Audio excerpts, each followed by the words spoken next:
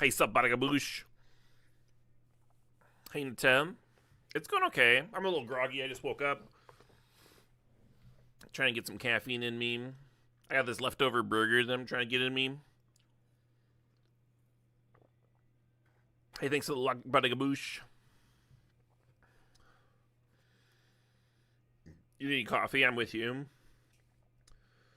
I'm drinking this fucking sugar-free energy drink.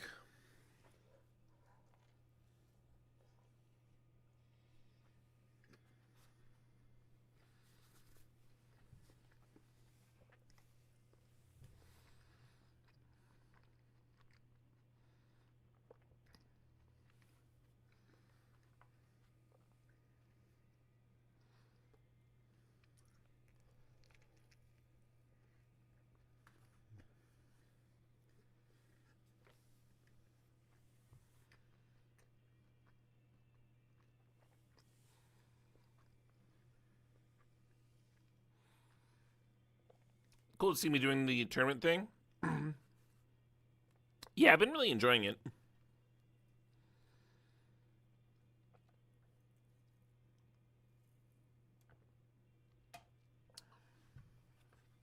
Got a bit of that fire in me.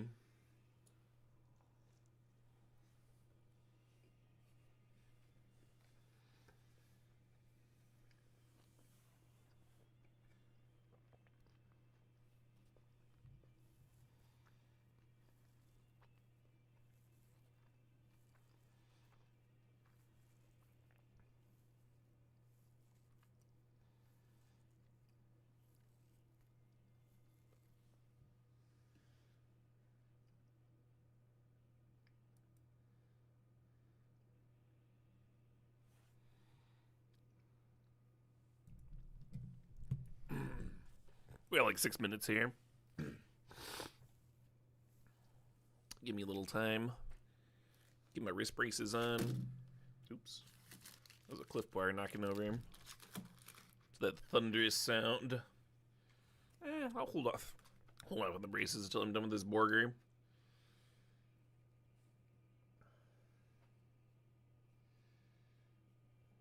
Look at this thing. Fucking breakfast of champions here.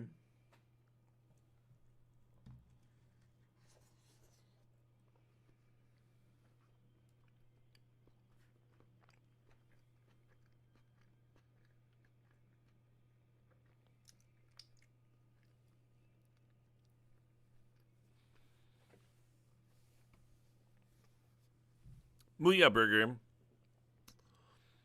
had like a two burgers for $10 thing going. Pretty decent. Anyway, that's why I've got a leftover burger. Is the RCQ a sealed match or draft? It's sealed until you get to the top 8. And then in the top 8, you draft, and you have to win one more round. And then the top 4 all get invites.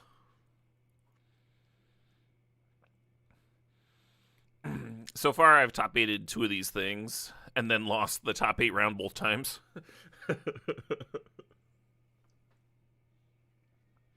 I did win an in-person RCQ, but I'd like to get both invites. I'd like to play Portland, too. I like Portland. Haven't been there in a while. It'd be cool to have an excuse to go. See some folks.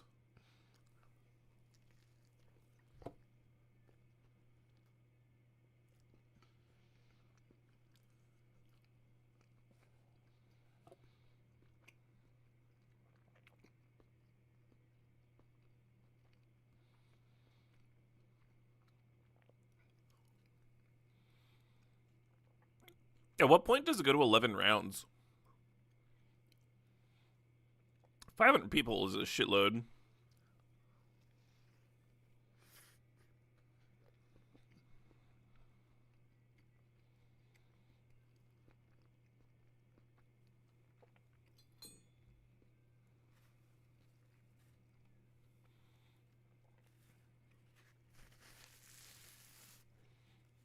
Hey, thanks, Tiger Burning. Thanks for the luck.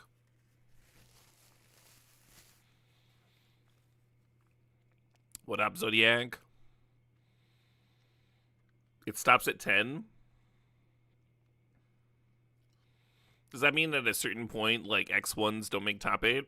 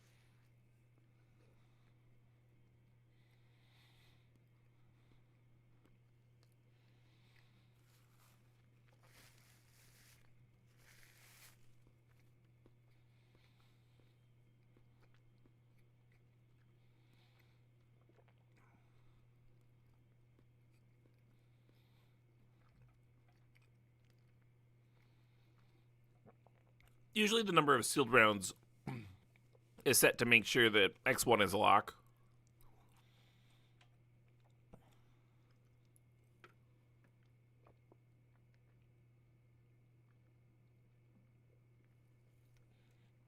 That's like the whole point of doing Swiss.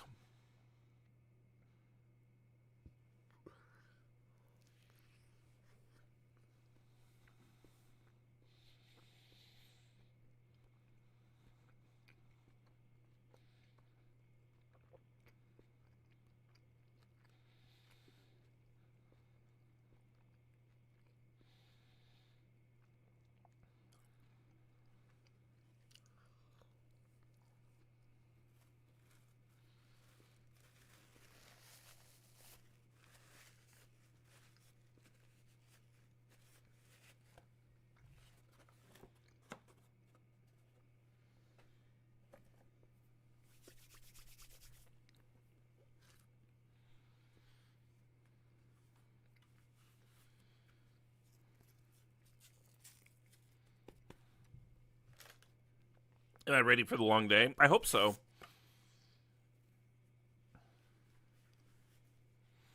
Yesterday I streamed 5 hours and I was pretty drained.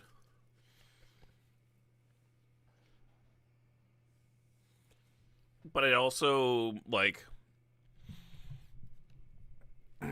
actually, like, done a little bit of, like, chores and stuff before that. And I'd stayed up late the night before editing a video.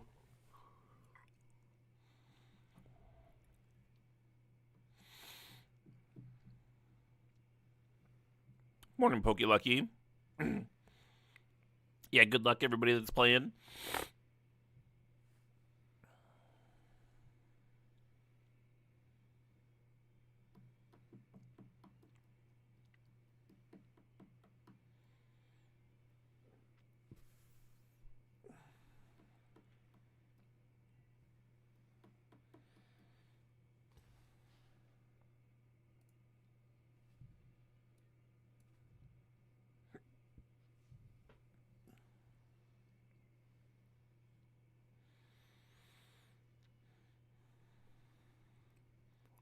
Can we get some Riddler action?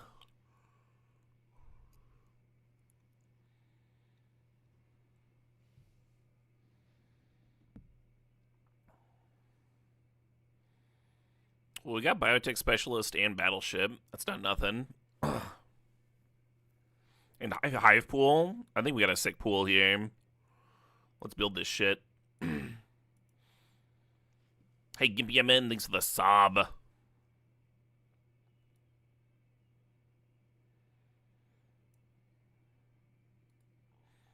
Double diplomatic relations.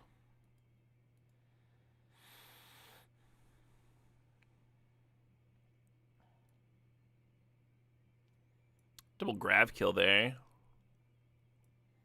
This one's not good, right?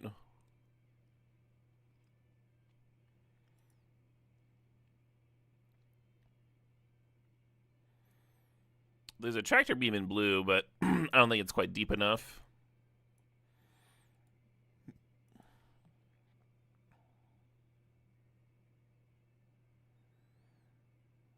Oh, double galactic Wayfarer.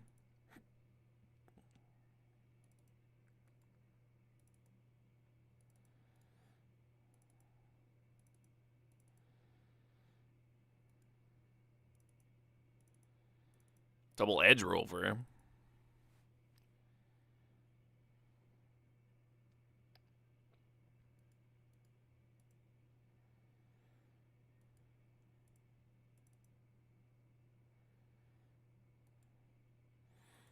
Kind of like a one of Shattered Wings.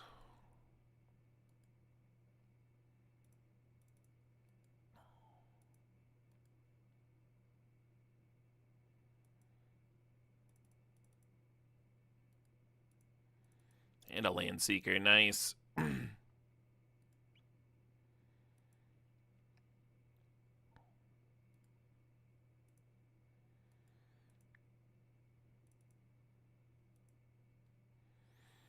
Could almost play the Rupture.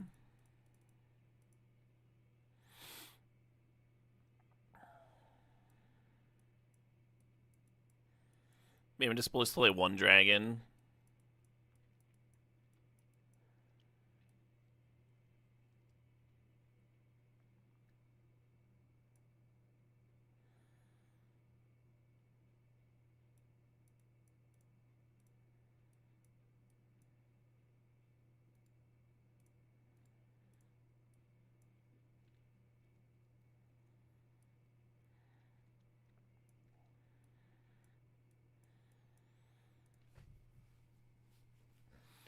I think I like the Black Splash. It's just a matter of like, what do you cut for it all? Maybe the Shattered Wings doesn't make the... Like the grab kills also hit what Shattered Wings is hitting. Morning, Gaptils.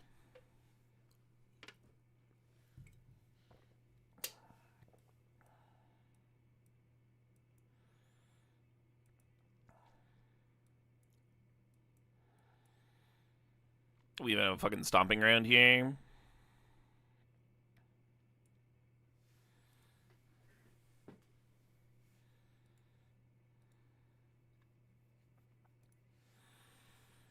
I think this is a good ass deck right here.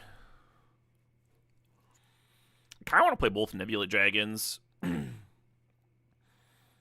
have the Biotech Specialist. We have 2 Galactic Wayfarers and a Land Seeker. It's like 4 Rampant Growths, right? Could probably get away with 2 7-drops. And an 8 and a 6. I think he's fucking edge Rovers. And a Casual Extinguisher Battleship, yeah, right? And Hive Pool here. This is a sick ass deck. Yeah, these are 2 of the better like sealed cards. And Specialist is gas.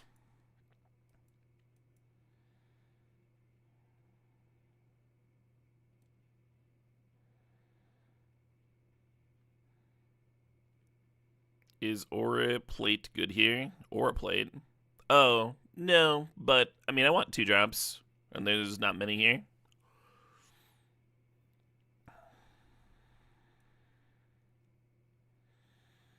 The Pangolin doesn't have to be amazing. It just has to be like a 3/3 most of the time.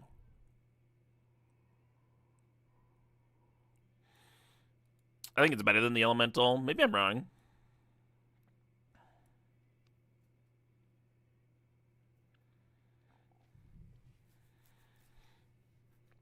The issue is if you're on the draw, the Elemental can't like trade with your opponent's shit.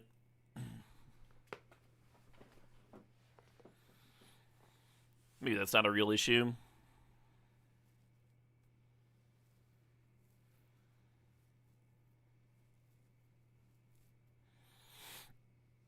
I know the Elemental says landfall on it, and like all of our cards are producing lander tokens. I'm still not like huge on it. What does 17 lands say about it?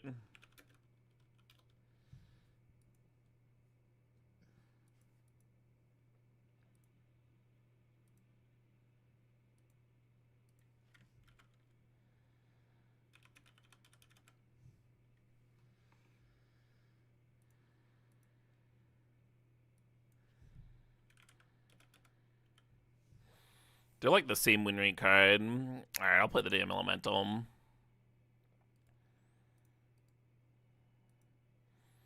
Hey, thanks for the luck, maple syrup.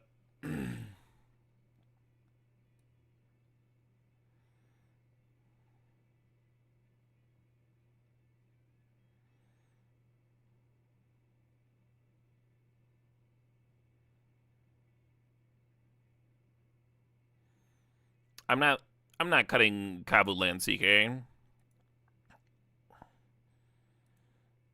That's a crazy suggestion. Hey Merlin, thanks for the saw. Thanks for 57 months there.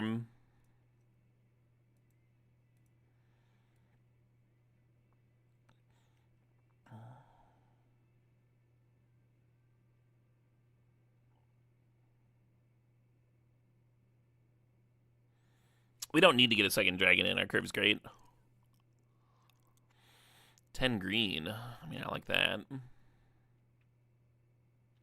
Is 7 red enough? Kinda.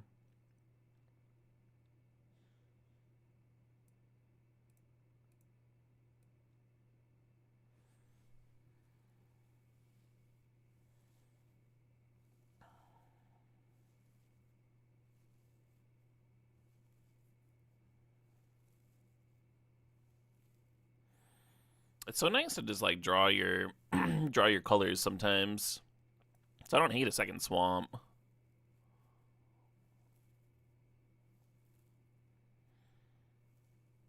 Eight red is most consistent for the turn 2 biotech.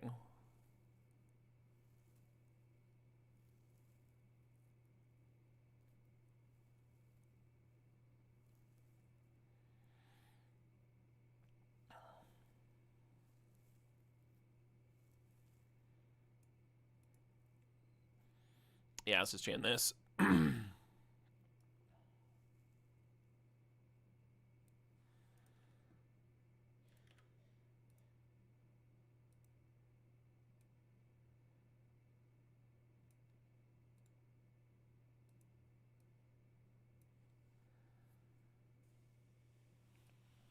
And you enjoyed the Blood on the Clock Tower VOD. I played really well for Evil when I drew it. Nice.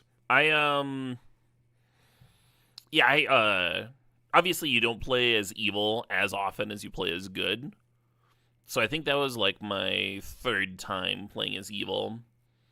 And it was the first time that I felt that I didn't just like botch things terribly. So I'm glad I got caught on tape.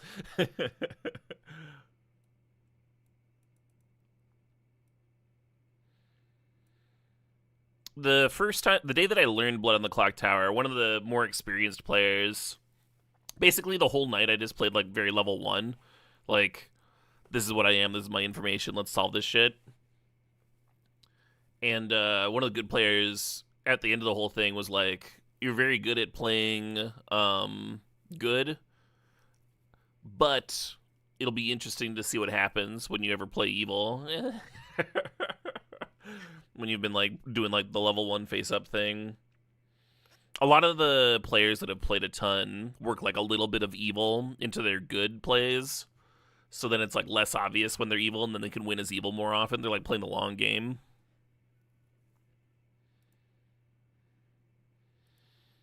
Win as Good a little bit less, so they can win as Evil a little bit more. Which is kind of fun.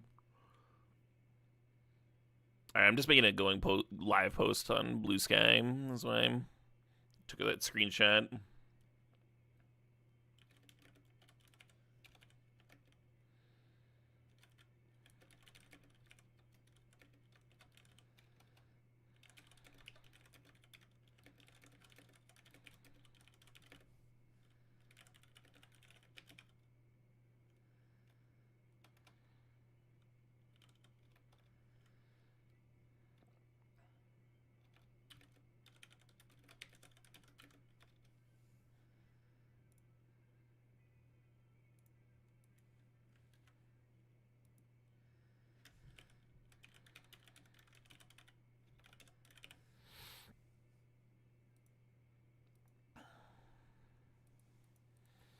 Already built the deck. Perfect time for your unsolicited advice. Yeah.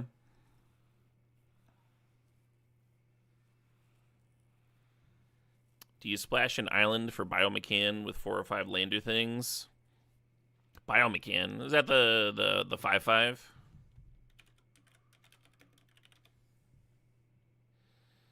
Oh, no, that's the 2-drop. Interesting. Yeah, I mean, it's obviously much worse on the splash. I would need, like, kind of a weak pool to splash that card. Or, like, if I was, like, really lacking in late game inevitability, then I would play it, I guess. I'm sort of doing something similar to that, right? Where I'm splashing this monolith. So there's actually a draw engine in here.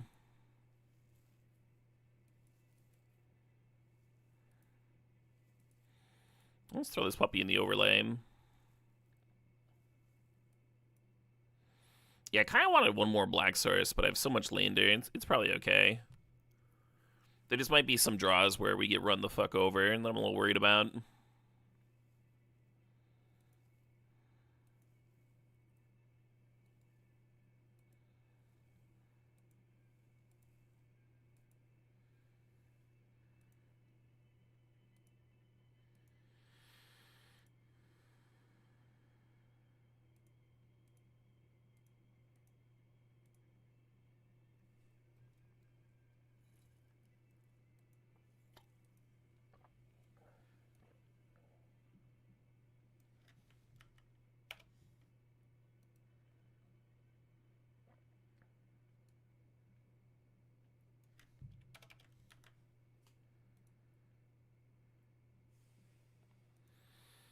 Alright, deck list is in the overlay.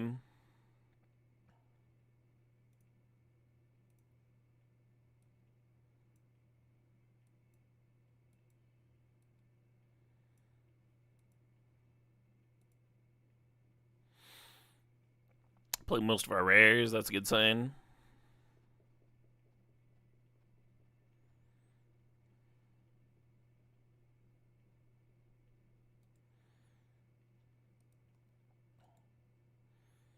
Oh, there's a Depressurize that I'm not playing.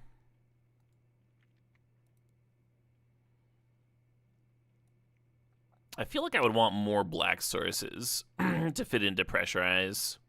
We've got like Plasma Bolt and Close Encounter in the early game.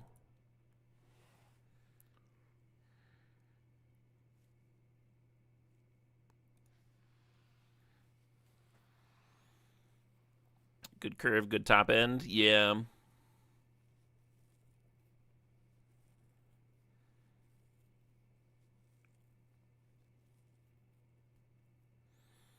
You love that battleship? It's fucked up. It's a little annoying that none of my things live through the battleship. Everything I have has a 4 toughness or less.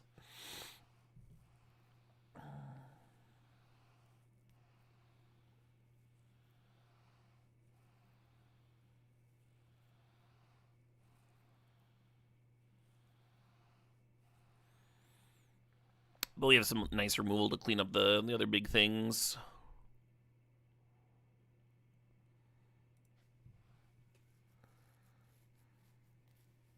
Hey, sup, Trifflin. Sup, everybody. I'm excited to play some Sealed. I hope we get some nice clean curves and all.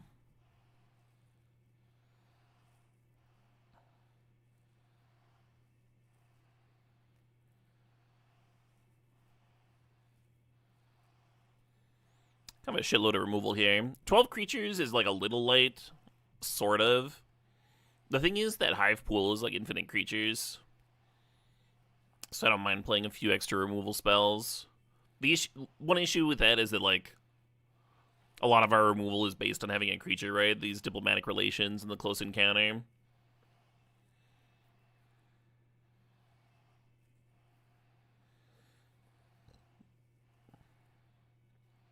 What does the 5+ icon mean on the battleship? You have to station it for 5 or more before it becomes a 10/10 flying trample. So station is just crew, but you can split it up over multiple turns.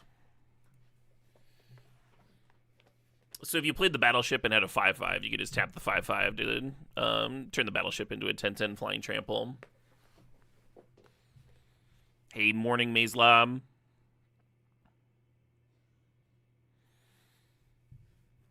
Alfariel is great against control. Alfariel. This thing? It's not going to be super easy for us to get double black. I don't think I'm going to board that thing in ever.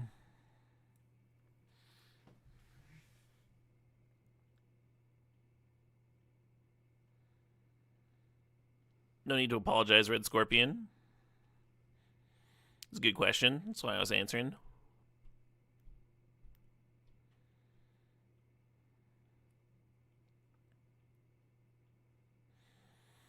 I'm still hemming and hawing on whether I want the Remnant Elemental or the Pangolin, really.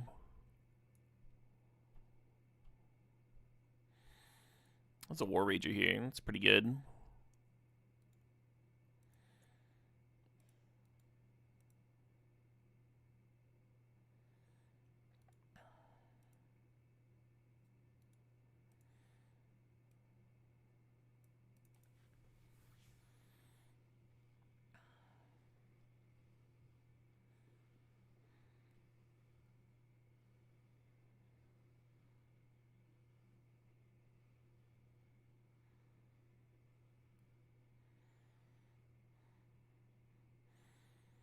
You were never crazy about the Wormwall Sweeper? Oh, really? I like one in like pretty much every one of my sealed decks. Just smooth out those early game draws. Make sure you get your land drops. It just pretty much every hand with a Wormwall Sweeper in it is keepable, is the thing. So you're just like taking fewer mulligans by the Sweeper being in your deck. It's great.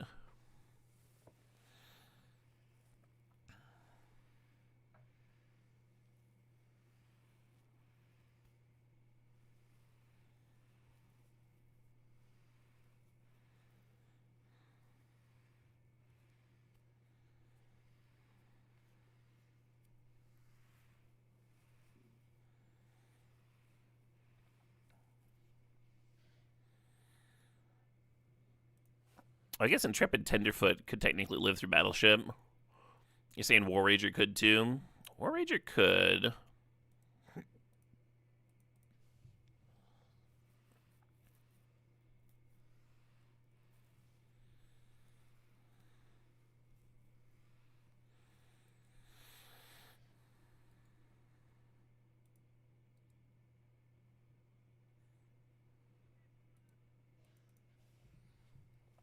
Absolutely, Tackler. I did enjoy Blood on the Clock Tower the other night. The plan is to stream this next Thursday too, same time, 7 p.m.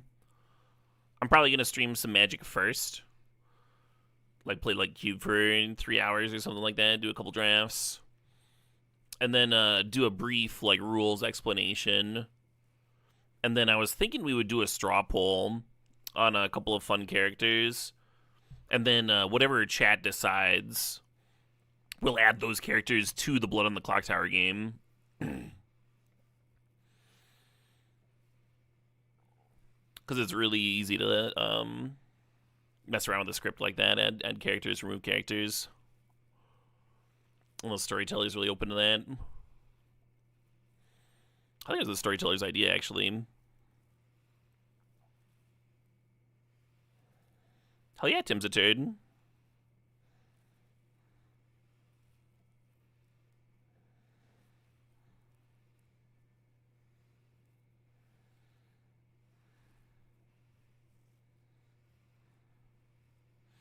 Blood in the Clock Tower Twitch overlay would be dope. There's like 3, Bill. One of them only works with Chrome. So if you're using the official app, it doesn't do anything. I might try using Chrome and see if it's fine, just so I can have a good overlay. I actually started with one, and then I found out that it was like a it was in the Chinese language, so it wasn't that useful.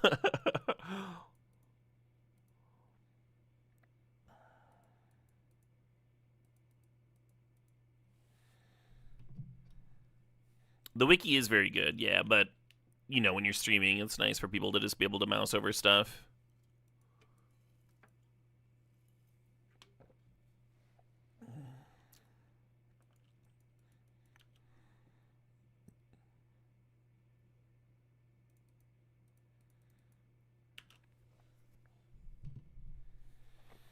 I'm gonna be focusing on Magic for the foreseeable future.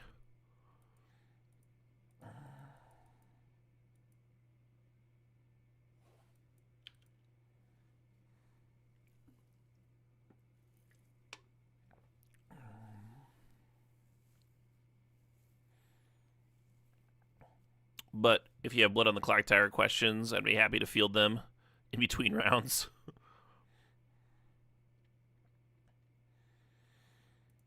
Obviously, this is important to me, or I wouldn't be up at 9 in the fucking morning, right?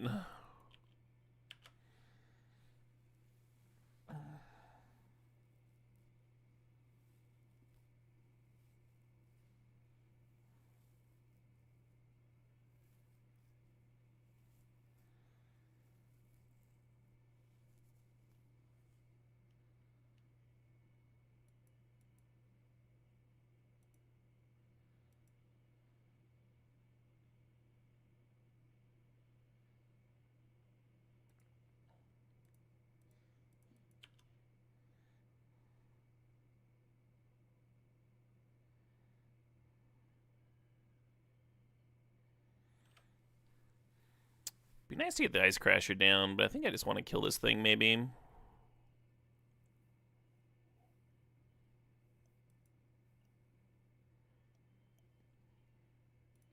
Yeah, whatever. I would have gone Relations, Smack for 4, and then Command Bridge, second main phase, and tap the 10 Dame.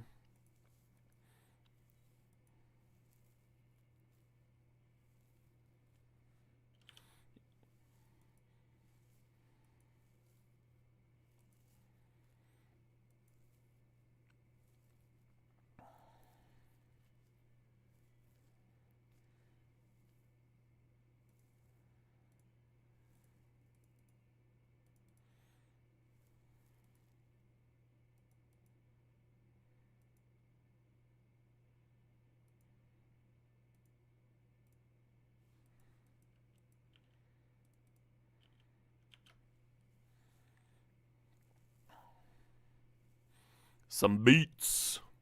How's the deck? I think the deck's good, Diabor.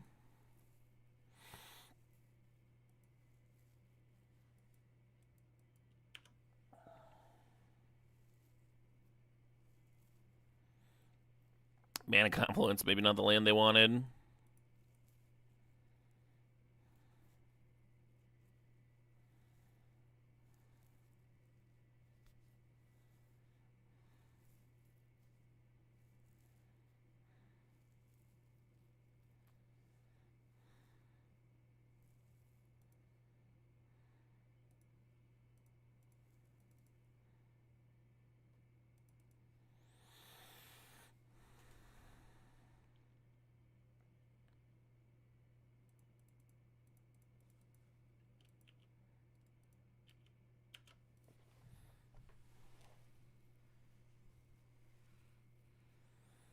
Yeah, I think their blocks are the same, whether we use Diplomatic Relations there or not.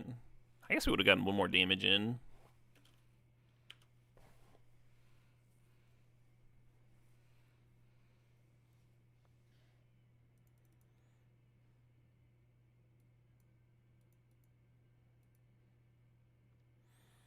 Shattered Wings looked really good against them.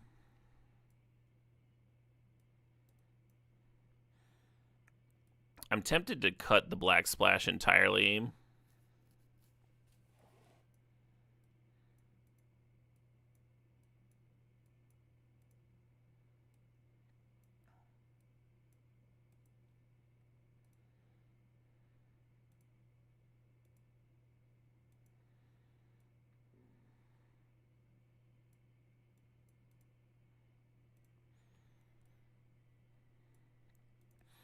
Like, if Shattered Wings is just as good as Grav Kill most of the time, then why am I splashing black, right? Is my thought there. Does the pool have the juice? I think so. We got Battleship and Hive Pool here. Some nice curves. Quality removal. A lot of value.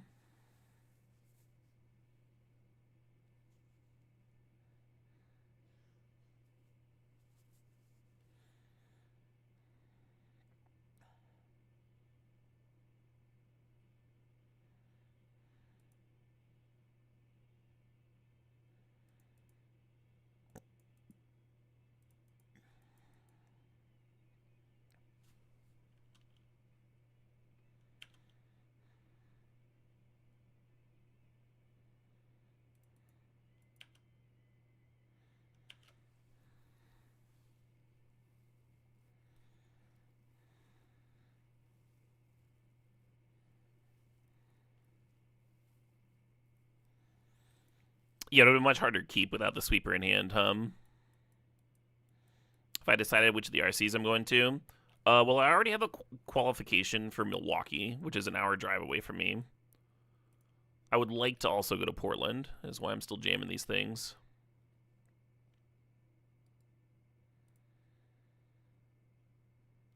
I'm actually going to double bin here. Really looking for a green source.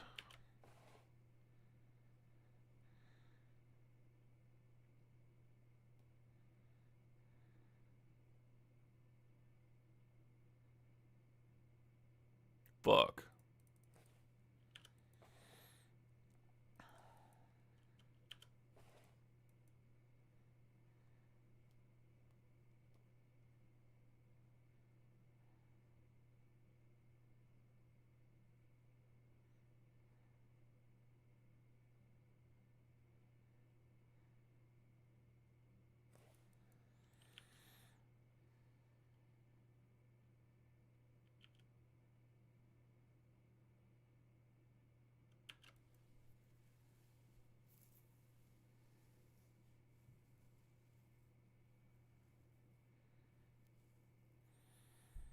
Oh, they're taking their time, huh?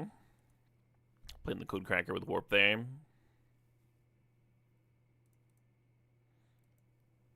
I don't know why they didn't serve all.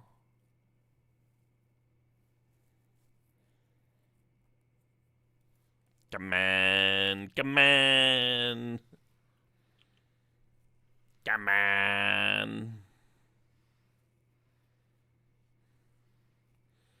Only 11 green sources in the deck. Or no, it's 10. It's 10. Because we cut the dual land. That comes to play tapped one.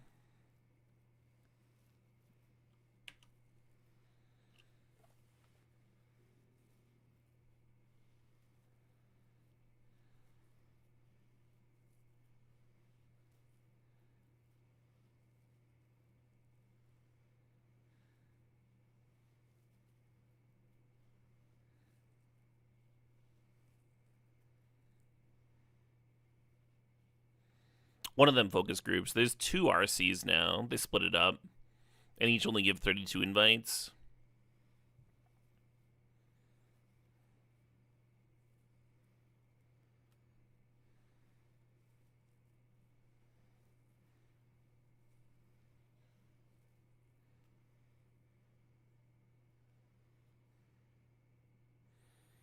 They've achieved infinite crewing.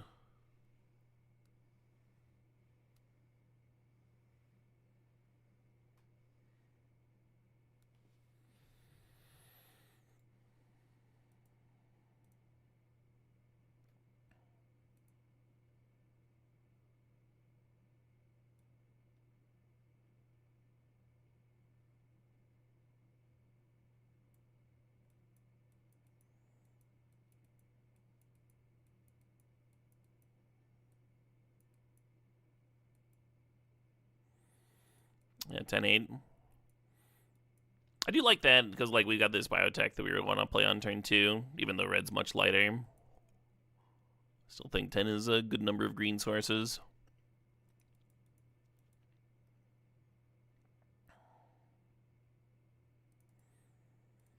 Still like my Shattered Wings reasoning.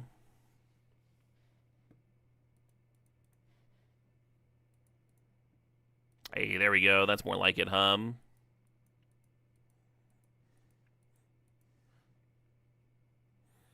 I don't think we're cracking Lander on 2. I think we're on 3. I think we're playing the Wayfarer.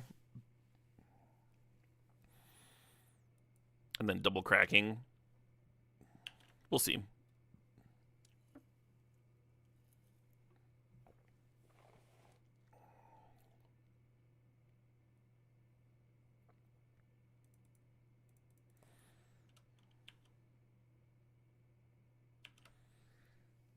Yeah, with the 4th land natural, I think I like playing Wayfarer, double cracking, and then just being up to Nebula Dragon.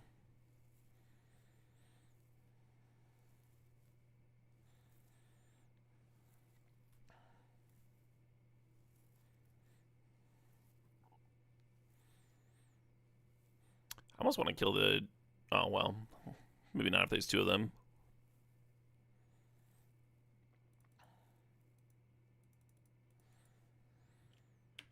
I was going to suggest killing a gene pollinator as their only source of blue mana with diplomatic.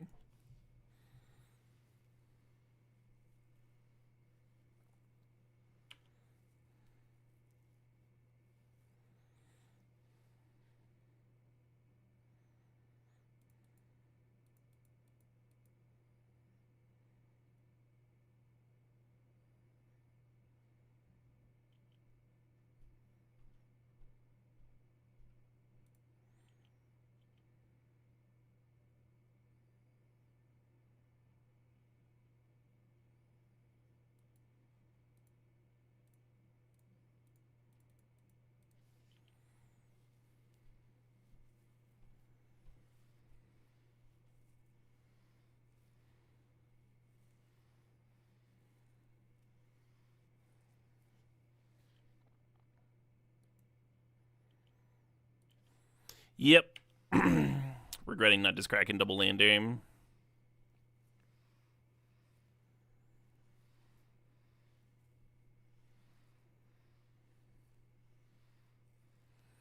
Though I am glad this Nebula Dragon did not get Divert Disastered. I will say that.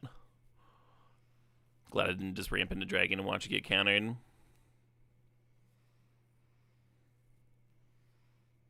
Yeah, get in there. Hey, thanks for the luck, AGWR.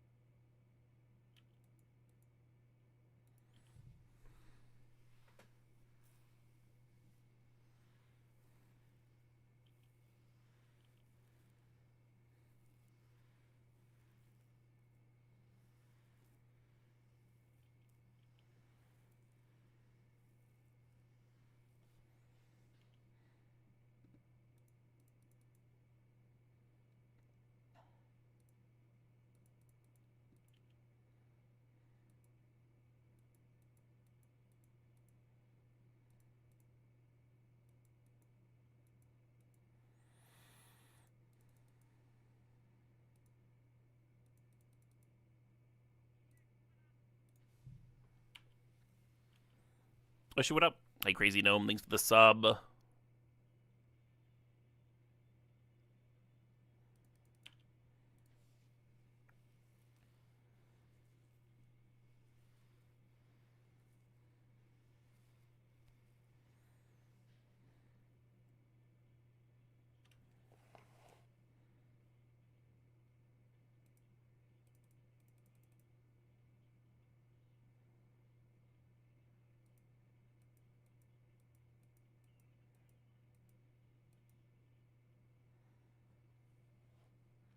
I could just like grow this thing out of the play it like real slow.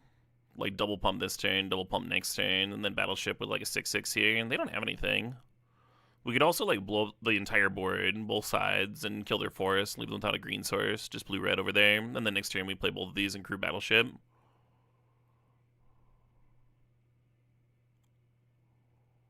Which is the more tempo we play. I think they're both winning lines. It's a matter of like,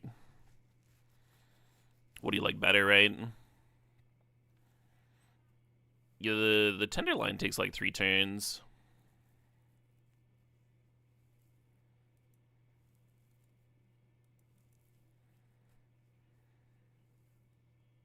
Corn did this cover.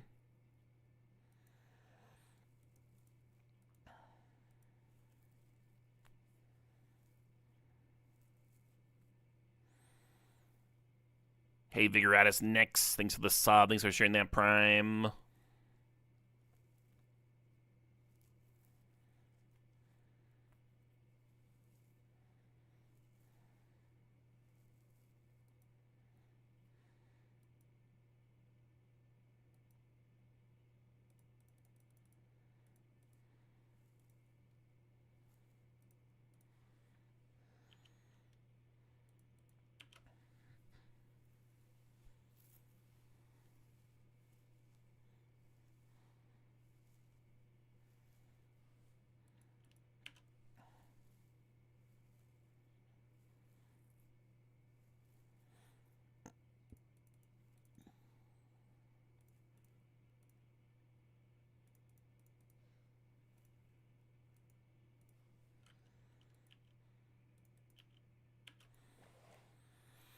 Now they're at 2. We've got a 7 mana Bolt here.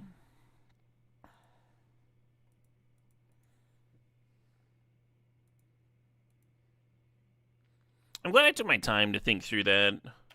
Whether I needed to be playing it slow or if I could just, well, do what I did. Deny them draws, deny them green mana. Forgot it was 6 to crew. Oh, it's 5 to crew. It's only 5 to crew. That's real fucked up.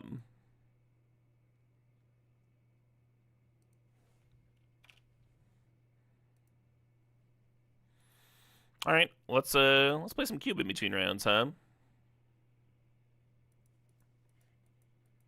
Red Scorpion with the callback.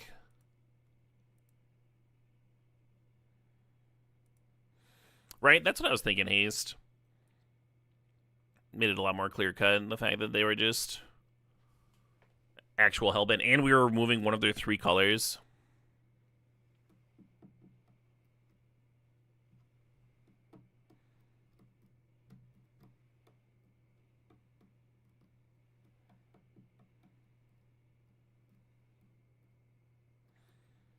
$12 in a row? Hell yeah.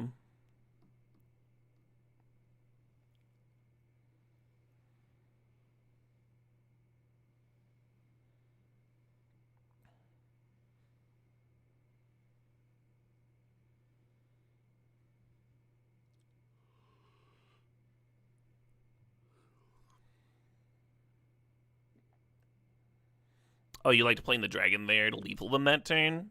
Yeah, I think it's worth playing around another counter.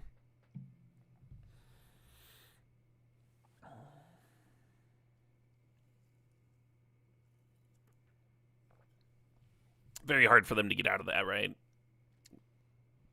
When they're at 2 life, you have 3 lethal creatures and a bolt in hand.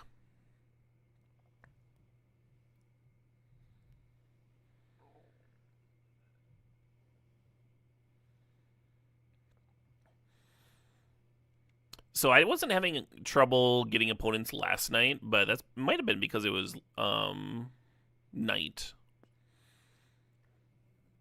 If we don't have a full queue by like 3 minutes, maybe I'll fire up Arena.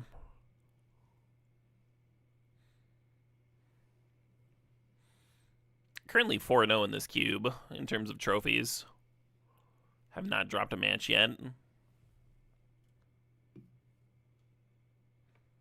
Nope, that's no head.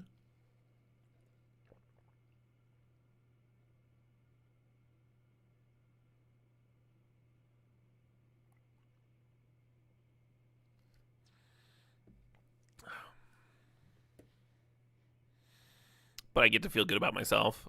Only a 1 9th place finish. With Affinity. I'll probably run back Affinity for the Super RCQ on Tuesday. I like how it played out.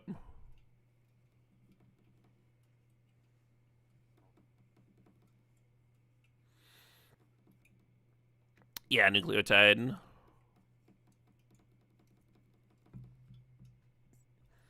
I've been getting box points. Yeah, the issue is that one was for a previous season, the Bez.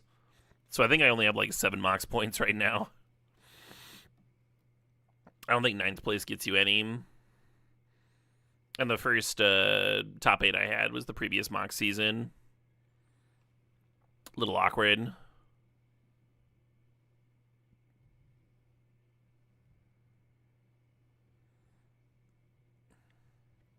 Yeah, I tested weapons manufacturing before that Pro Tour Hour Familiar.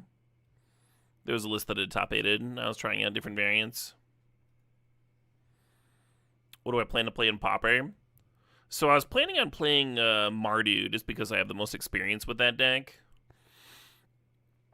But I'm kind of thinking about multi-queuing it with there's an energy event, an energy sealed tournament. And Mardu is not a very good multi-queue deck. I'd want to like audible to mono red burn or something.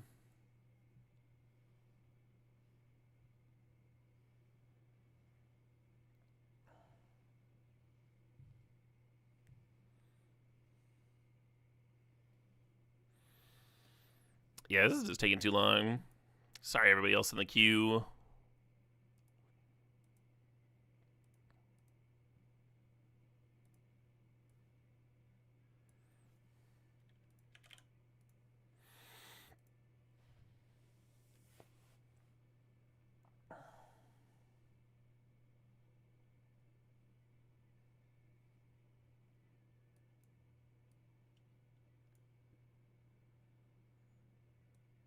The energy event doesn't seem great. It really doesn't, yeah. I've just been doing well in this sealed format, so more of that seems cool. If you could use play points, maybe. Yeah, right? I actually had store credit from energy events just from like playing in other tournaments over the years, so it was kind of like using play points.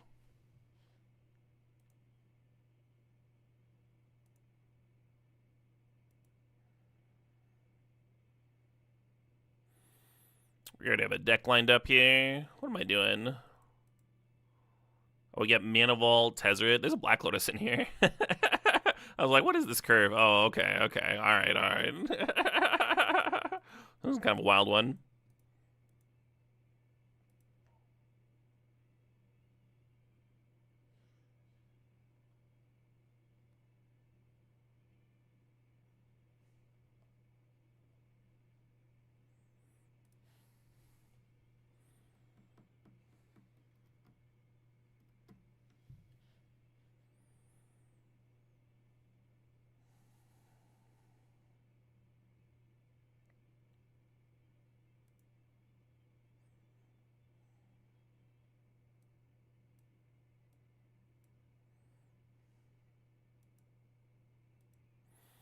The idea here is we go turn 1 Philia, turn 2 Overlord Blanket.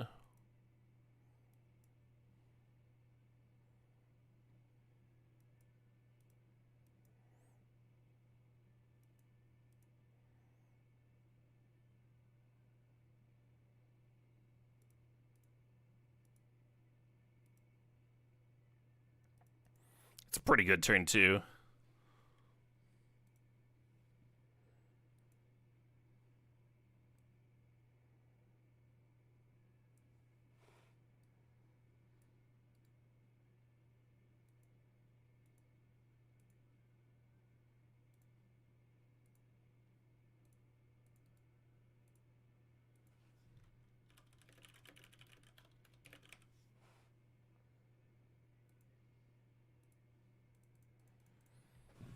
Good morning, how goes? Goes pretty well, Zalax.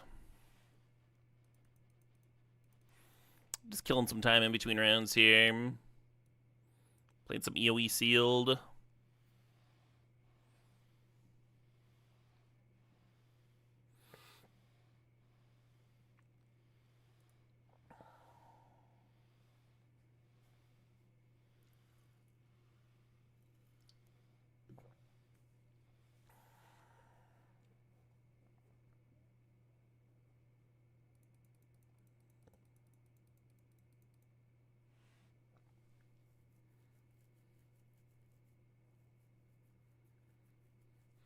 Yeah, I wish I could see what my sealed deck is going to look like for the energy before I choose what deck I'm going to use for the Pauper event. I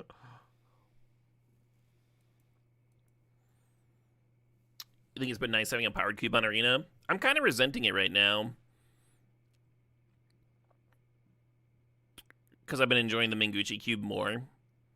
And I think if there was not a powered cube on Arena, I would have been able to fire my my draft earlier.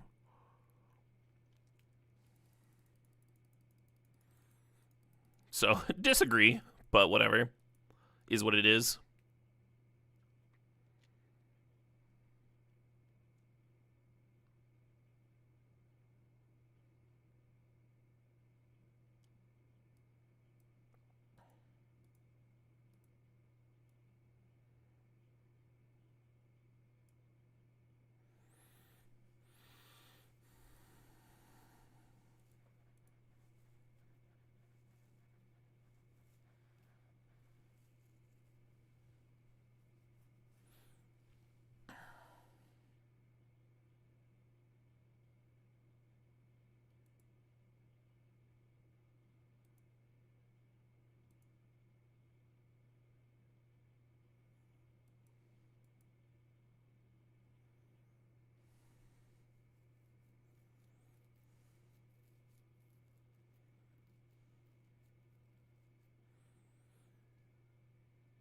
How greedy is this? Just like the most greedy. The thing is, like, next turn we can just cast the Batter Skull. That's a good ass remand, Tom.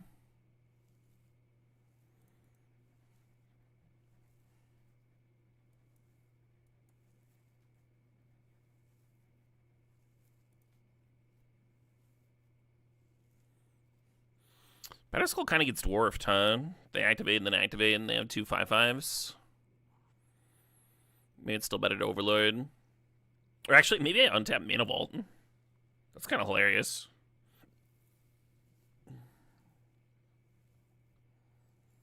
Yeah, you're welcome to town.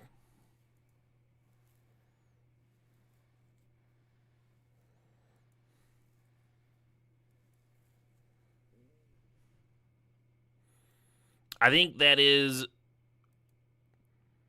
the most relatable argument for having it on Arena of Thesto Head. Being able to play while pooping. Hard to argue with that one. That's a genuinely good perk.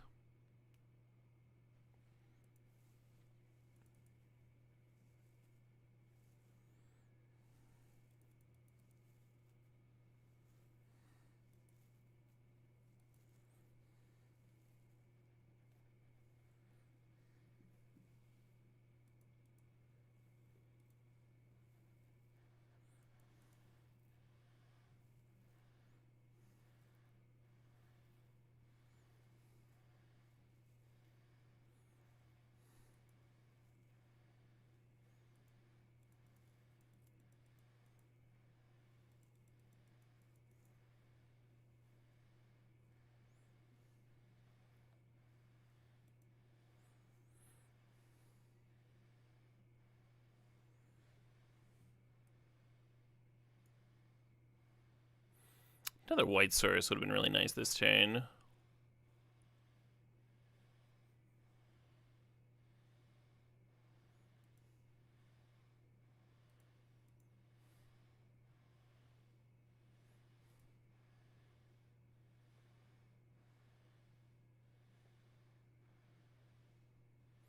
So you don't forget it in your lands. There's approximately 0 people that have ever forgotten Urza's Saga in their lands. Oh, I had an Urza's Saga. I super forgot. Yeah, it might be like triggering every turn. Might be the most important card in my deck. Hi, Texas Ranger. Thanks for the sub there. Good cubes, good vibes, good tunes. Black Lives Matter. Yeah. I'm gonna cheers all that shit.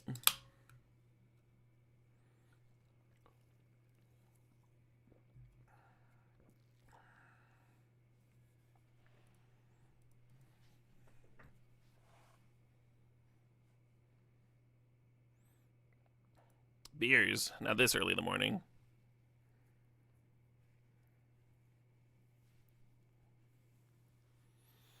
Now when I got tournaments to win.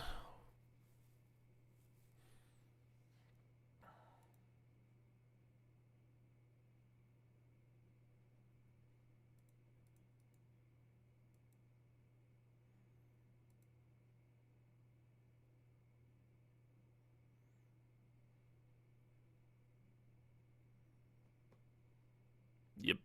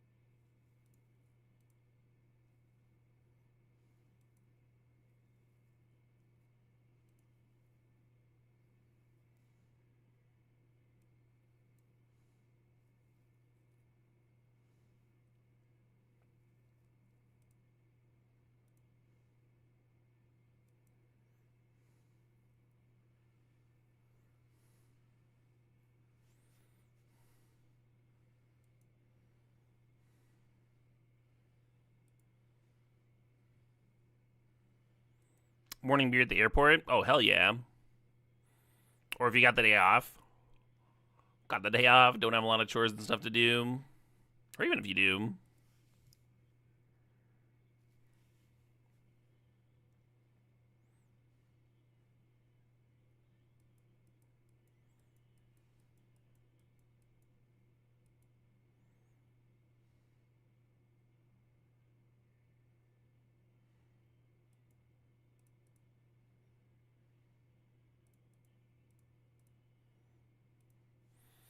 And I'm just straight up not going to activate Mother of Runes, even though I could, you know, save a 2-1 from the 2-2.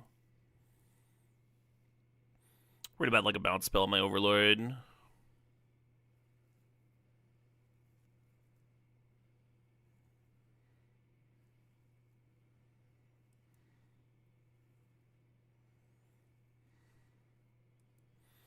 Oh, it's a good time warp.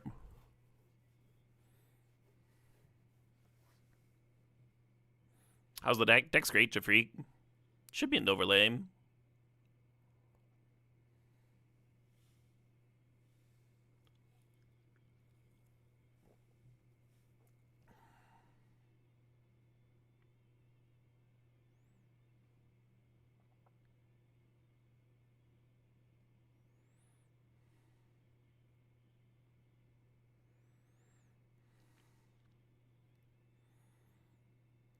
Yeah, fortunately, Magic Online has not tried to force us to play.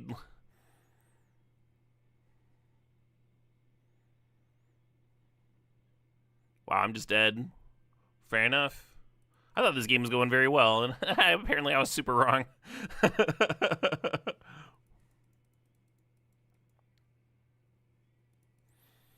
I guess I needed to chump one more the turn previous. Yeah, fortunately, Magic Online has not forced us to have to play Spider-Man anything. They're just like, nope, EOE's great. EOE is great.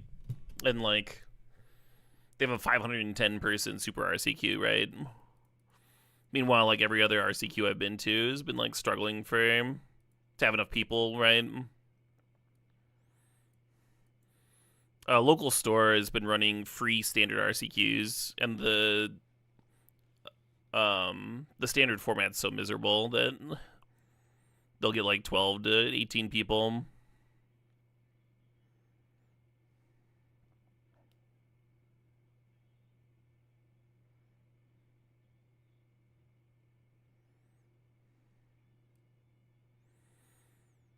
I was planning on terracing, but now I think I just like run out Mother Runes and pitchcast this Fury maybe.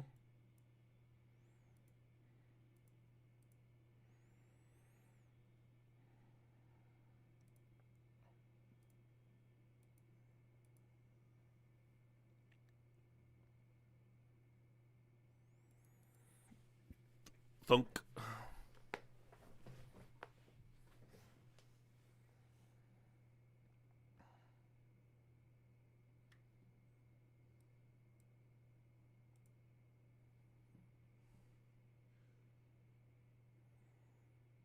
I was hoping for a white source.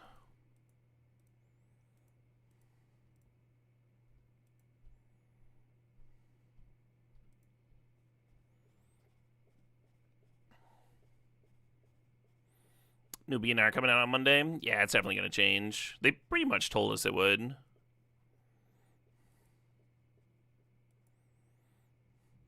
Well, that's a scary amount of mana,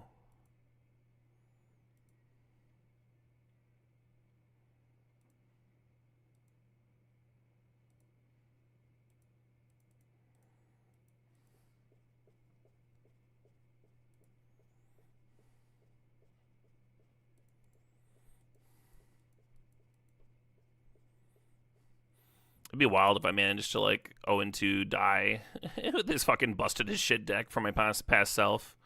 That's kind of looking like that's the plan. Ulamog kills and like 2 attacks, right? Top 20 cards, yeah. This deck was fucking nuts too. Alright, we'll lead on this one.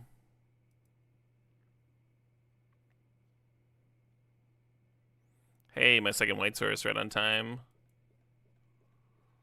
What's that, 8? I don't think we have anything that can just fucking 8 them. I wonder if there's like a parallax wave or something in here that can answer the Ulamog and buy me the time I need to kill them.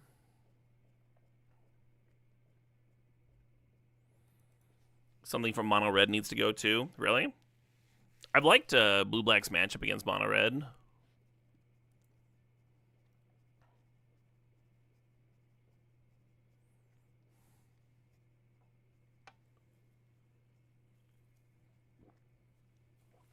The enchantments deck can be built to clean up mono red too.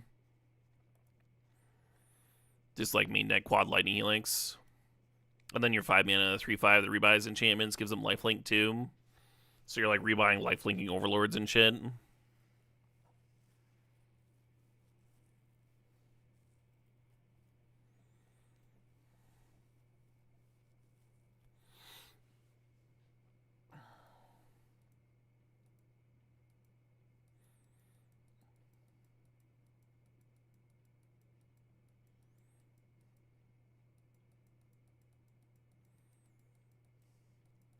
I'm in danger.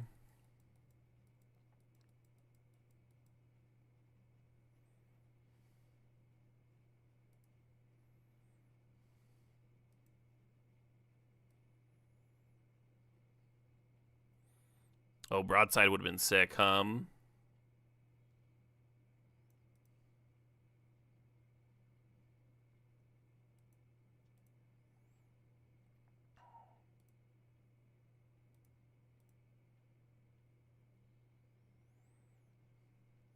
The deck has balance. You think I should have like triple blocked and then balanced, and then I've got 7 cards and they've got a pile of clues. 7 cards in my library. I don't think that's winning. It's like technically an answer to Ulamog, but maybe it would have been my best chance to win.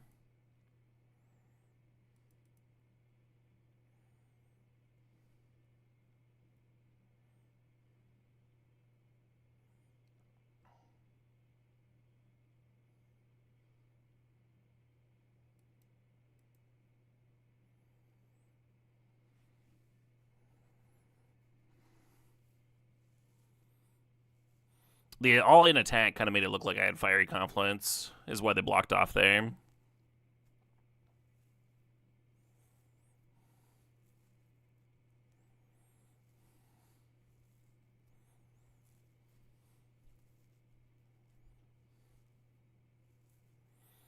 Opponent's still very favored. I have 5 cards to win the game, and it looks like they have 0, but they got these clues, right?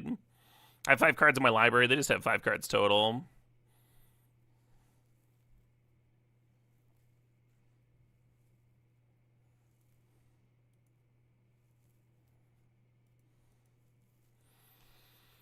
Even if not Confluence specifically White Seal, it makes it look like I have some burn spell, and they should be blocking. And there's a lot of Wraths that, you know, punish them for not blocking, right? Like if it's just like an actual Wrath of God.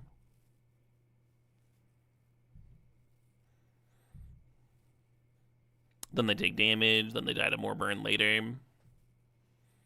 Even if that's not my literal card.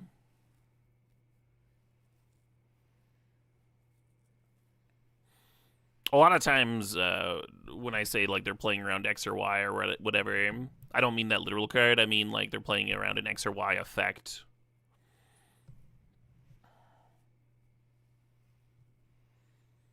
Yeah, I think they just got me. GG. This deck was like stupid good, and we just like ate shit and died.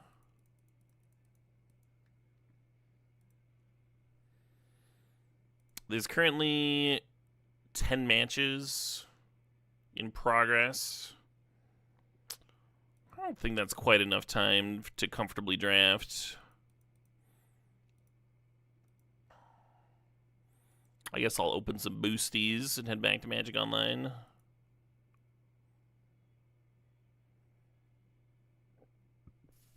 Should be enough for a 2/3. Double Strike Vigilance. Oh, you can't cast it during your first, second, or third. Like that old double white 3/3 flyer. That card was always cool. People played it in Death and Taxes, and you could vial it in on too. It was just like good stats for a bit.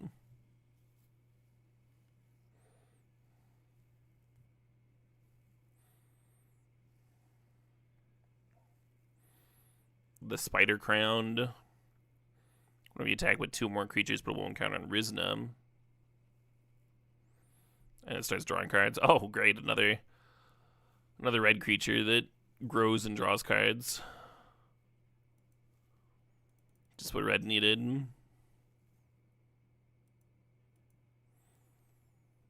I gotta say, I kind of miss Goblin Guide. The era of Goblin Guide.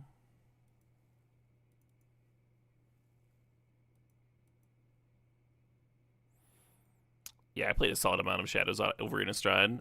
Shadows over Innistrad was like the one time that I've held the limited like #1 for a bit. Usually I don't play that enough limited in a month. It's like kind of rare that I actually get to Mythic, because it involves just like more than 3 days of limited.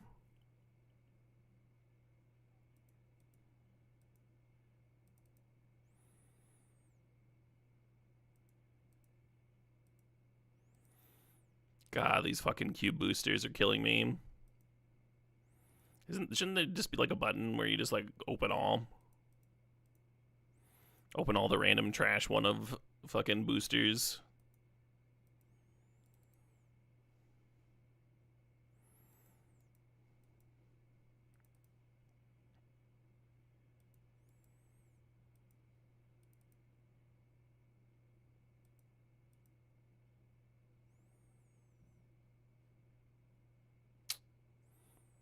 Well, Eldrazi Temple's sweet at least.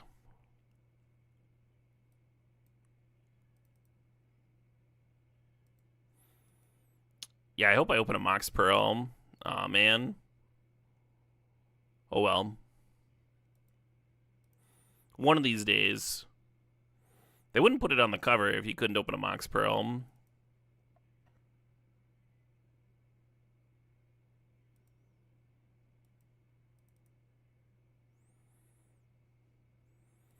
Yeah, you're cracking boosters online. It's like, how many wild cards did I get? What are we doing here?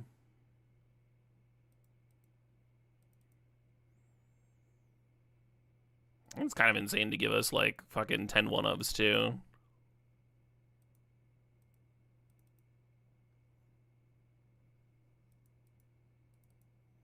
Oh, I didn't click open all. No! there are like 4 2019 boosters here.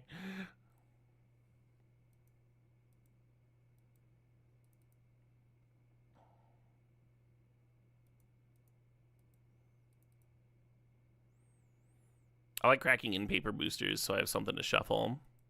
Or chaff to make a mental magic pile out of.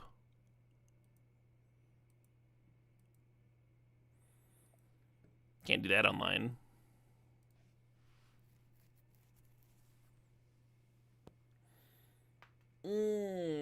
Pretty nice that on Magic Online, if you've got extra boosters, you can fucking sell them. I do enjoy that. Having prizes that have actual value.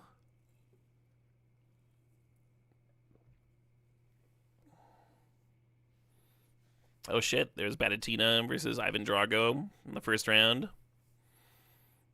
Mini feature match.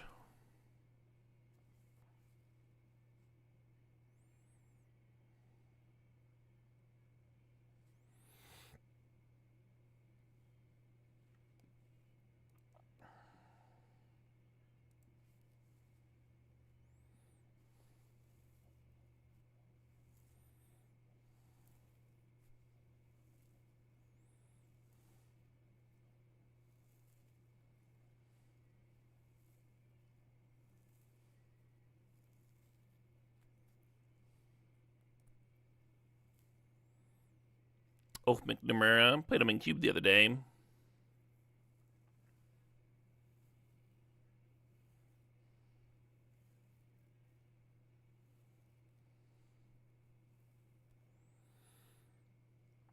Yeah, I haven't top 8'd the very first CubeCon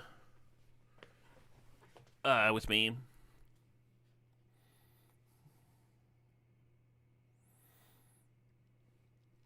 He was judging this year at CubeCon. Looked like he was having a pretty reasonable time.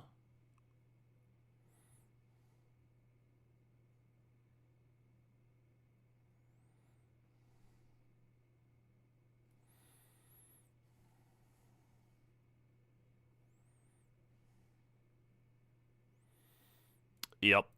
Yeah, only 3 matches in progress here. So we should, I would assume that we would get a new round fairly soon.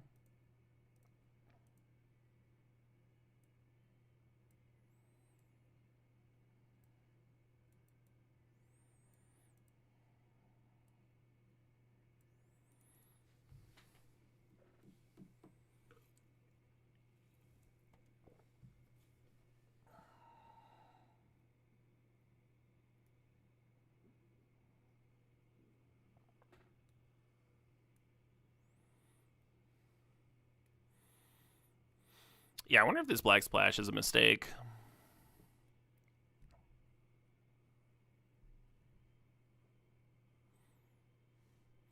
I do like that the Monolith gives us an actual draw engine.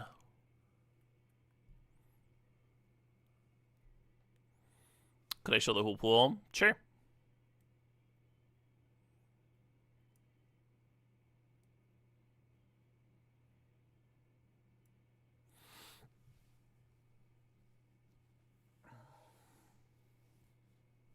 Oh, you only see black? Oh, my bad. I had the wrong scene. My apologies. I literally, like, had the deck up, and I was like... just chilling here looking at it. By my lonesome. Yeah, the Shattered Wings in the sideboard. I typically like main decking a Shattered Wings in my green decks in this format. But I was splashing a couple Grav kills and have these diplomatic relations, and we have just like a shitload of removal in here. And Grav kill hits like vehicles as well, so I was like, all right, this is... Or spacecraft, rather. Pool looks pretty dang good. That's how I feel about it. I'm actually going to restart Magic Online real quick. It was acting a little sluggish. We're going to have the new roundup pretty soon.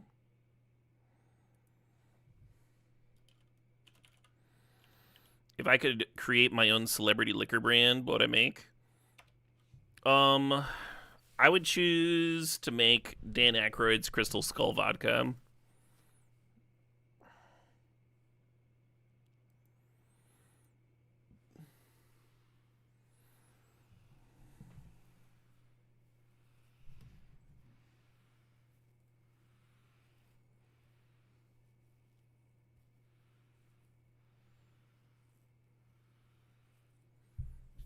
You think Crystal Skull Vodka is rot gut? Oh, you're crazy.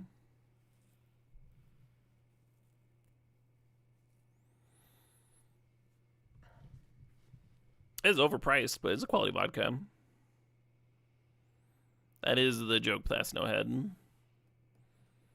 Congratulations.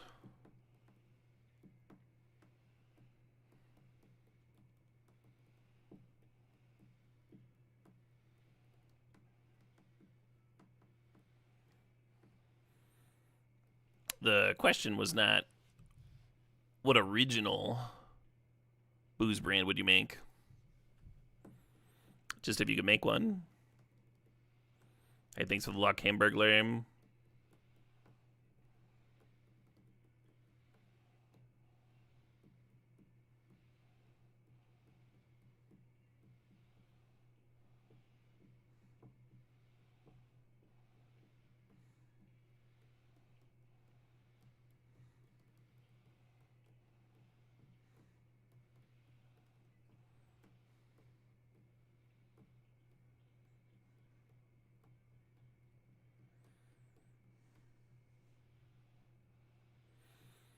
No lander creation here. We have a reasonable-ish looking curve the first few turns.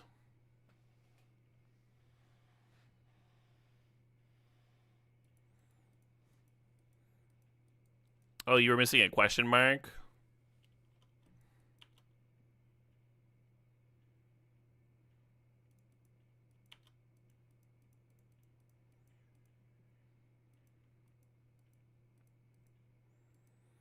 It looked like you were stating it matter-of-factly.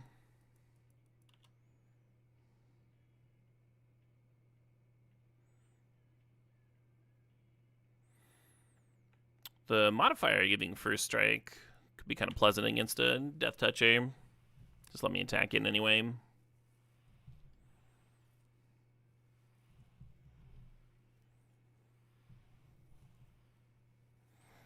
Bug colors, eh? Got me.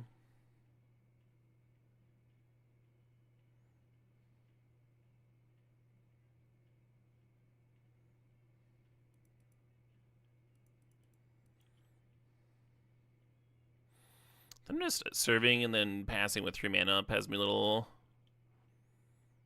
sketched out. I thought there was a chance they might have the like 1/1 counter and untap thing. So I'm going to serve in and then play the post-combat modifier here. Which looks weird, but there's a rhyme to my reason. Fair enough. Well, I'm glad I didn't spend the whole turn just pumping the Intrepid.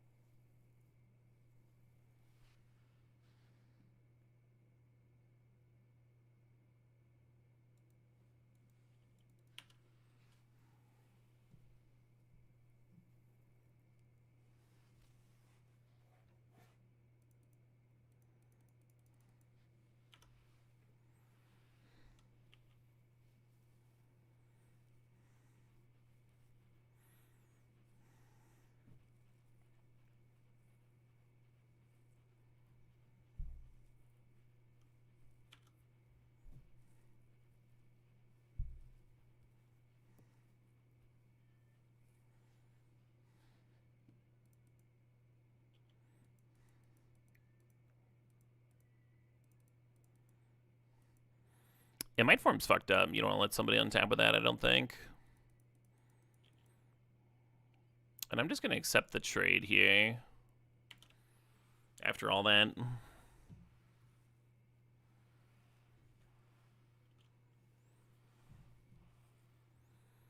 And we just draw land next turn. We can double pump our Intrepid now.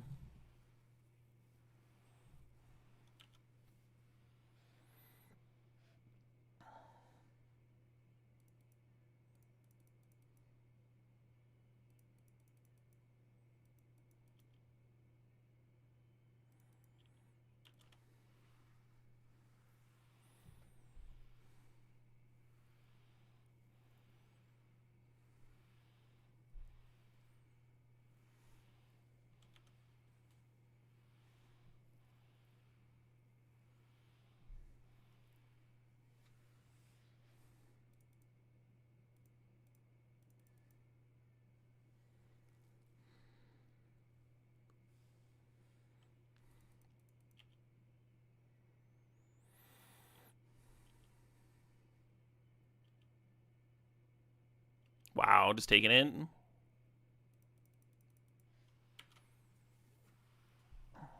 When's the last time we had a limited format where taking the draw was a reasonable choice?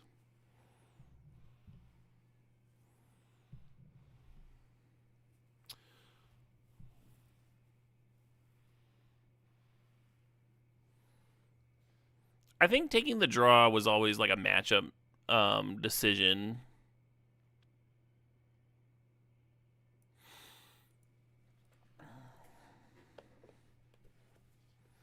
And there's been some limited formats that have had more of those matchups.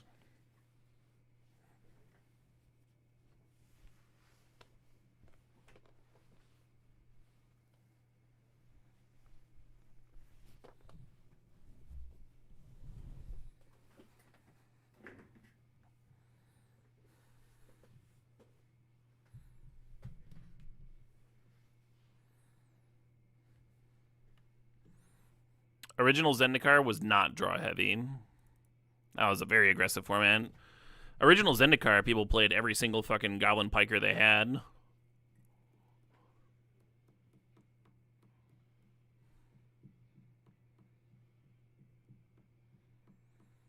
You don't grasp why it would be a good choice to go second. You get an extra card.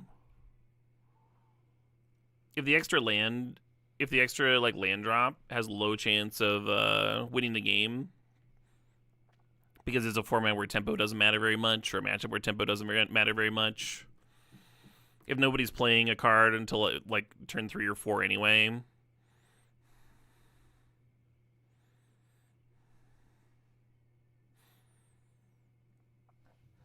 If sources of card advantage are few, so like every last card matters.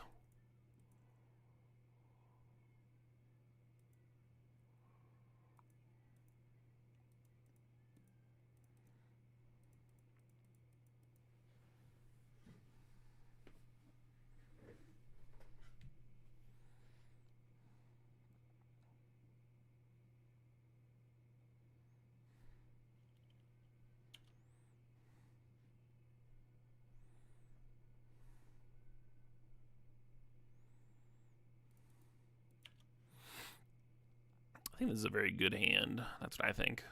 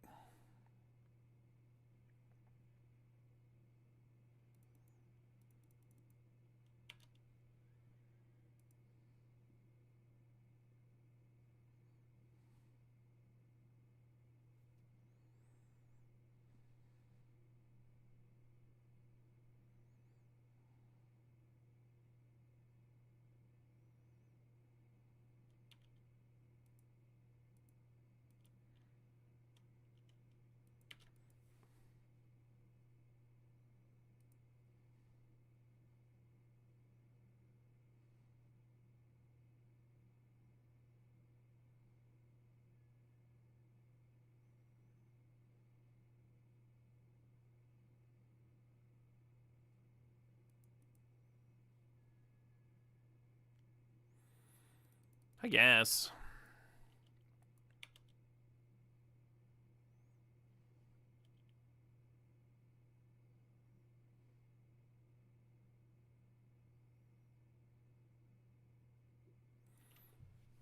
Oh wow, they just sacked that landed token to surveil one.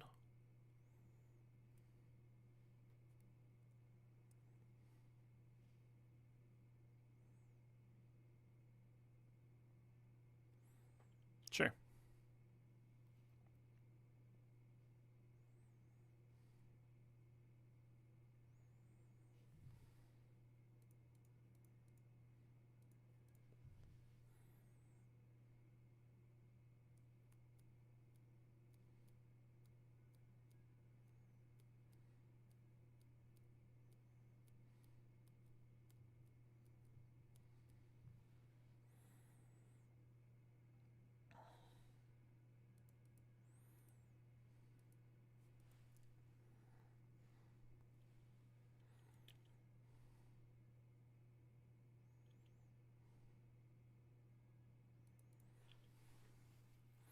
Very tempting to play out the Land Seeker this turn. Just have a 4/3. Tempting to use relations while they're tapped low. There's a lot of tempting stuff going on.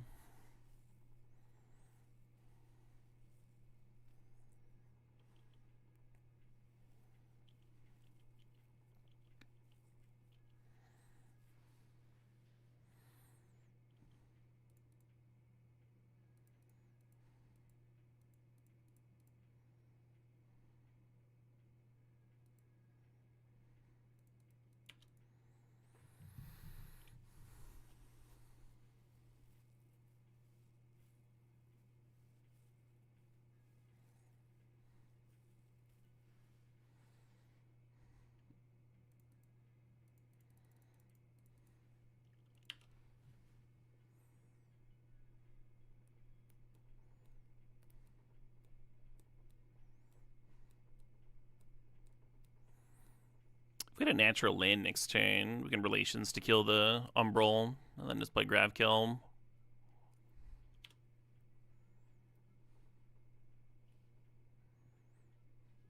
Just 8 me down to 6. Don't blame them.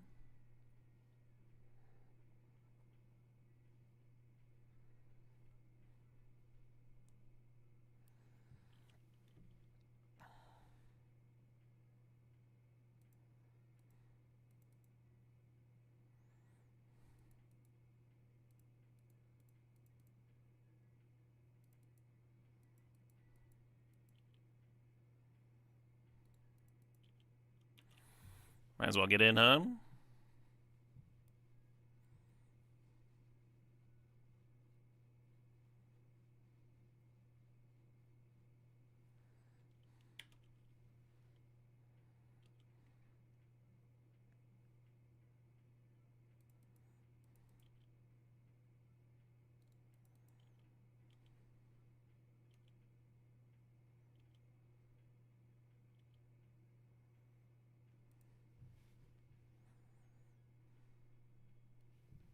I guess.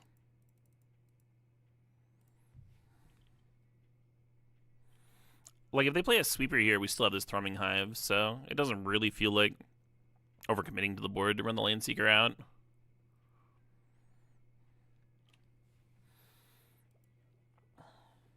Well, that was a pretty fast and brutal 2-0. I think we got a long day ahead of ourselves, folks. That's how it feels to me.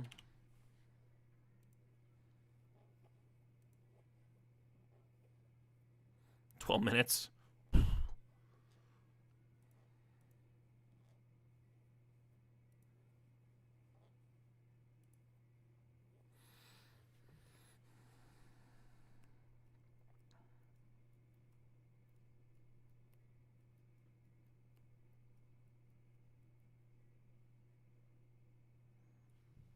I pull a pretty good Magic card. Pretty good Magic card, huh? I'm used to having to, like, chump with it for 5 turns while I build up a board, and then I can finally, like, attack and kill them. That time I was like, oh, I can just kill their things and murder them. I guess I'll do that. How's the Mengu Cube? We did 4 drafts yesterday and got 4 trophies. And that has been my Mengu Cube experience so far.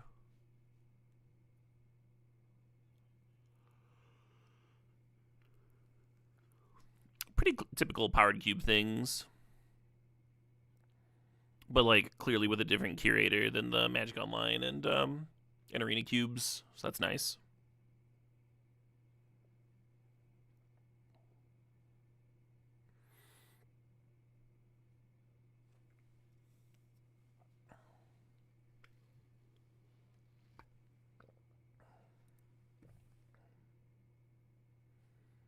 Justin Timberlake, Tennessee Whiskey.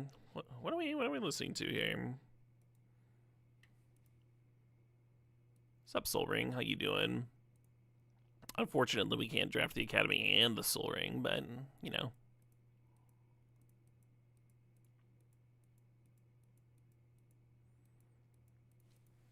Very hard for me to pass an Atali, but I think I'm supposed to hold reach A.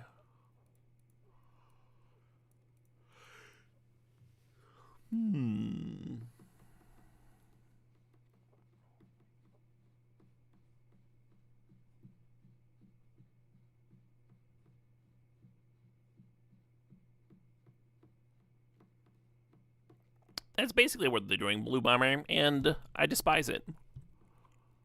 I detest the lack of creativity.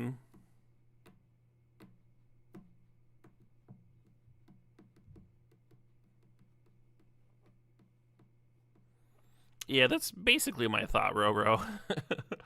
Let's just watch the same film every night. Why make new movies?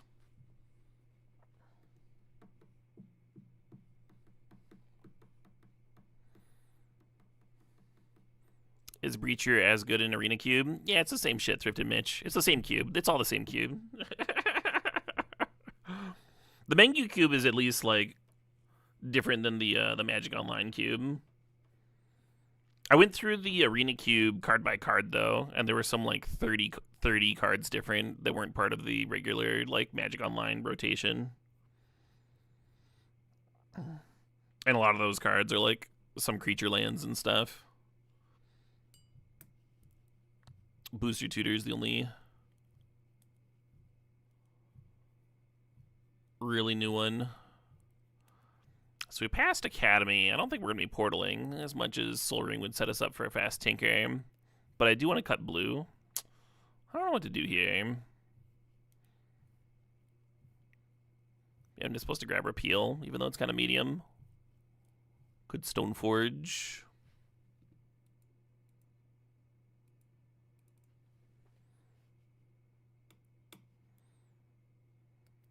Recruiter tutors Hull Breacher. If I'm really in the mood to Hull Breach some Fuels.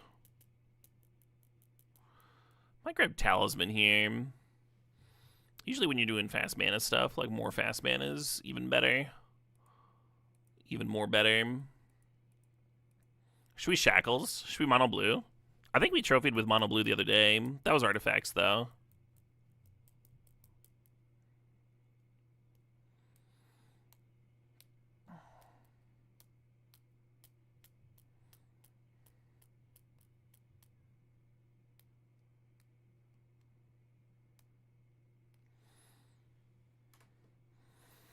It's bad for everybody that ever wants to draft Powered Cube, Aaron. If you only have one set of cube curators, if the Magic Online Vintage Cube team, if everyone just copies them, like, it's not a bad starting spot if you've, like, literally never designed a cube before. But if everybody that's, like, actually good at cube designing and experienced at it just slavishly copied the Magic Online cube, then people wouldn't find out new things. There would literally only be one cube where anyone gets to experiment or try any, like, little tweaks out, like, hey, maybe this removal spell is actually good. Little things, not like huge shakeups, right?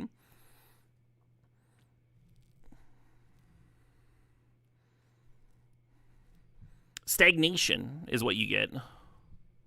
People tend to not like that when a format is literally the same thing over and over and over again.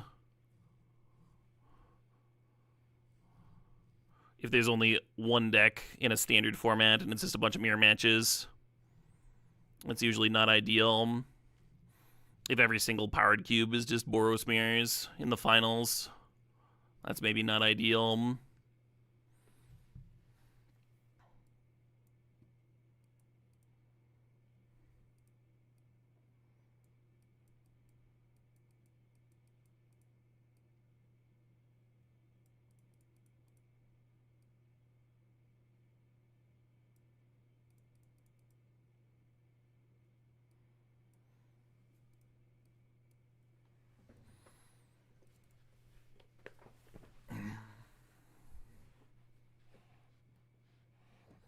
You're annoyed the community voted for more Vintage Cube over the other ones. I share that annoyance. Especially because Manguchi's cube has been featured before. And it kind of looked like it was just like the largest creator got their cube voted in. Which is maybe just what's going to happen there. But it's clearly the case that people also do just enjoy Vintage Cube. It's inarguable.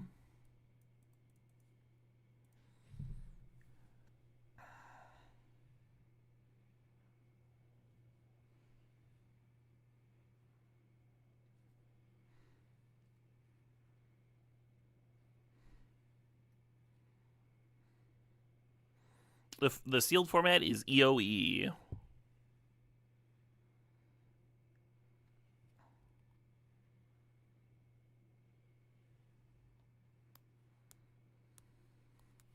I think there's some merit to that, Aaron Jaegerbaum. To be fair, like, it came off all bombastic, but I don't think your point that they keep the first edition fairly similar and then branch out is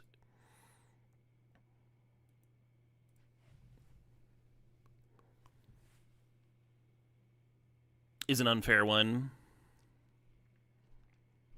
for folks that have just been watching content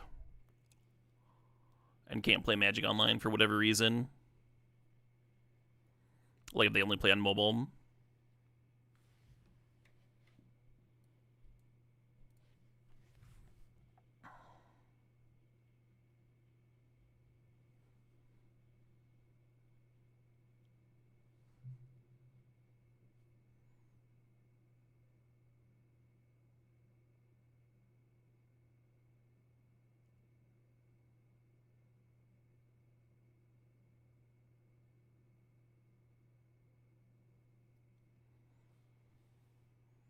I will say most vintage cubes look very similar.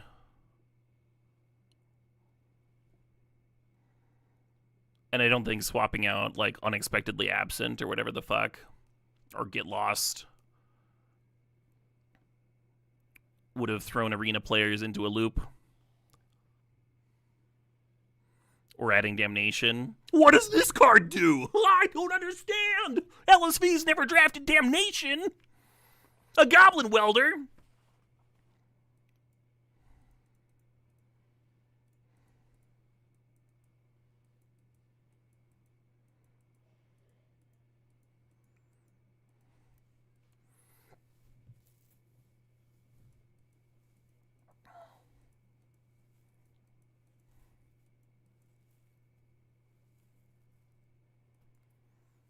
Does it point towards an obsession for winning? It could. But the 17 lands data is going to help them out more than that. More than watching me or watching LSV. Like just copying somebody's pick orders. If that's all they really want to do.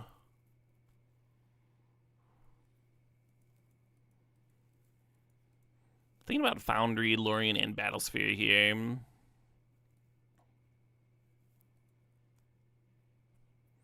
We're going to grab Echo to pair with this Hull Breacher. A little treachery action. Could take Wheel of Fortune to have another draw 7, but blue just doesn't have much in the way of removal. That's why the Vidalcan Shackles was interesting to me.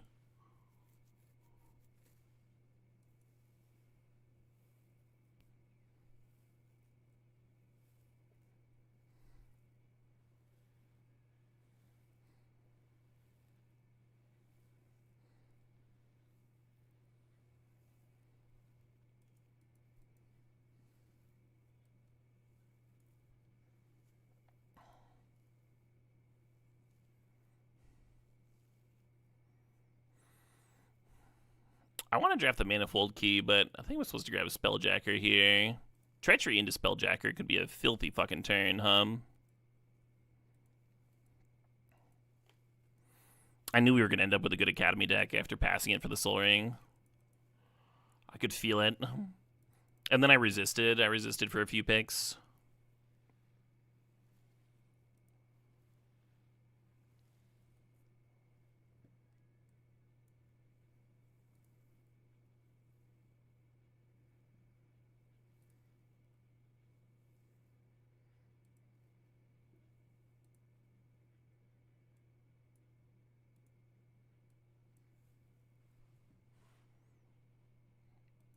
Oh, Thirst is in here, I'm wondering about Hard Evidence.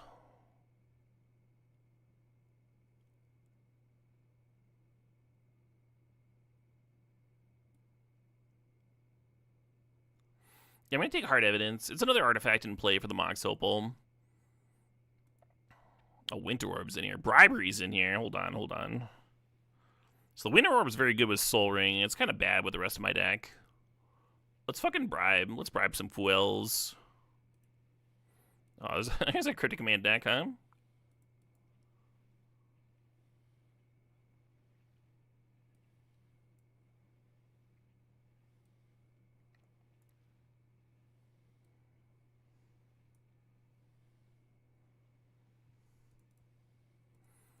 You hate bribery?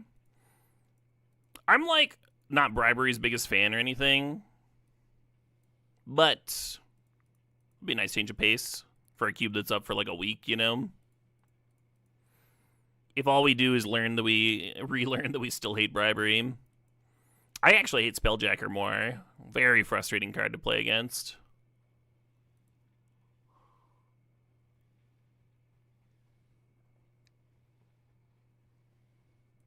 Two-pack deck. Yeah, pretty close to a two-pack deck,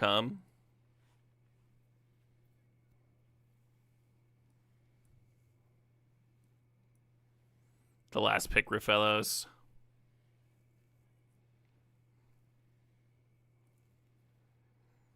Your friend managed to Lutria Bribery and take the opponent's two-card combo. Oh, that's fun. I remember I once got Gonti underneath a Mimic Vat and took my opponent's twin combo. That was fun.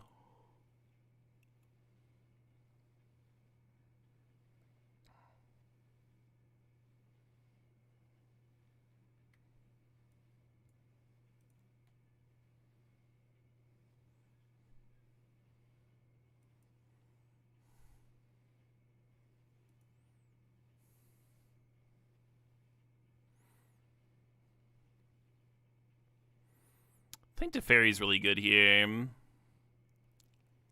I don't really want to add white mana, though. Like, we have the Mox, and then Talisman, and we have the Lorien Revealed can go and get the Archive. It's a pretty relaxed splash. Would I want to, like, not play any planes at all, though? I don't want to gunk up my Shackles. I want to just have a really good Shackles.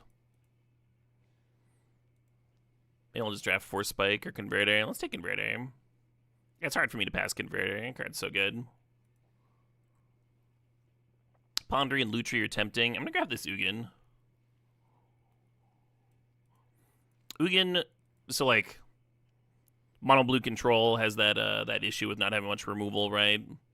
Which is what the Treachery and Shackles are helping us with. Ugin's more of that, and it has like a frustrating amount of loyalty. Let's be real, you're gonna get Currency Converter. You guessed it, Bahood. You fucking guessed it.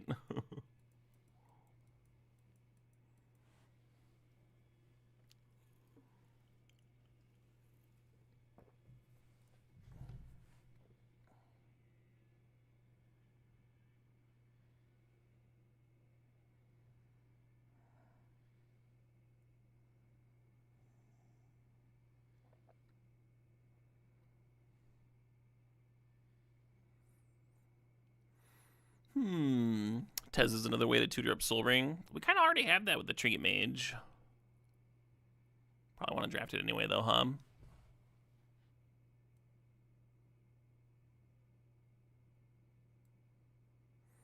Splashing 4th in a deck like this is not crazy at all.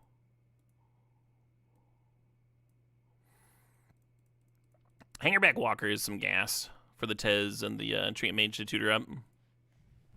Well, you got a lot of mana in the late game. You're just like, all right, here's a 4/4. Oh, Venser and Clicker in, I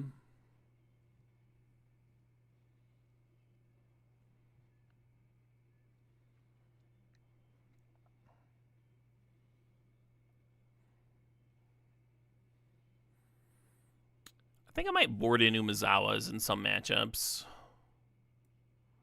Same with Click, I guess.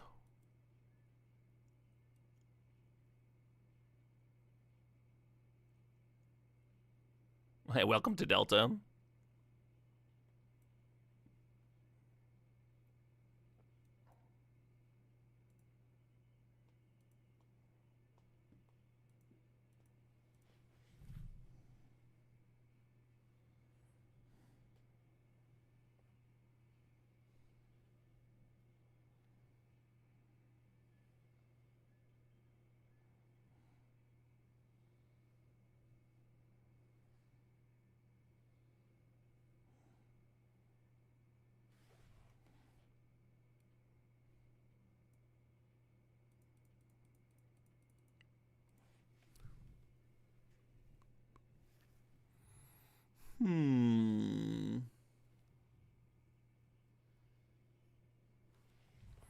Well, Mind Stone's actually better than my current Mana Rocks. Certainly better than Chalice. Wow, it's a Fairy Wield. Maybe I'll treat that as a board card. Against opponents with a lot of counters, you can board the Teferi, splash in. Not a bad thing.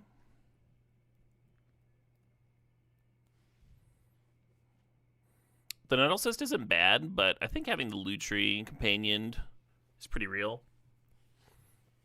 Might be able to copy that bribery, huh?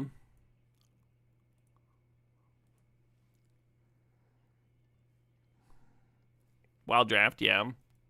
I feel bad for the Academy player that I pass cut, but what are you going to do, right?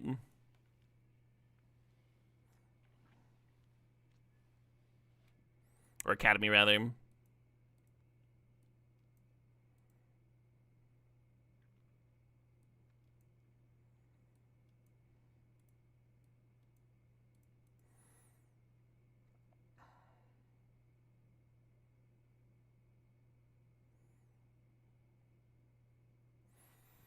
Yeah, I'm wondering if Everflowing Chalice is actually worse than a Talisman in Mono Bloom. I could see a world where I want to set that on too. I can also tutor for it with Trinket Mage. Probably not doing that very often.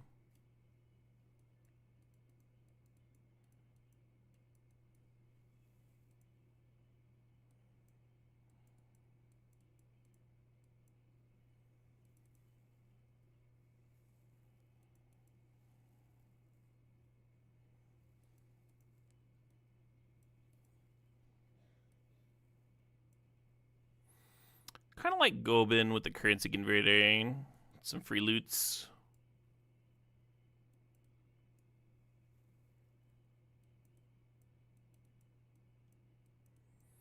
Oh man, so pleasant playing on Magic Online where it's just like, oh, you've got a loot tree, it's companioned. You don't have to like remember to set it.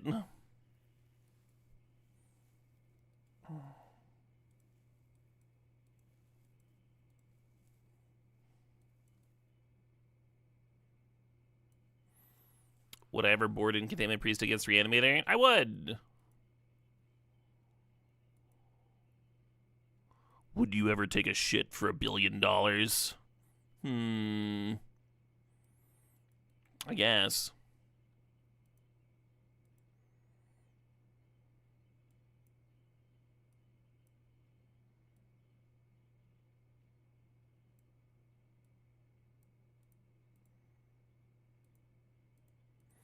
How much time we got?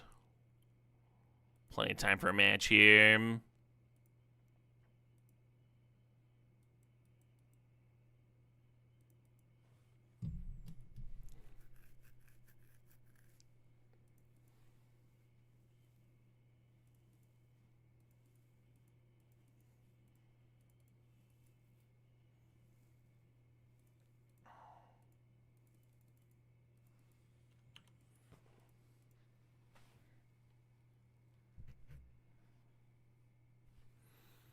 What would you cut, Jack Chan? What would you cut for skydiving? What do you like it over him?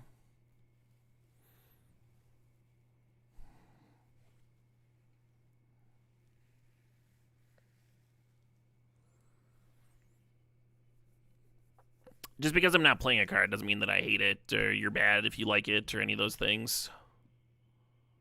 Just means I like a different card better. Pretty straightforward. Didn't think it was necessary for the deck. Didn't answer key problems. Or maybe I just thought it was a good sideboard card, huh?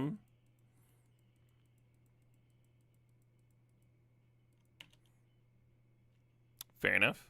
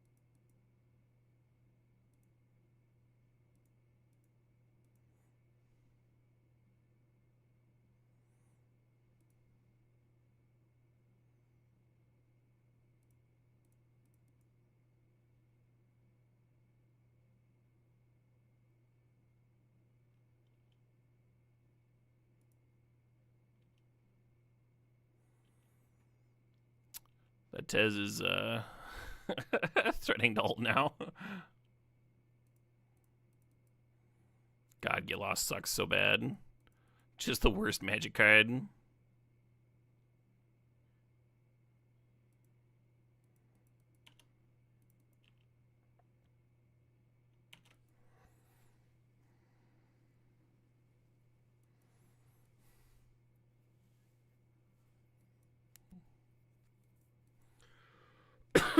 Excuse me.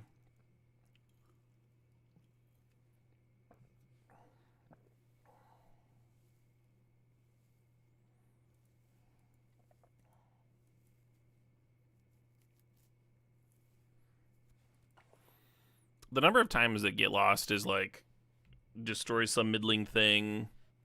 My opponent draws 2 cards.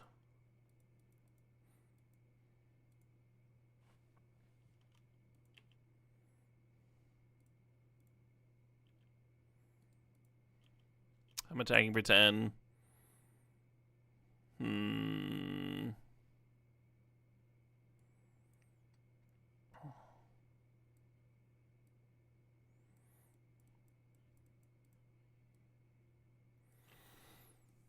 Yeah, so I was talking about sideboarding. Skydiver is obviously going to be at its best against opponents that have a lot of artifacts, right? I'm kind of glad I didn't draw in last game. Vendilion Click is going to be good against opponents that have a lot of interaction, like counters and stuff. It's also good against people that are doing certain kinds of combos, like show and tell type combos. Vendilion Click can help pick apart whatever they're doing. It's very good there. Also applies pressure. But it's dog shit against aggro, and that's why it's not a very good main deck card. Teferi Time Raveler, good at all matchups, but particularly good versus counters. So I'm only going to be boarding it in there. Priest at its best against show and tell, sneak, reanimator stuff. And Umezawa's is good against people that have like a lot of small critters. So green decks and Boros, I might board in Umezawa's. Even though I don't have that many creatures, I have some. I have enough to equip. Anyway, just because we were talking about sideboard options, I figured I'd go into them a little bit more detail.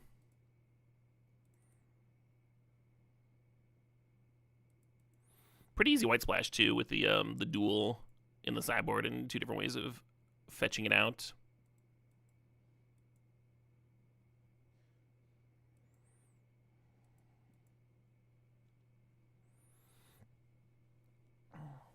Is the opponent reanimator? We don't know.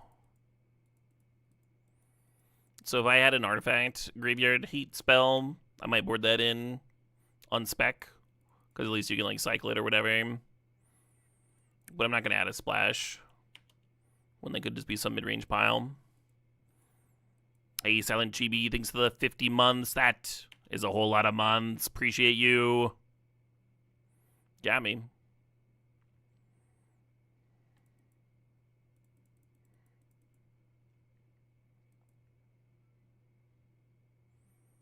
Also got me. Under a spell, you say?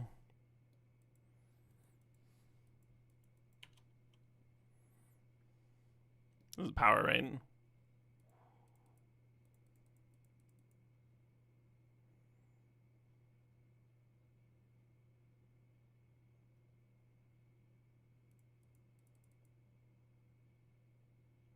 Hell yeah. Shark!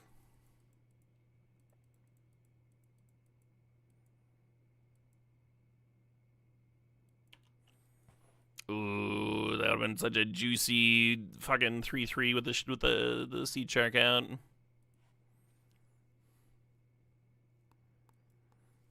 They've been Underground Sea and Rafine. Was I a Fizz player? Not really. I mostly played jungle and support.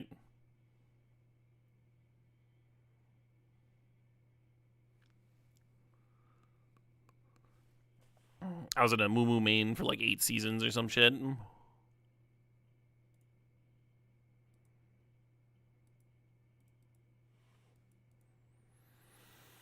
Alright, well.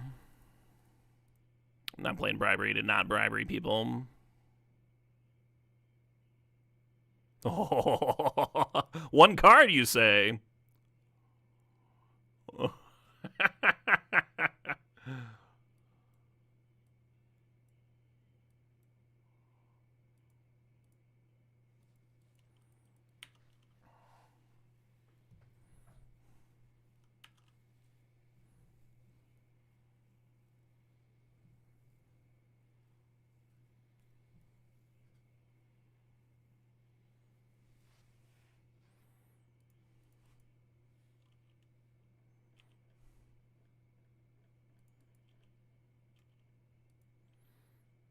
One of the best music videos ever. Well, pretty good.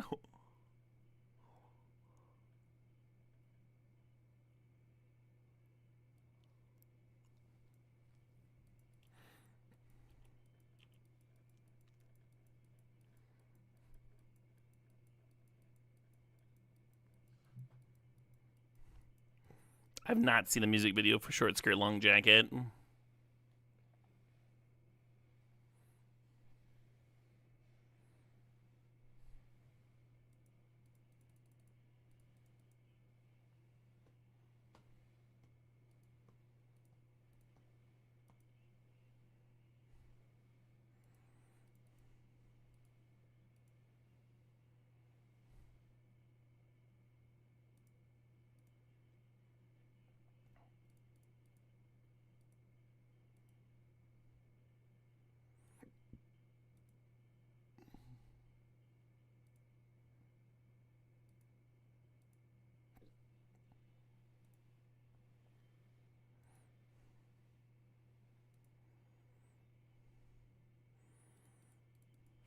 could slam Battlesphere here. I think that's overcommitting a bit.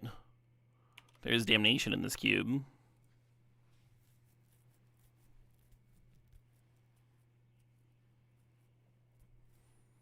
Oh, interesting. I thought if you played Necromancy with a with another ability, it was fine, like off Shelldock or something.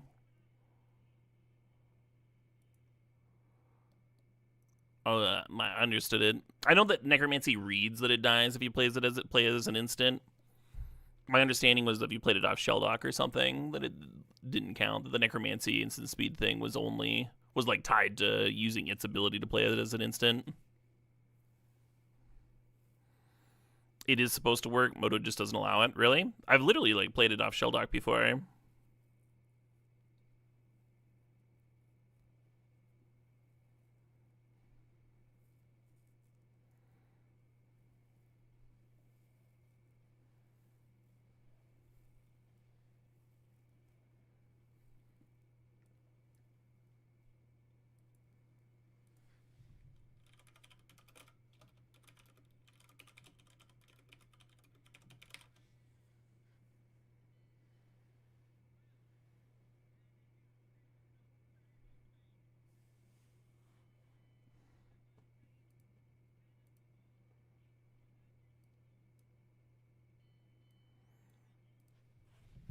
Shelldock and main works. So Teferi turns off Shelldock because you're playing the card in the middle of the resolution. That's like as an instant.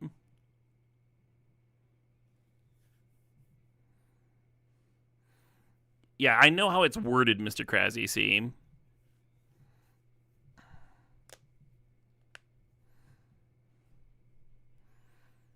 Right, Roro? I was pretty sure that it was.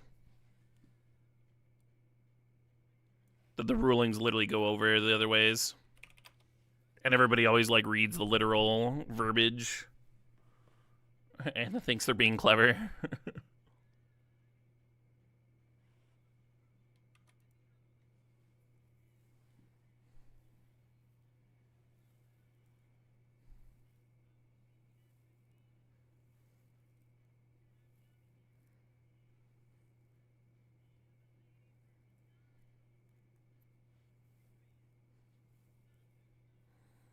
It is a very strange way to word it, yeah.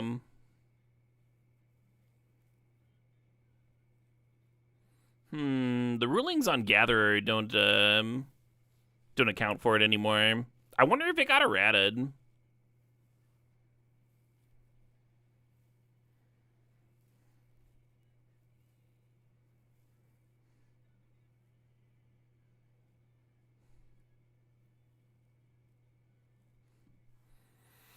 Well, anyway. 13 matches left. Maybe squeeze another round in. Animate Dead has some very silly templating, yeah. Oh, Scryfall has a ruling for it. But Gatherer doesn't.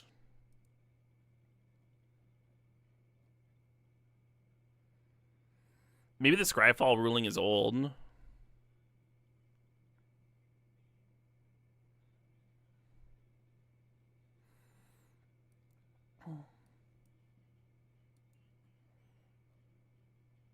The sacrifice occurs only if you cast it using its own ability. If you cast it using some other effect, if another effect allowed you to cast as Zoda as Flash, then it won't be sacrificed.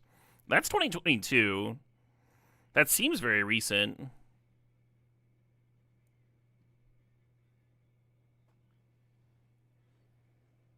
You thought Scryfall rulings are just pulled from Gatherer? I thought so too. I might be like misusing Gatherer, but I thought these three were the only rulings over here. You know? Are there more rulings some other plays?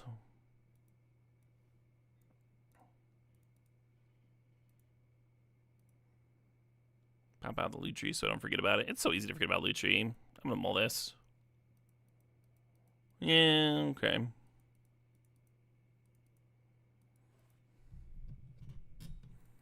If Caleb DMTG tries to use it for any reason, sacrifice it. Oh, I fucking hate that ruling.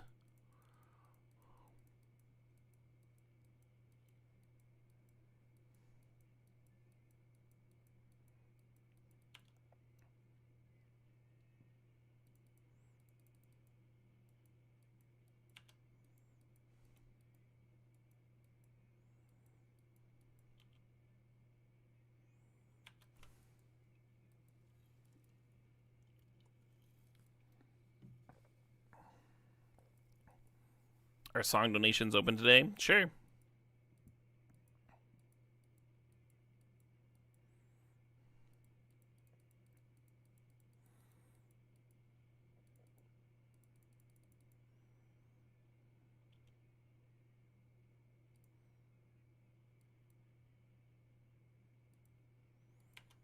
Not a bad little Tree of Mage row of options,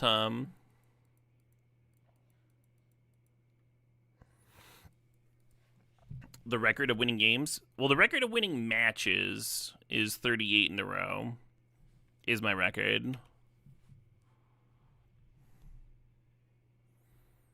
So far with this cube, I have 12. So I would have to more than triple yesterday's record.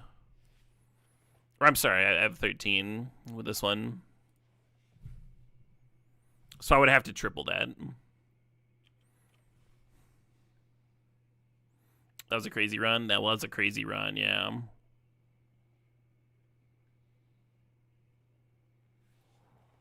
Nah, you got it. Hoping we had a mana source so we can Treachery this next turn. Treachery into Shackles would be sick.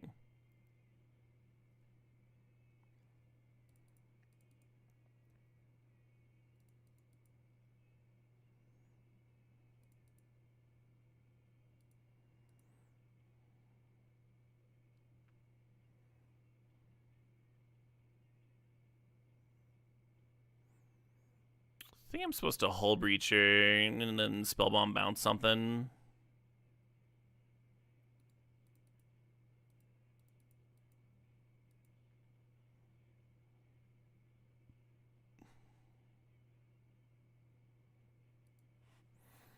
Kind of a rough spot, I feel like I just needed like one more turn this game. That was during Ganon Synergy Cube, yeah. Hey, thanks for the $5 donation, Dakmore. Yeah, you can trap me down to 8. I think I have to like Spellbomb bounce Caves, which is always awkward, because then they just replay it and get another trigger.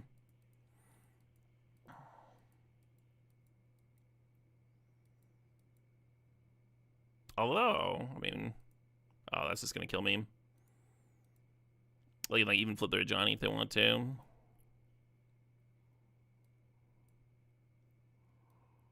Yeah, you can see how like the Umazawas wouldn't have even been very good there. I'm still gonna bring it in over like Gobin, I guess.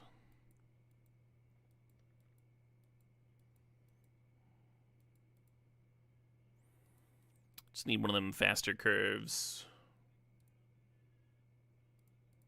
I'm gonna pause the Jethro Tull. We're gonna see what Dakmore wants to listen to here.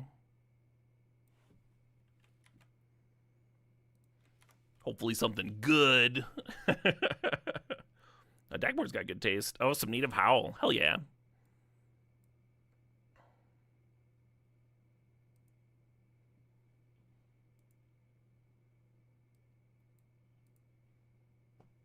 Could use workshops, could use an academy, could use all kinds of stuff. Could use a Soul Ring in the opener. Perfect. I think this game is going to go a little different than the last one.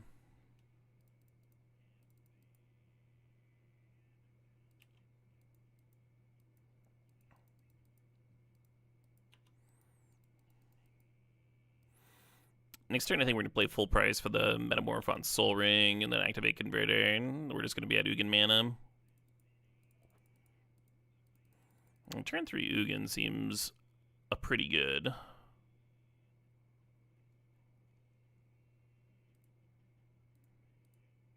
Oh my fucking god. That's too easy to do! Why is that so easy? Fuck me. That's alright, we'll just draw the 7th mana.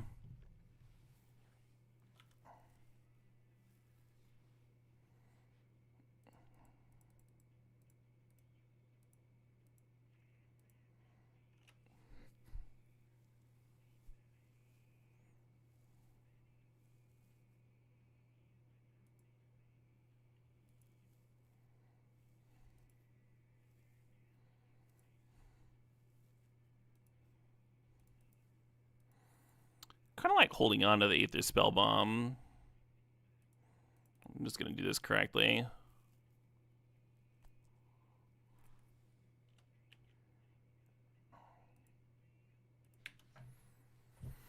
Actually, maybe Spellbomb Bounce is good. Keeps them from getting the initiative.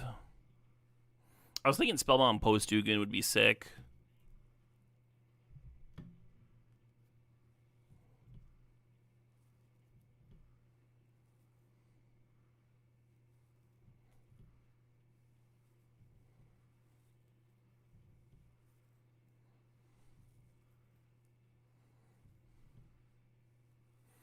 Alright, I'm glad I kept the Spellbomb now. Even if they are getting initiative this turn.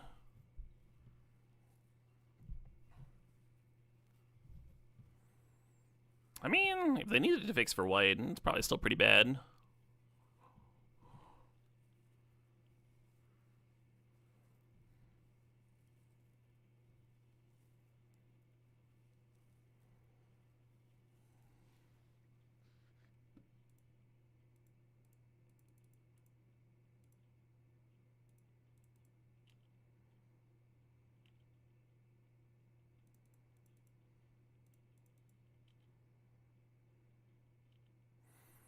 A measly turn 4 Ugin. How am I supposed to win with these draws? And if I had activated the currency converter correctly, it would be attacking with the 2/2 here to grab the initiative. So a pretty big deal. A pretty big deal, that misclick.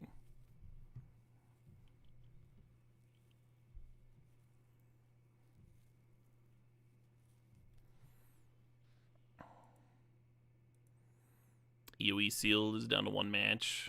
Gonna have a multi-queue going here pretty soon. I think it'll be alright. Our sealed matches have been pretty fast. And the games with this deck have been pretty fast.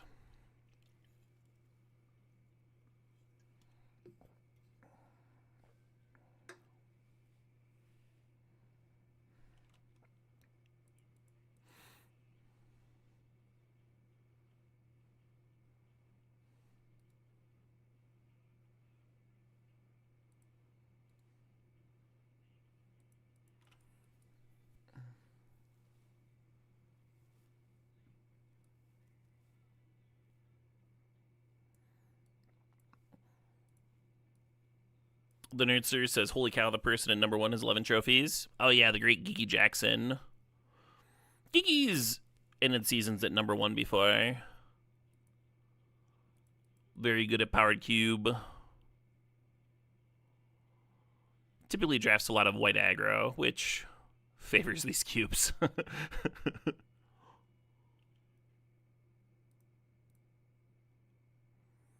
Geeky's great. I had him over to draft in my house once.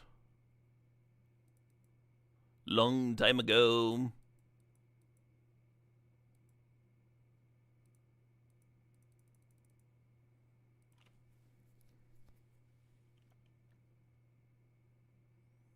I think this treachery is bad. I think I'm supposed to attack first.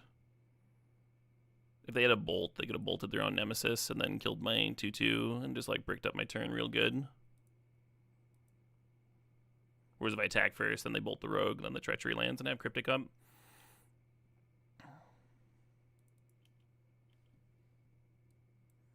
Good stuff. Here's a song about being covered in tits.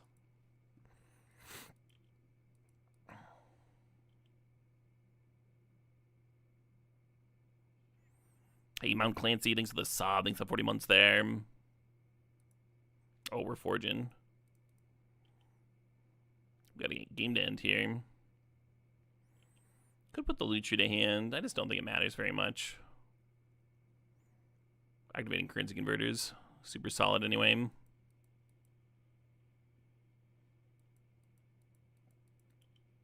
Alright.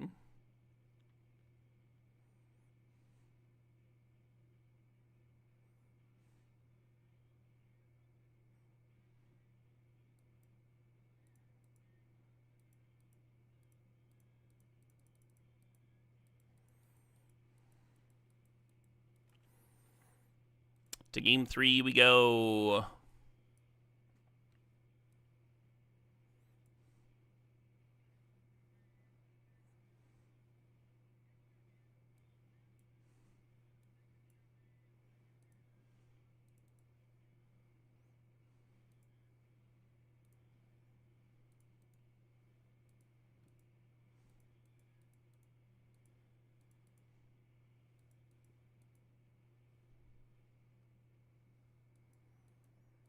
Do you go to 5? I don't think so. I think you keep this and hope to rip a mountain.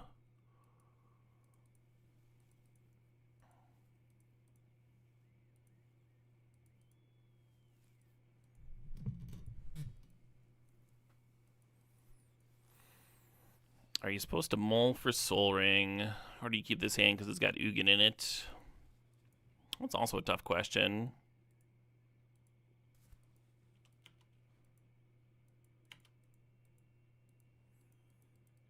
Not really thrilled about either of these openers.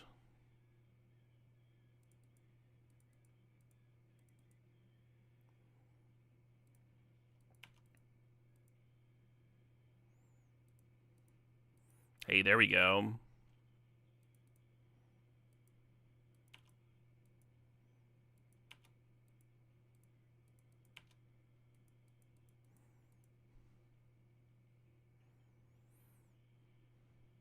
Yeah, the opponent activating Library on turn 2 instead of running out a 2-drop is kind of exactly what we needed, I think.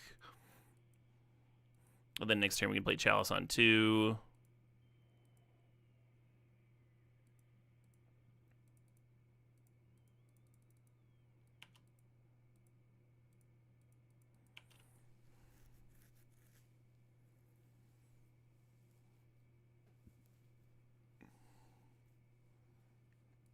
Okay, well, never mind.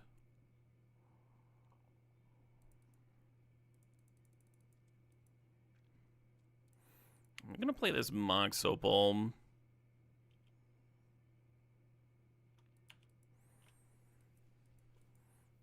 For the Fury Incubator. Makes the Mox Opal a lot better. And then we're still hoping to draw land here so we can Chalice on 2, but we'll see.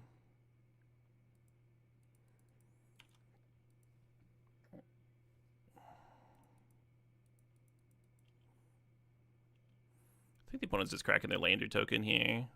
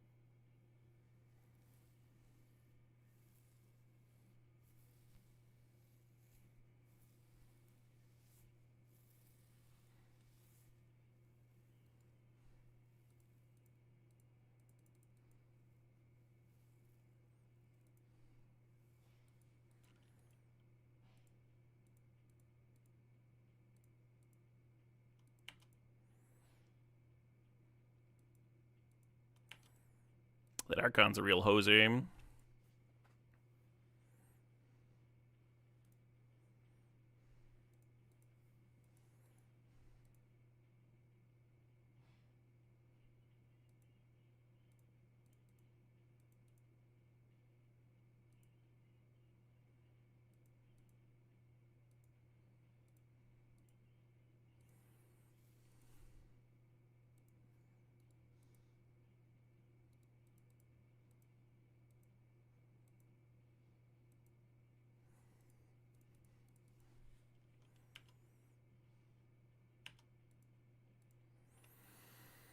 Ah, can they stop fucking answering my shit? God, that's a brutal fiery confluence. We can only play one spell here.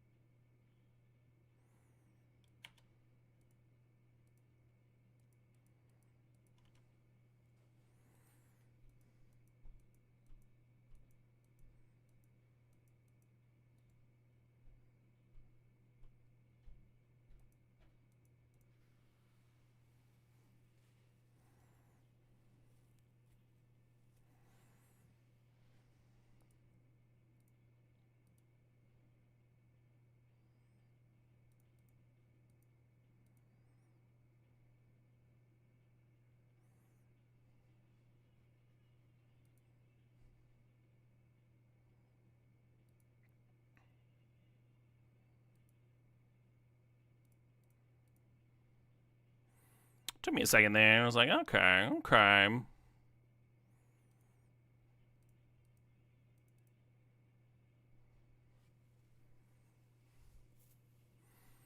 Biotech dragging me across the old finish line.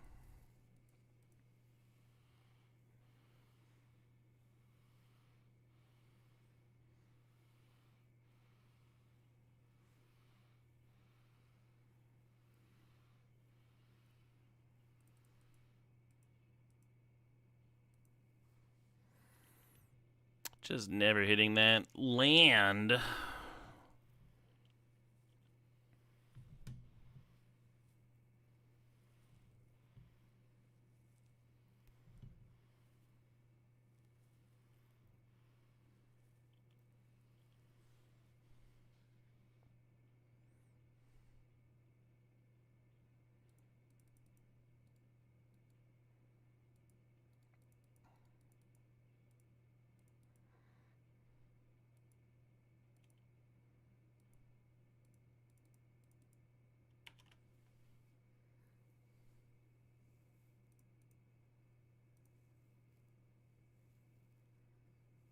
Am I dead?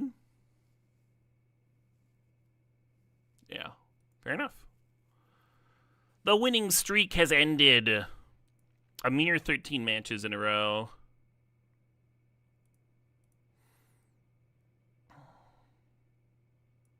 $13's still pretty good. It's no 38, but 13's pretty good.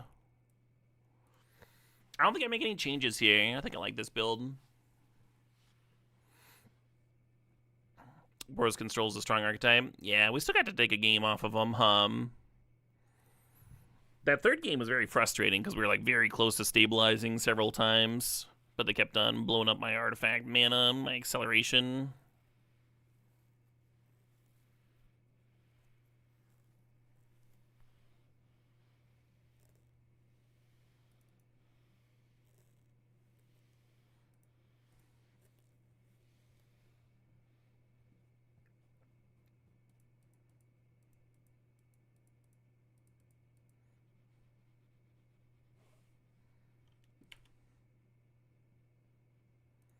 Hey, just need some mana here,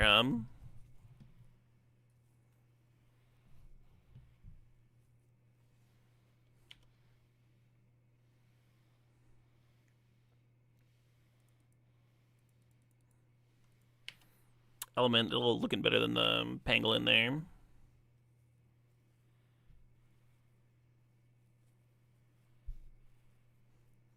Am I gonna do the energy seal thingy tomorrow? I'm planning on it.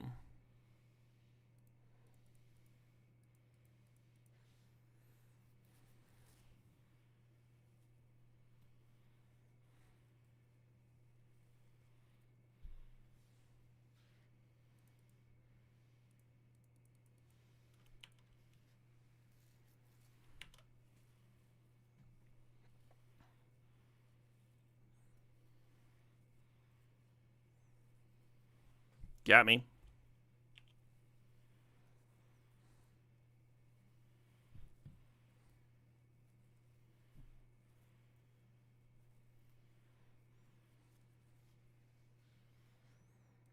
And we're not going to serve with our 2-2 here, because they have a removal spell for the Crasher. I don't want to take an extra 3 damage from their Scrapper there.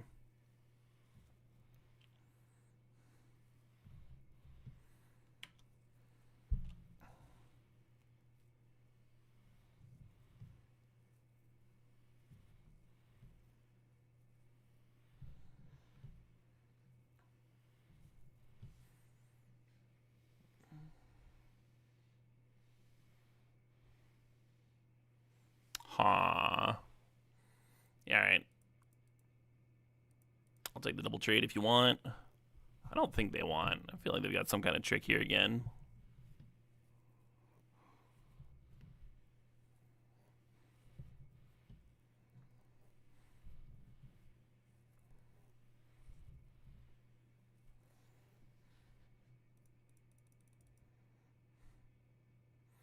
One's down to 1 in hand.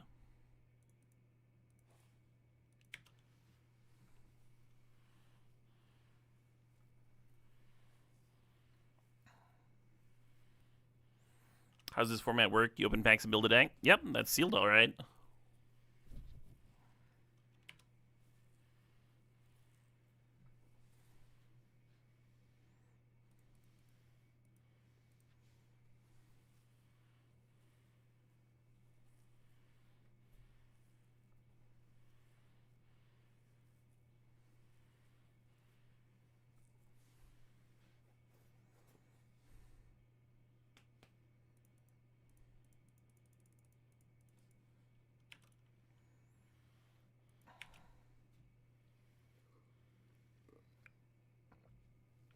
I'm not going to spotlight Toronto.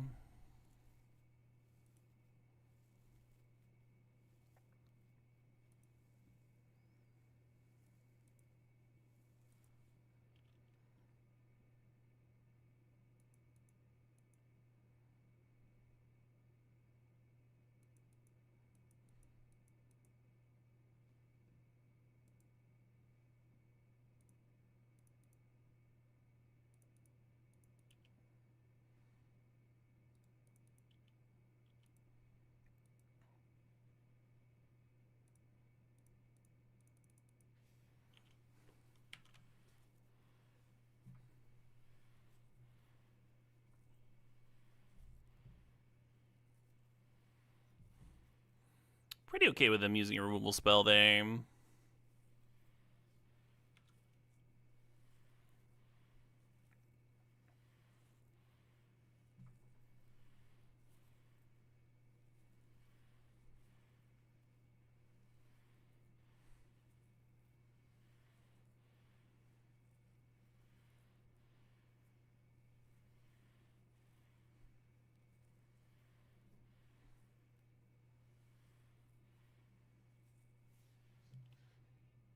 I think they drew another Sammy's Curiosity and then decided to not play it because they might double spell to draw a card next turn.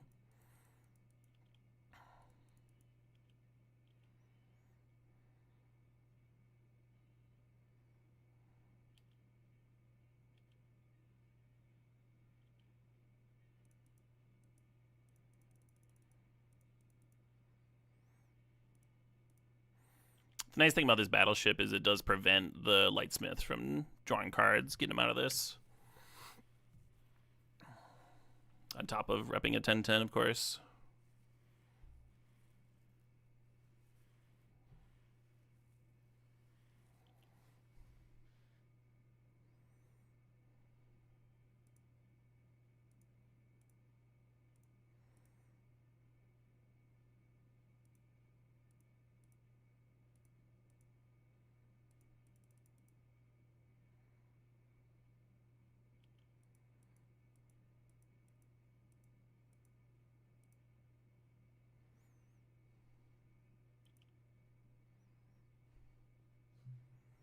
Ten damage in. This is a fucked up board, huh? Thrumming in, battleship going.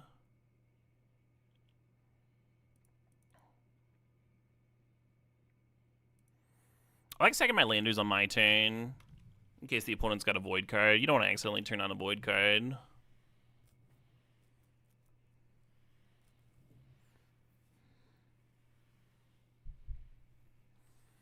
Hot diggity. 3-0, friends. 3-0.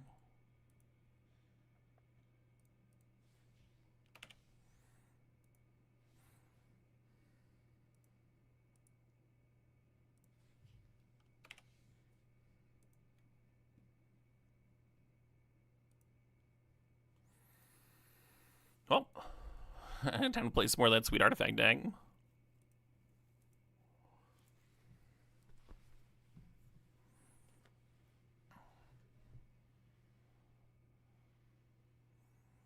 Ten more rounds of sealed. Let's go. You didn't realize it was only 5 to station. It's only 5 to station. It's so fucked up.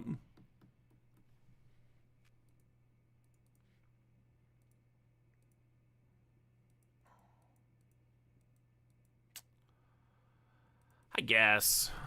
This hand's like right on the edge of should send it back and look for more fast mana or something.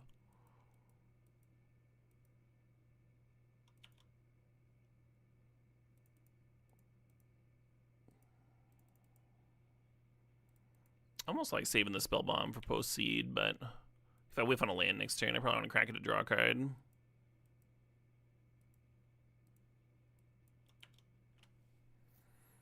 How does one qualify in that event? The Super RCQ? You need to... Yeah, let's draw a card. Fuck. Okay, we're missing our land drop here, but this turn could have gone worse. At least we have Soul Ring for next turn. Might even be able to go Soul Ring, hold up Spelljacker. That could be pretty sweet. In the Super RCQ, you need a top 4. So we would need to, like, 9-1 or better, get into top 8, and then win a round in the top 8 draft. So far, I've top 8'd several, and I have lost my quarterfinal match both times.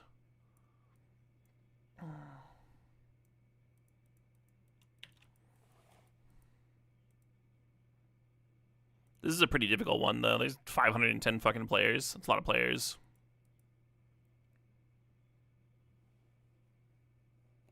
Yep, that's what I was answering on Lancer. Totally reasonable question.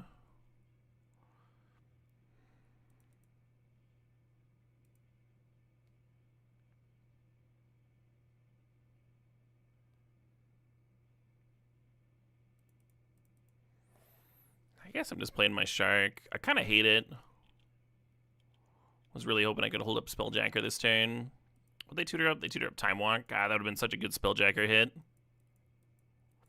Missed another on Breakers. Yeah, I missed a modern one on Breakers. And then I did a standard one and went 5 and 3. And then there was a sealed Scrub-a-Dub or 2 in there. And the Tamiya can rebuy the Time Walk. I might just be fucked. The whole game might have come down to like hitting my 3rd land drop for the Spelljacker there.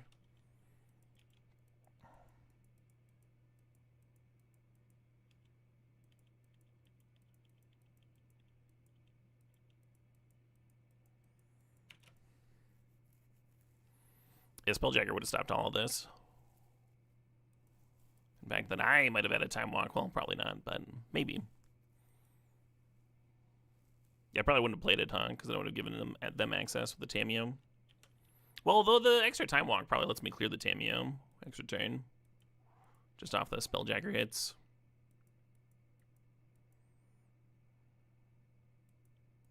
Sure.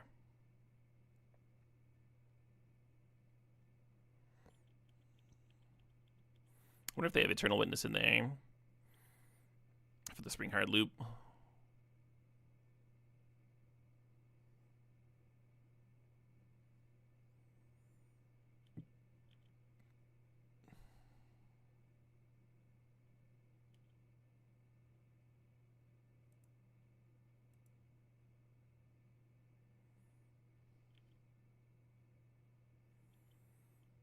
I don't think I want to double block that.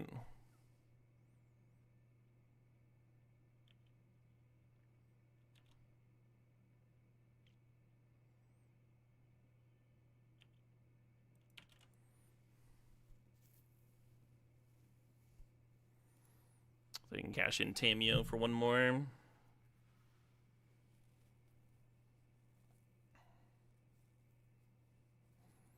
Appreciate the luck, Red or Die.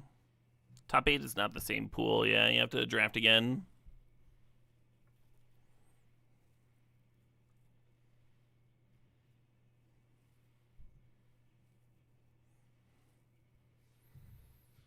I think that's good enough for me. It was a good Octo activation.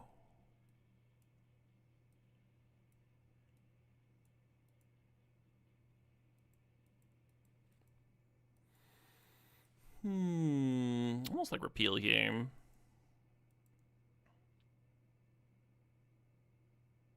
I'd have to make room for the Zumazawas, though.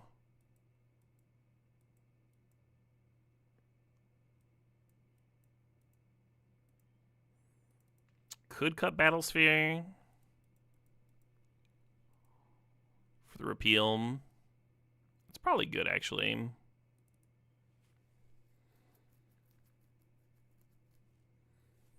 Trim down a little bit.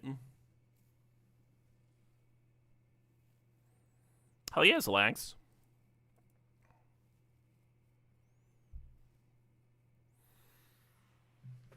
I voted for canisters. I thought it was really interesting. But I'm perhaps the most vintage cube saturated person on the planet, so I'm going to be biased for sure. Cutting stone coil feels weird to you? The only reason I cut stone coil here is because it's not very good. It's just like really garbage against a pile of big green creatures. Someone who's out-manaing you. In terms of the Umezawas, we're looking to put it on one of our block book things, one of our flyers, or the looter or something. It's certainly not our plan A, B, or C, if that helps. So close. Oof. I think I'm going to 5. I don't think this hand beats anything.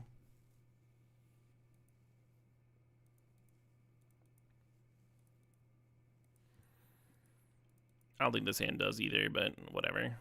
We're already on 5, right?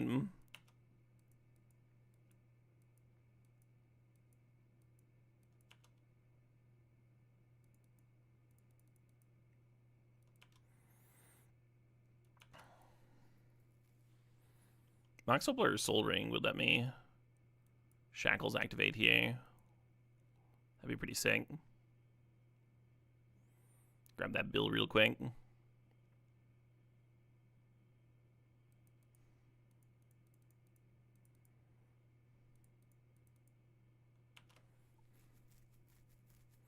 Yeah, 2 more non-creature creatures. We always have a creature to throw Umezawas on. We have this fucking Lutri. Never gonna go without.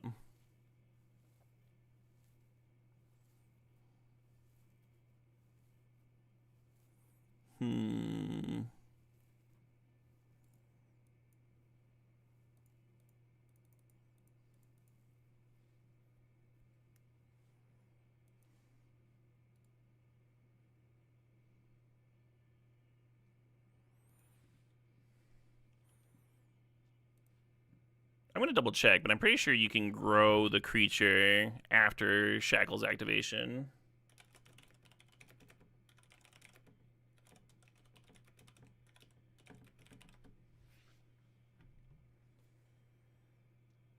Yeah.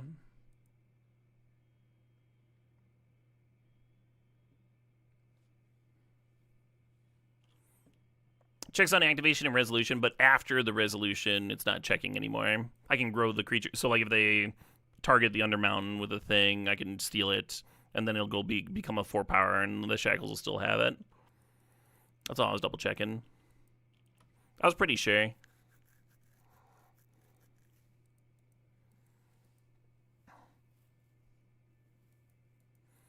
You just discovered my stream on YouTube now? Hell yeah, Fidon.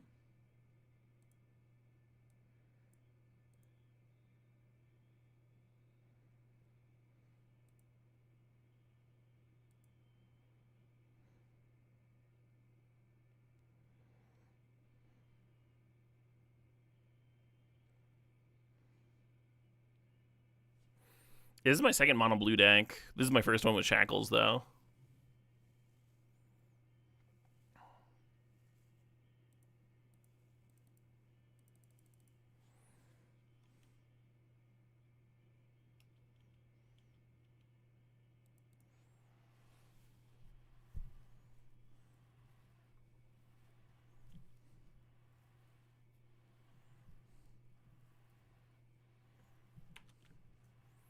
Riddle me this.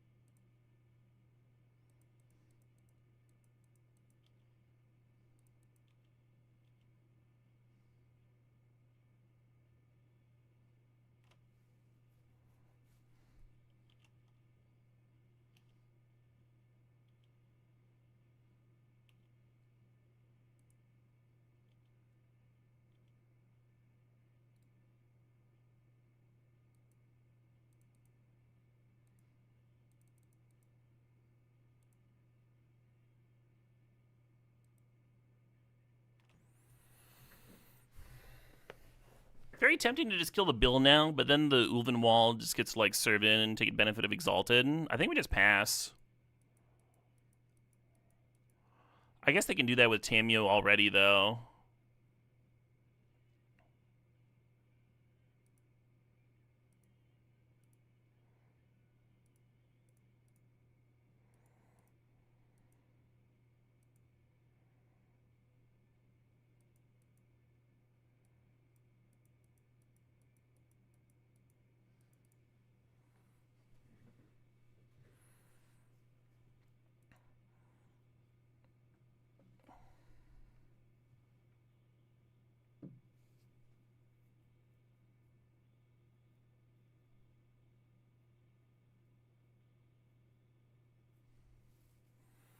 I assume most people are already watching on their platform of choice, Kill Aim.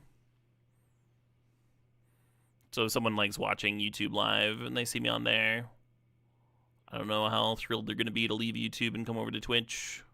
I could be wrong.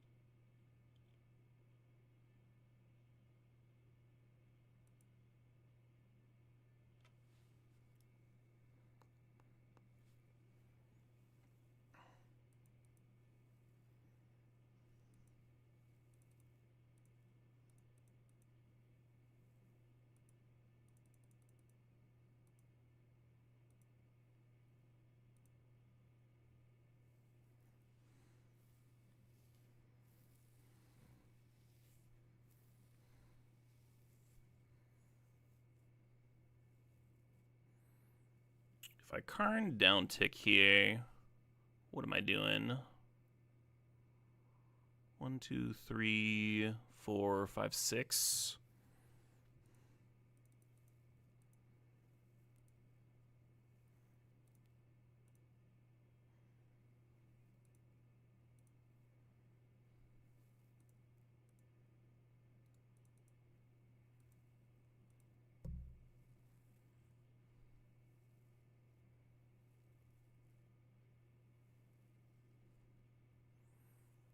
GG. The fucking clone was such a sick rip there. I was just like, oh, thanks for the assist. I guess I've got my own crater hoof. Let's go.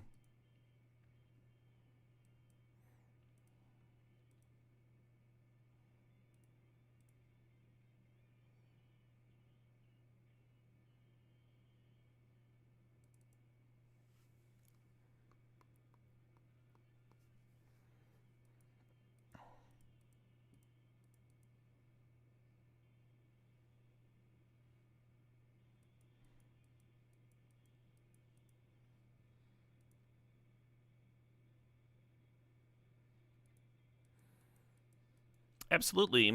Igni Perucci. Glad you're enjoying the YouTube streams.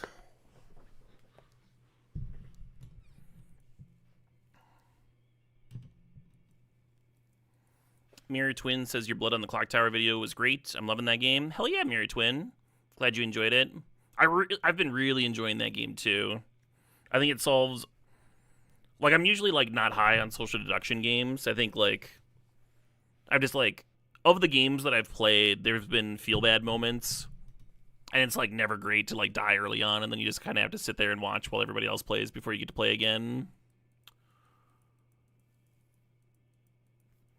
But with Blood on the Clock Tower, you can, like, play level 1, you can play level 10, you can fuck up, and, like, you're not, like, completely useless still. Like, you still have info to give to the rest of your team.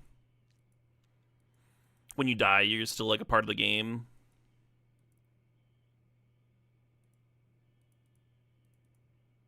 Really dig that.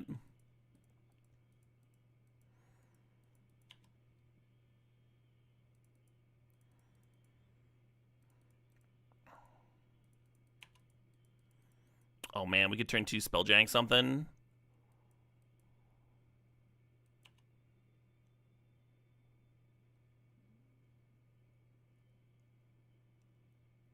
Well, nevertheless. So your shit, Oko. Dying on purpose is a valid strat, right? Yeah, some creatures, or some characters have abilities that, like, benefit when you die. So sometimes you're, like, actively trying.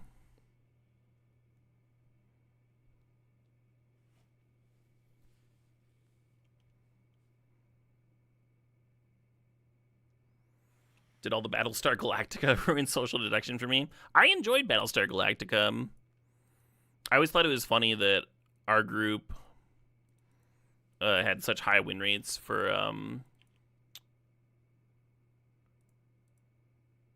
the non-humans, and then you're talking with other player groups, and like we were like having to buff the humans because they just like never beat the Cylons. And then you talk to other groups, and they're like, "Yeah, the humans win every time." It's like, what are you talking about?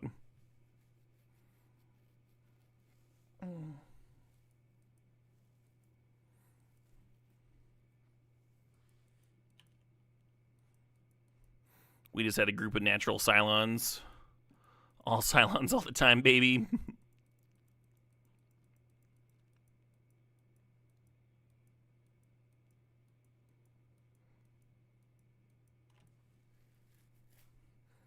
Man, we went from like a turn 2 Spelljacker to just like kind of getting rolled by an Oko.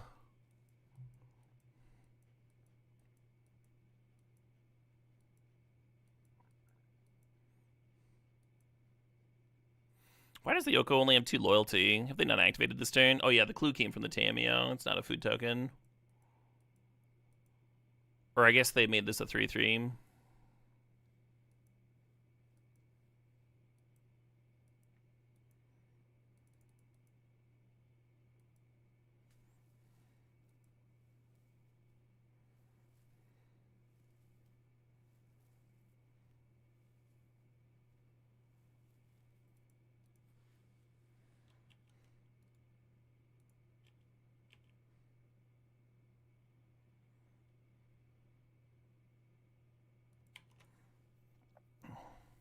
I probably would have let Oko die there if I was them. I guess they can still clear the Tez though, just by activating Oko.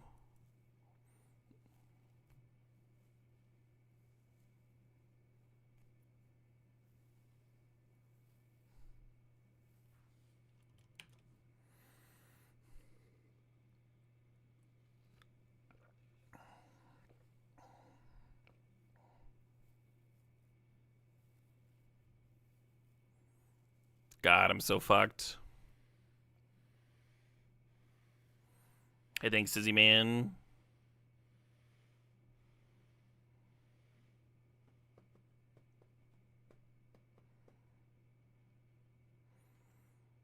Kind of feel like I'm just fine conceding here.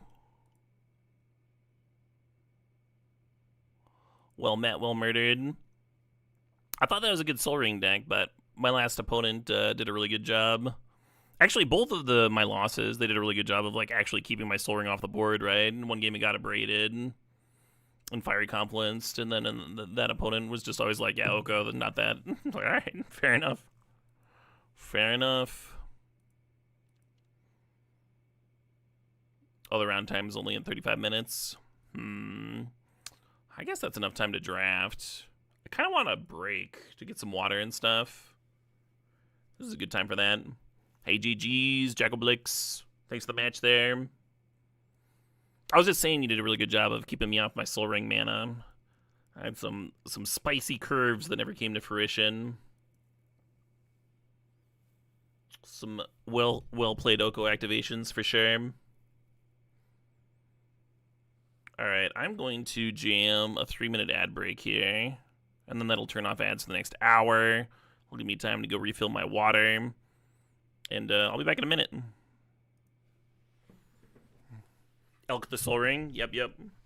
The classic maneuver.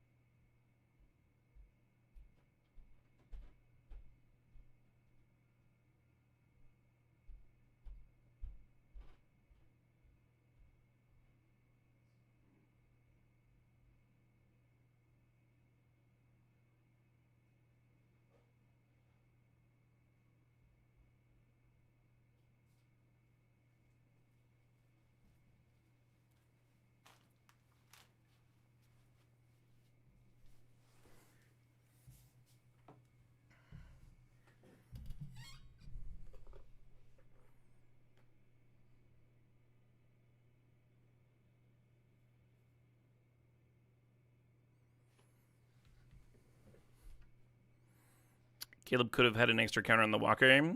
How's that?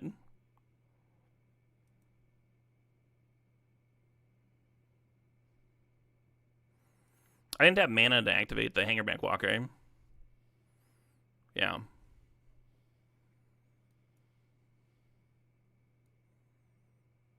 I had 3 Lanons for my Tez. I thought about tutoring for the Mox Opal. I didn't have another mana there. Maybe better.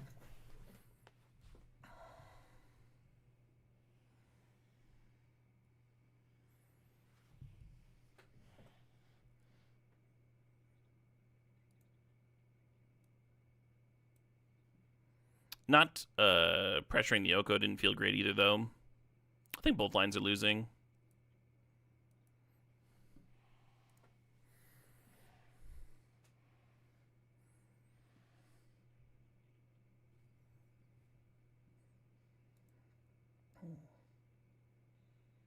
Into death grips. I break mirrors with my face in the United States. I was never really into death grips. Never really did it for me.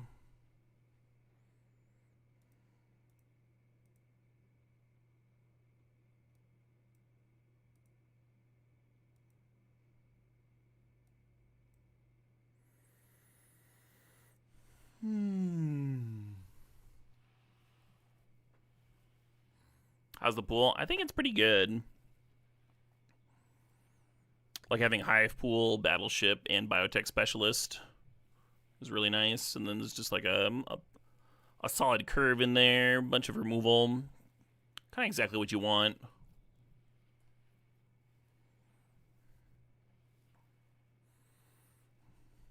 We'll see how it does against like other busted pools on the top end.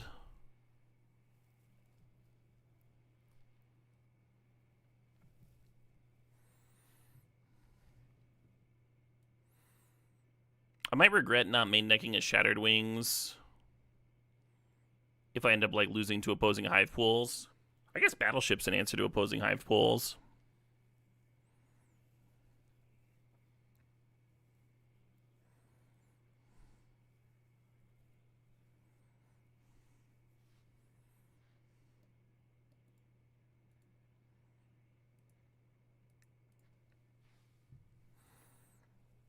At a certain point, if you win enough rounds, all your opponents have busted bombs and stuff.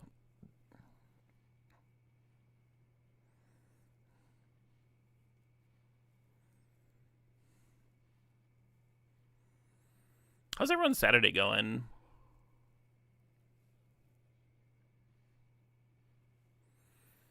It's about noon. This is usually when I wake up. I don't think I'm doing too bad for going from waking up at noon to waking up at 9. You're working on a new manuscript? Nice. Good luck, good luck.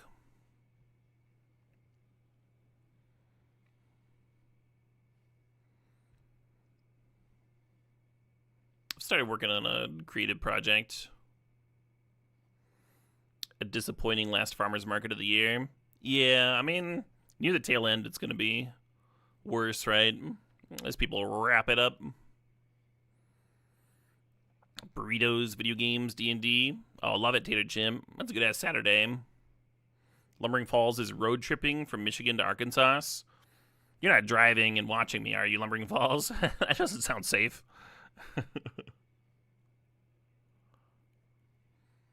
Good luck with the road trip. New year, new book. Love it. Gurgles isn't feeling great, so just chilling. I hope you feel better, Gurgles. Dackmore's down to relax. Yeah, 10 hours of sleep's got to feel good after being sleep deprived. Sealed pool seems pretty gas. It does. It really does. You're the passenger princess. Nice.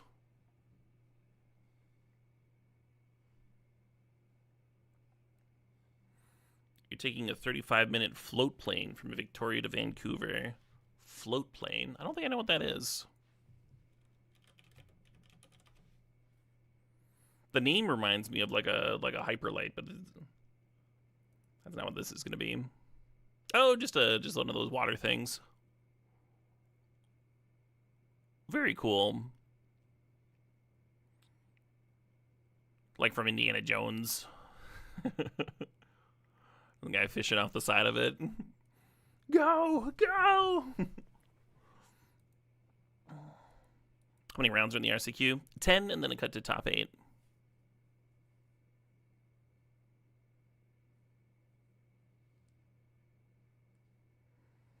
There's a ton of them around the PNW. Well, what the fuck's a PNW? Purdue University Northwest. It's either that or a tropical fish store in Oregon.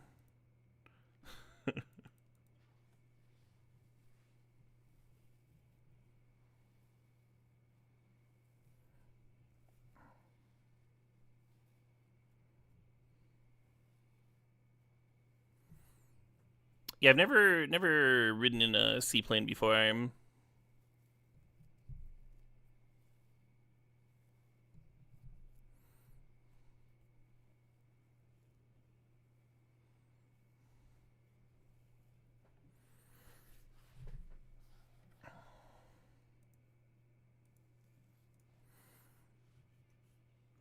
something kind of exciting in my life. I think me and my wife figured out what we want to do for our honeymoon. Obviously not happening until after the 365. But we kind of had the idea that we would want to, like, take a trip to Europe and see some obscure metal bands that just don't tour the States very often. And we actually found a metal festival in the heart of Romania where one of the bands that she walked down the aisle to is headlining. And that just seems like the perfect fucking honeymoon right there. That's why I've been researching Romania. It seems like a dope country.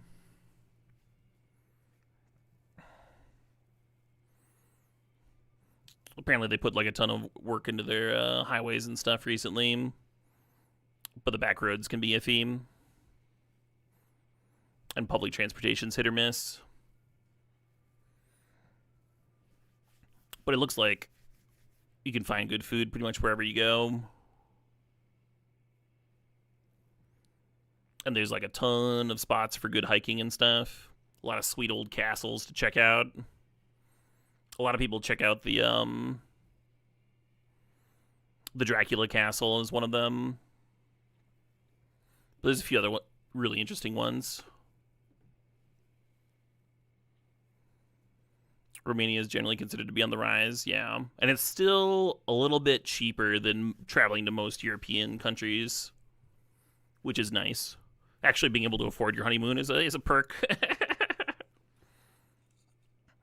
The flights from the US to Romania stop in Germany, too, so we might just, like, have a bonus stop.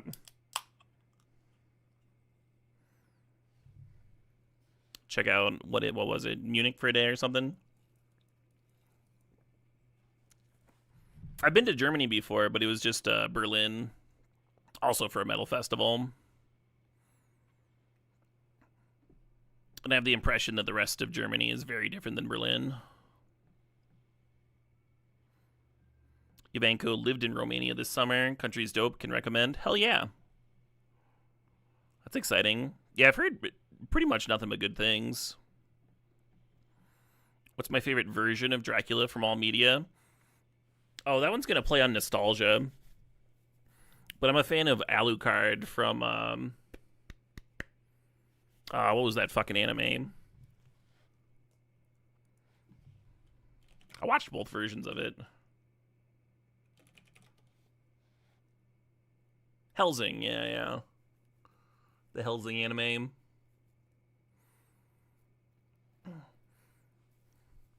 He's like an interesting kind of like way overpowered character, because he has all these restrictions placed on him, and then that just makes it like very satisfying because he's like mysterious and he has all these restrictions placed on him. So like you as the viewer don't like really know what he can do, and so then when he has like some of those restrictions lifted and gets to pop off, it's just like very satisfying to watch, in my opinion.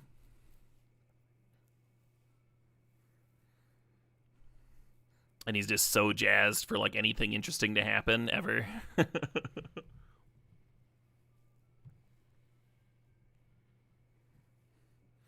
The original and the OVA was so good. I thought so. Yeah, I liked them both. I fell in love with both of them at, like, the same point.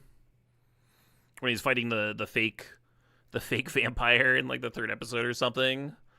And he, like, for a second, he thinks he's fighting an actual vampire. And he's like, yes! And he starts, like, fucking using his, like, fucked up vampire magic to, like, summon hounds. And his body gets all fucking twisted. And the fake vampire just starts pissing himself. That's a sick moment right there. That's a sick moment. I'll never not love that. 510's a lot of players. It's a shitload of players, yeah. I think that makes it the largest Magic Online tournament I've played. You rewatch Ultimate once a year? Oh, shit. He gets so disappointed. He's so disappointed. He's like, ah! Okay. And he kills a bunch of Nazis. He kills a shitload of Nazis. Yeah, what a good anime.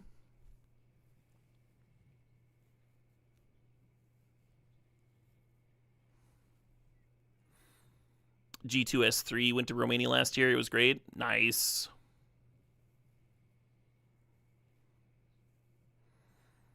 Hey, Giom64, thanks for the sub. The 72 months there. Are the prizes on Moto based on number of people? They are not. Oh, hey, round 4 is about to start. The prizes for super qualifiers are pretty solid, though.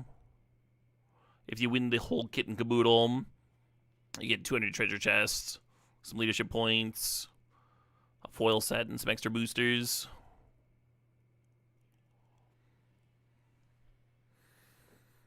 The final match, people are just playing for a single leaderboard point, it looks like.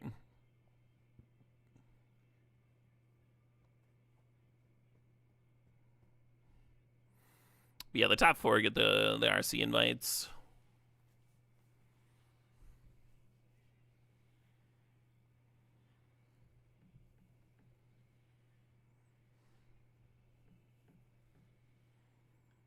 Get the invite. I'm trying.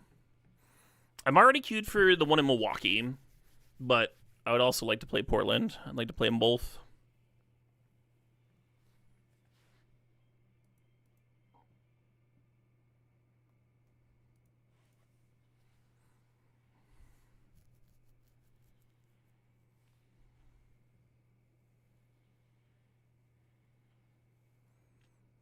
Caleb 3-0, yeah. About to become Caleb 4-0, he said self-jinxingly.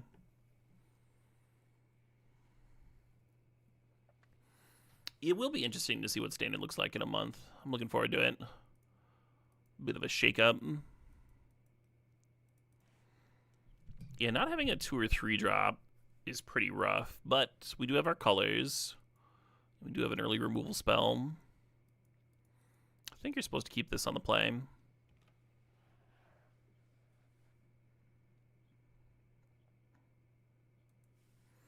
The hometown Milwaukee RC advantage. Yeah.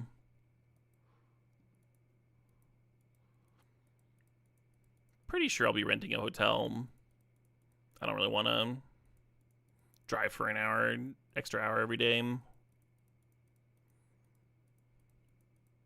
Maybe I'll find somebody to carpool with.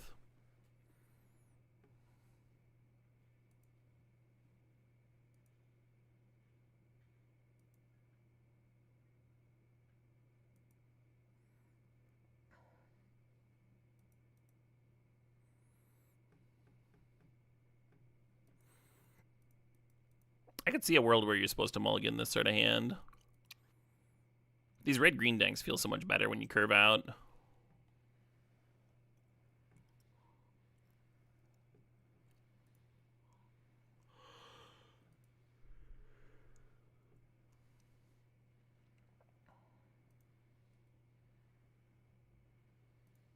I do have my colors. I'll just rip a 2-drop. It'll be fine.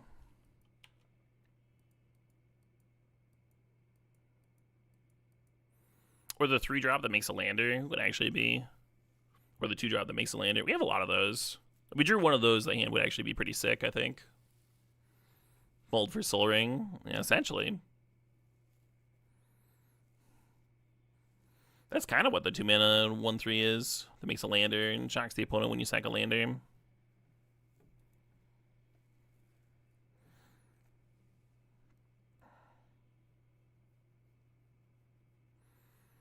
You had to work out of town for 2 days. It was a 1.5 hour drive each way. Shit sucked. Yeah, it does sound bad.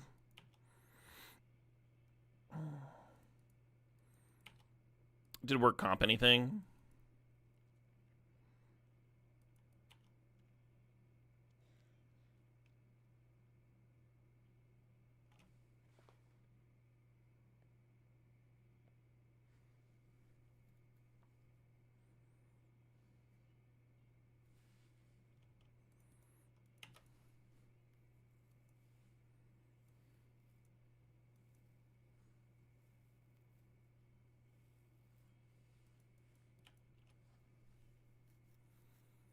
Sure, the opponent's pretty stoked that their red-green opponent hasn't done shit all.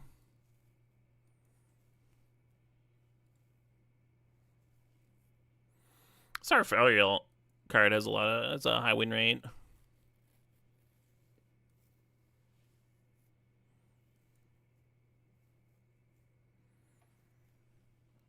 Can I write off the hotel for taxes as a business expense? Me? For the RC?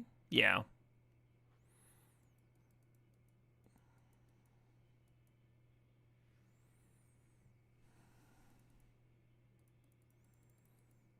Because tournaments are a valid part of my whole deal.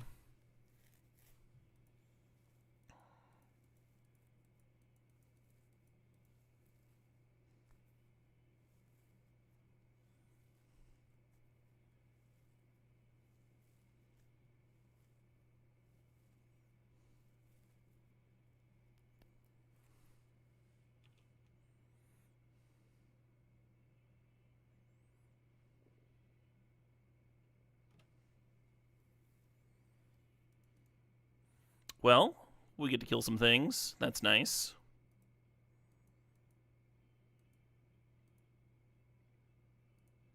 Actually, am I killing this thing? I should kill it first, huh? It is kind of their worst thing.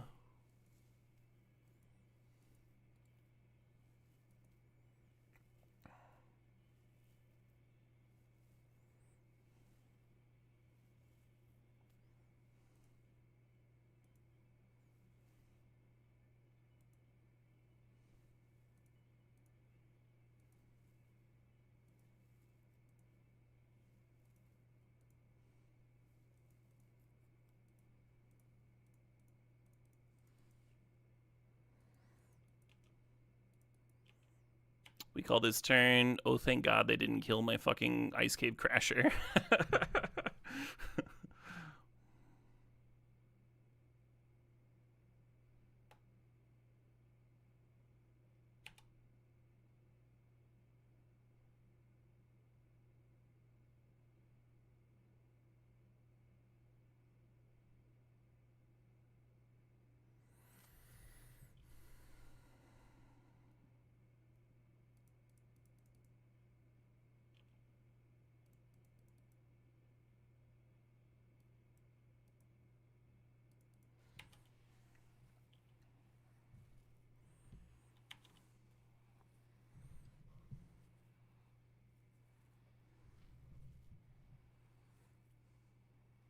Tempted to chump with the Crasher pretty soon here.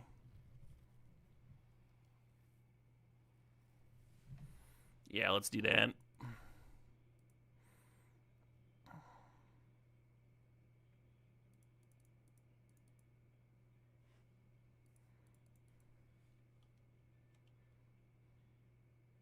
Fuck.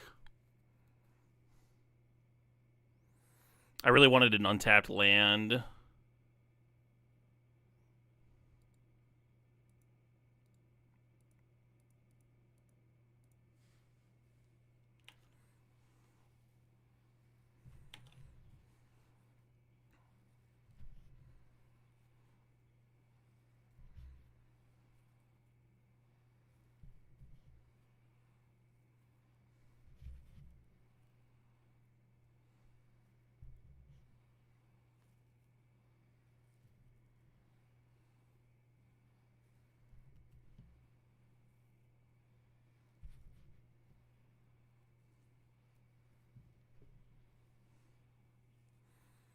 Yeah, I wonder if I was supposed to bin that grav kill.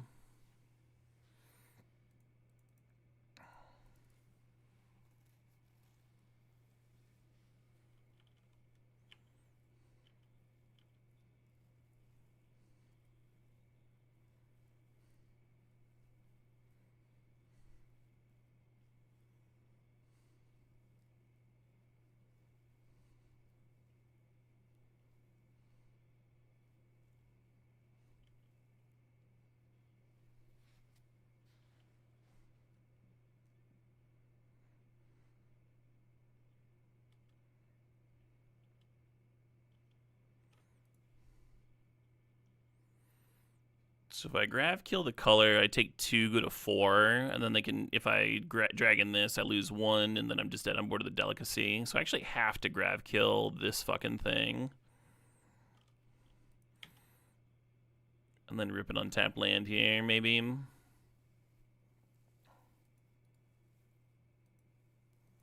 Well, shit, huh? Some nice pressure from the opponent.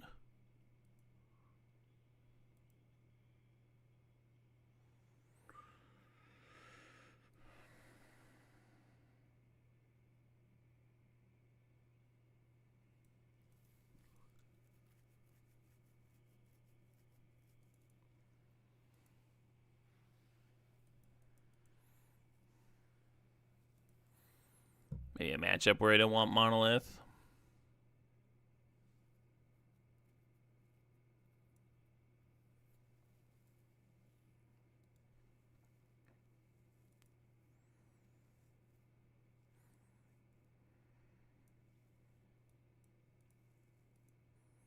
I kind of hate Chrome Companion, but I'm going to try it here. A little bit of life gain to offset all their drain, maybe.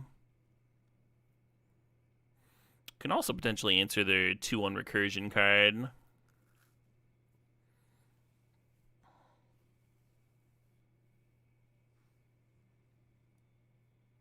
The only time I'm boarding in Shattered Wings is if the opponent's like very dedicated artifacts. We didn't see that at all. Otherwise, they would just be main deck over the grab kills, right? This wouldn't be splashing. God, so close to a good hand. Second land here. It would be a real good one. Fuck.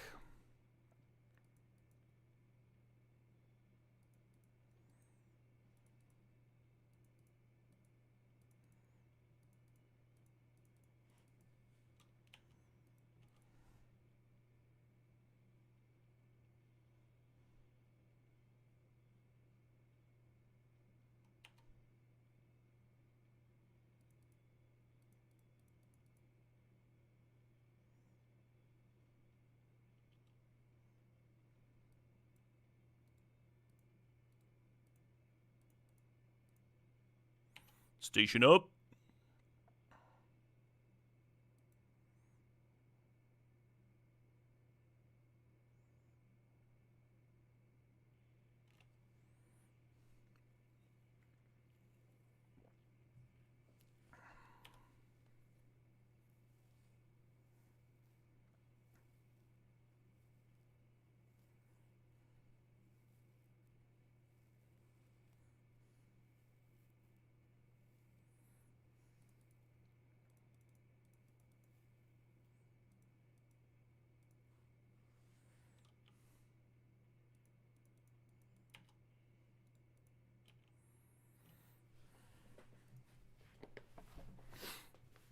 Attacking for 5 on turn 3. Not too bad.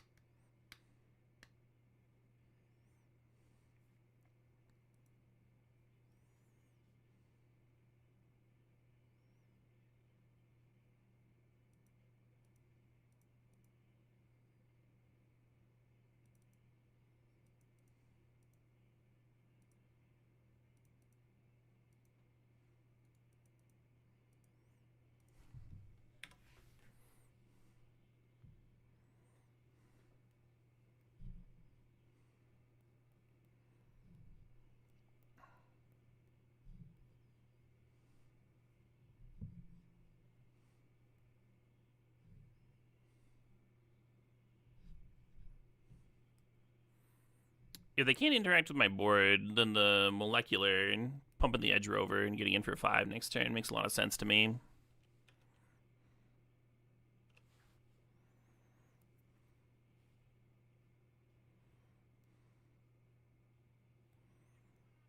Hey, Luch 2, thanks for the sob, the 4 months.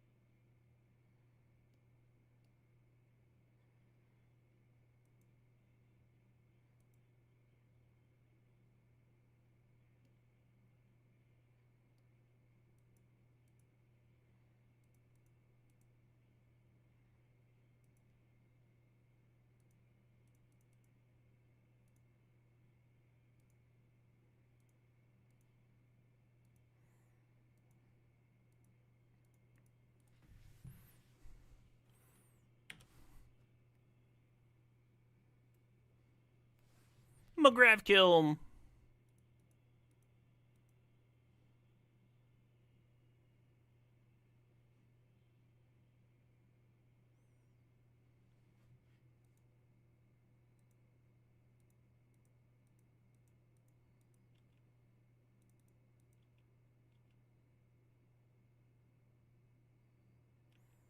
And we're going to play out our land here. Because they've got more virus beetles. I'm going to crank this. And now I'm going to kind of wish that I still had my draw engine in my deck instead of a random 2-1 dog that I'm surely going to draw into.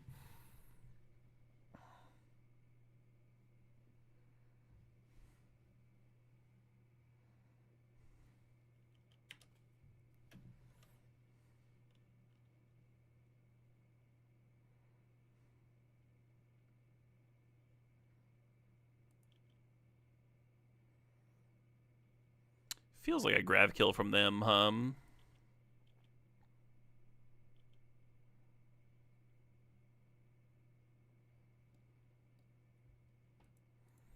Top or bottom?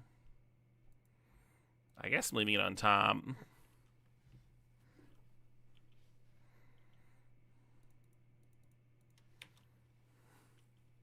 The fact that they're at 3 makes it reasonable to leave on top, I think.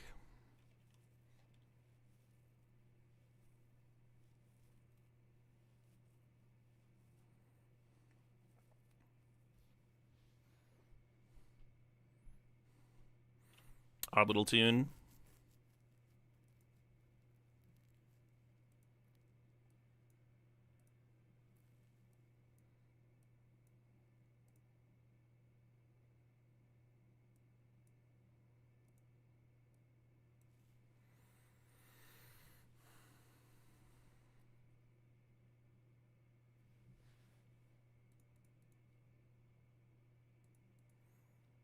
Got some weird trick for me.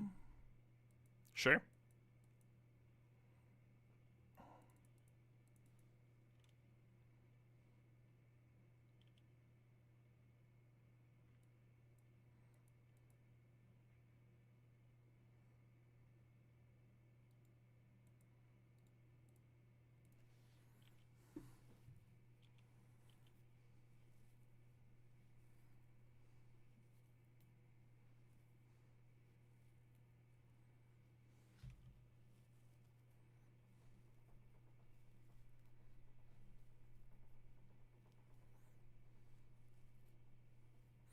They are looking through a ton of cards, yeah. The multiple Alfariel in their deck. The Sweeper. A lot of nice selection over there.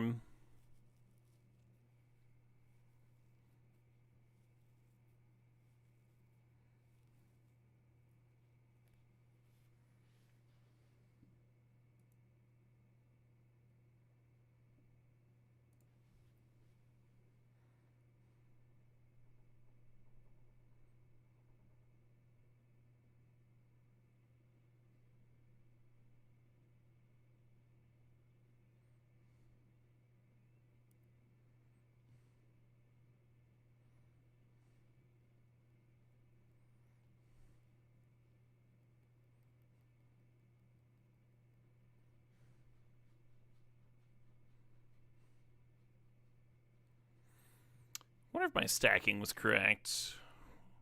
4-3 on top of the 4-4.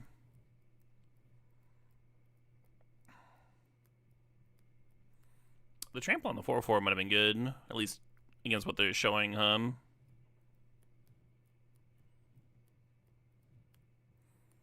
know the 4-3 is real annoying in terms of like trying to race. You have to leave so many creatures back.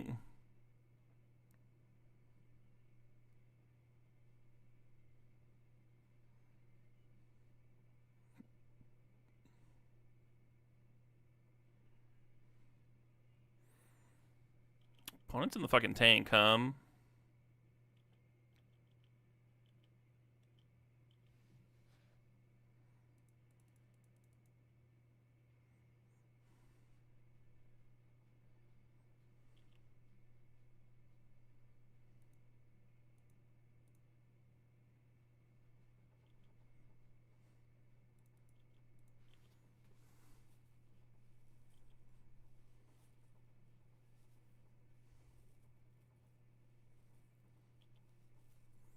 Yeah, you got it.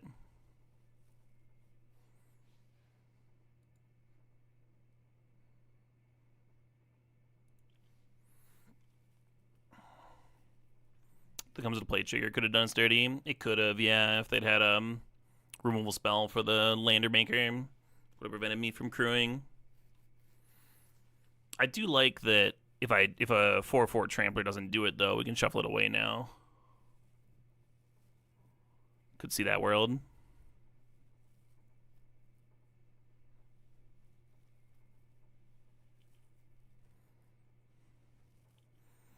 Kicked Consult here is pretty scary. We have several forms of reach in the deck. The 2-mana 1/3 that shocks when you sack an artifact. And then just like the actual shock.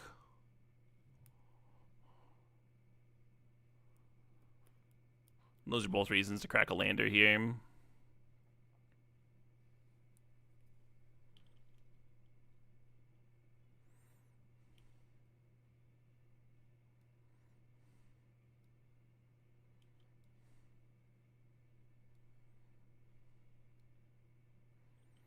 So drawing a 4/4 is good, but there are like multiple cards in my deck that do just kill them. I wonder if I should be shuffling and playing towards that. We could sack landers and just fucking hit more lands is the issue. But that might be my best chance of winning, is just like cheesing them here instead of trying to grind.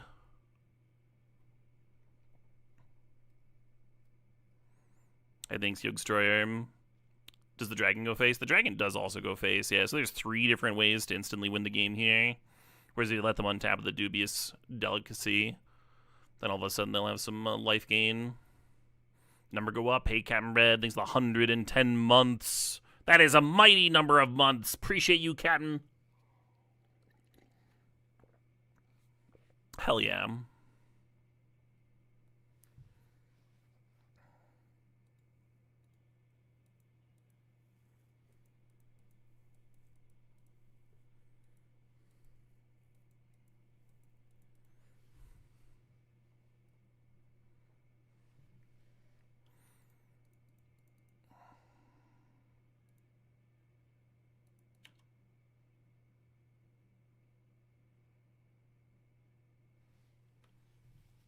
Hell yeah.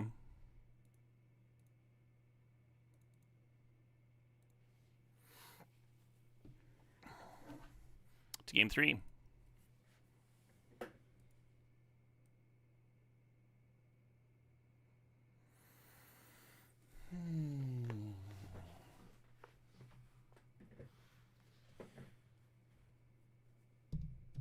Yeah, just hit. Just simply hit. Yeah, the reason that I cut the Monolith is it seemed like kind of brutal to pay life in this matchup. The opponent's got a lot of drain effects and stuff.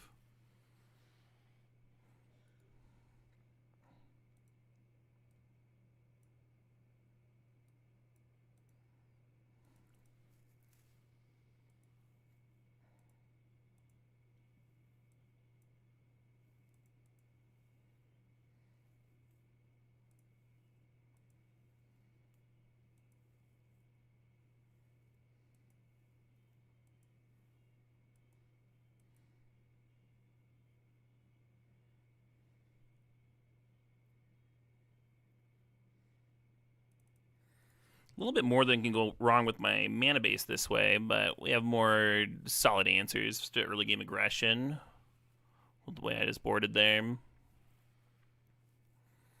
No green in the opener is awkward, but we do have like some pretty reasonable plays here. With the Wormwall Sweeper. And we still have a really high number of green sources in the deck. Like we got a red source for the...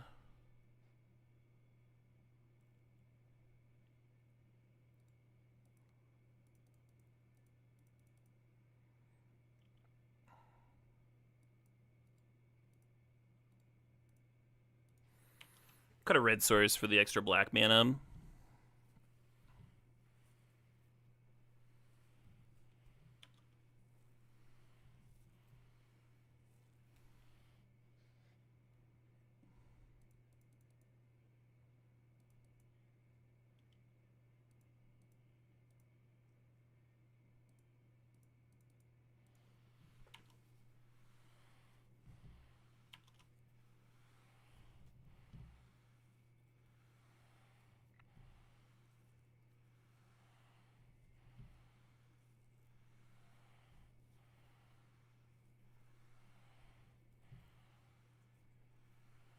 Sweeper v sweeper. Oh, I submitted 41. That's funny.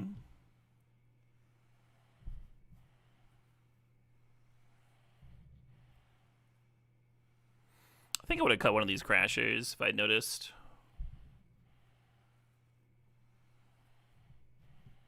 Maybe.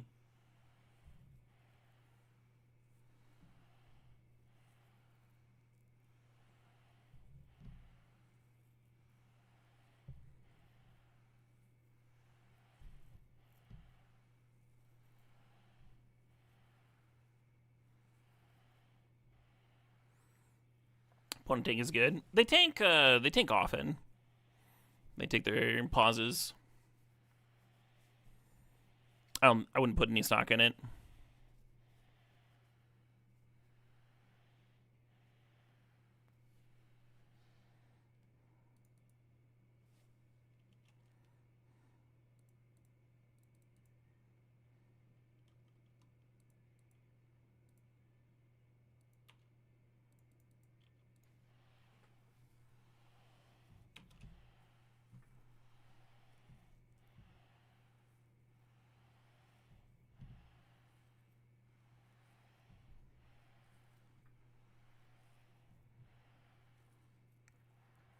Just discarded Virus Beetle, huh?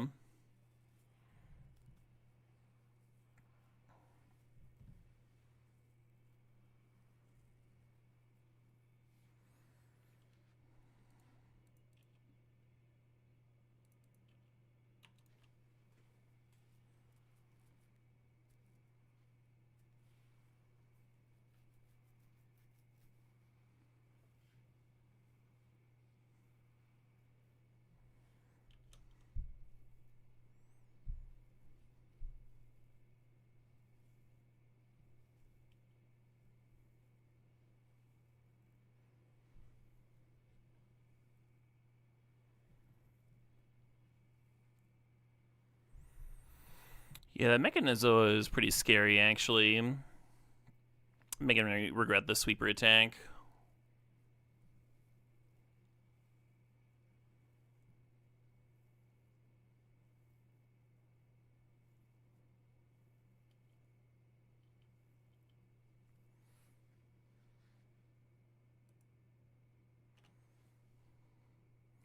Is it weird that I want to grab kill the 5/5? I'm going to do that. I need 6 and be in a rough spot if I don't hit a green source.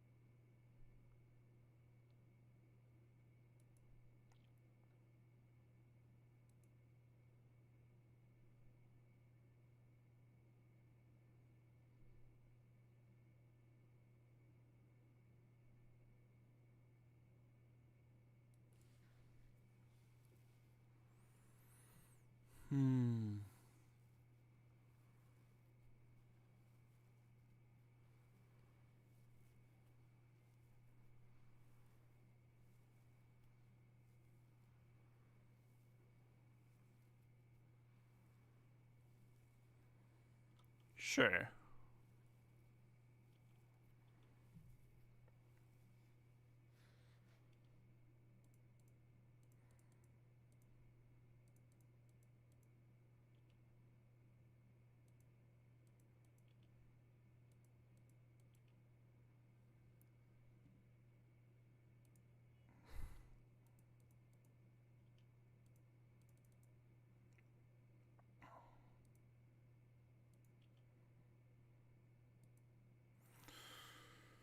Oh, we're at 5. I think we just have to play Crasher and hold up the close encounter, but... Hi, but Jesus.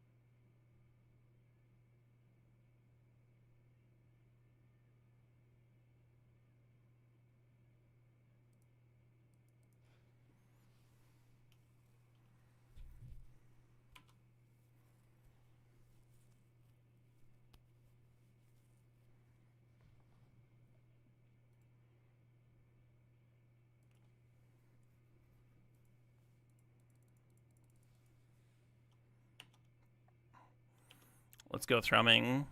Very tempting to serve there. Possibly even, like, very correct. Because who knows if this shield can even attack. Maybe I'm playing a little scared at 5 life.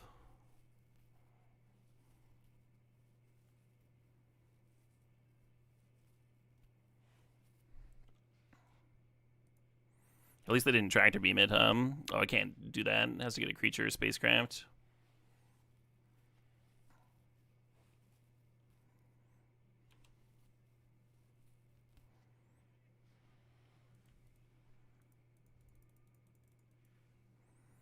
Oh shit, what up? Hey, Questing Bay, thanks for the sub, thanks for 70 months there. I'm gonna fucking attack. I didn't attack last turn, but I'm attacking now. And, hopefully that doesn't kill me.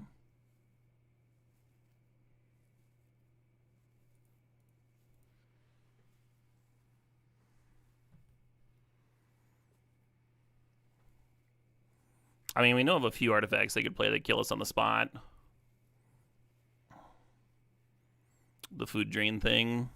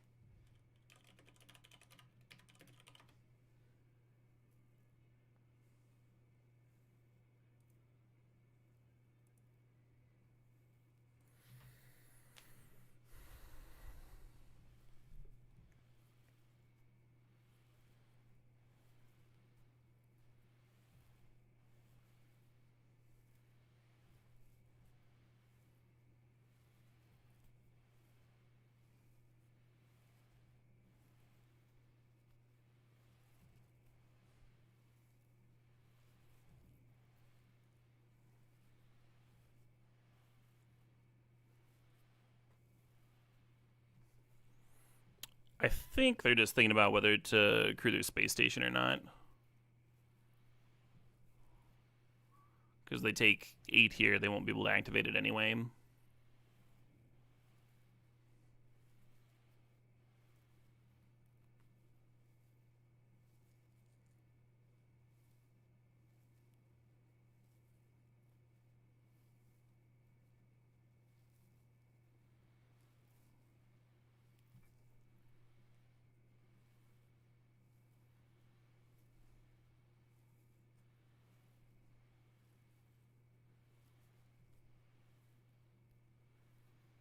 We haven't seen any rear bombs out of them. They just have a terrifying deck with blue-black pressure cards.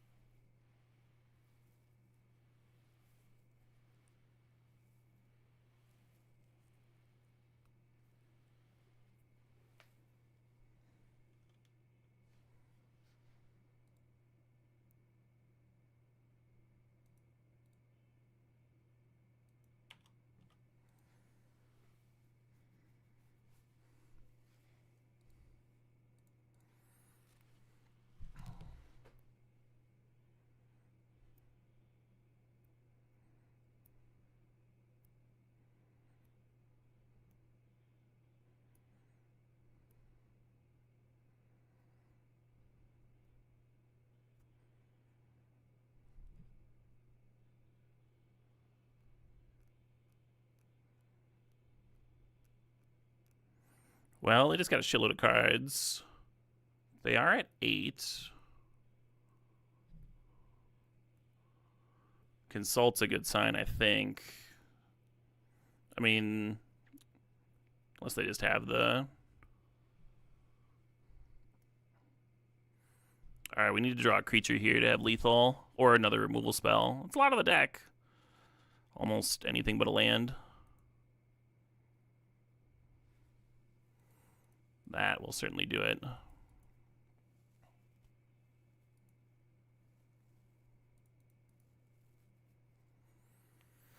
Yeah, just the 2 damage here is already there, but then we can also resolve after sacking the lander to kill the Hellcarver out of the way. It's another 8.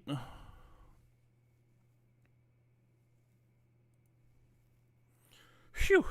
That was a butt-clinching match right there. I'm glad I decided to get aggro, because, like, who knows if we'd give them another turn with all those cards they just ripped, right? It was a risky turn for sure.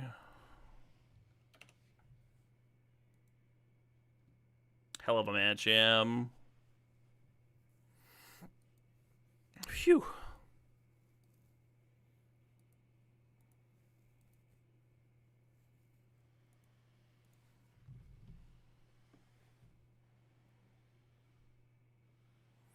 Excellent attack with the crash earlier. Yeah, I mean, if they end up killing you, then it looks worse. Might have to fire up Arena again. That's a bummer. I really like this cube, the Mangu cube. Caleb, aren't you excited that Arena's around? No. I'm not. I'm glad other folks are, but I'm really not. Alright. Now people on Arena can enjoy it. And people on Magic Online can fail to match their queues. Everybody wins. Yeah. I mean, part of that is that it's just like Saturday and there's a lot of grinders grinding tournaments and stuff.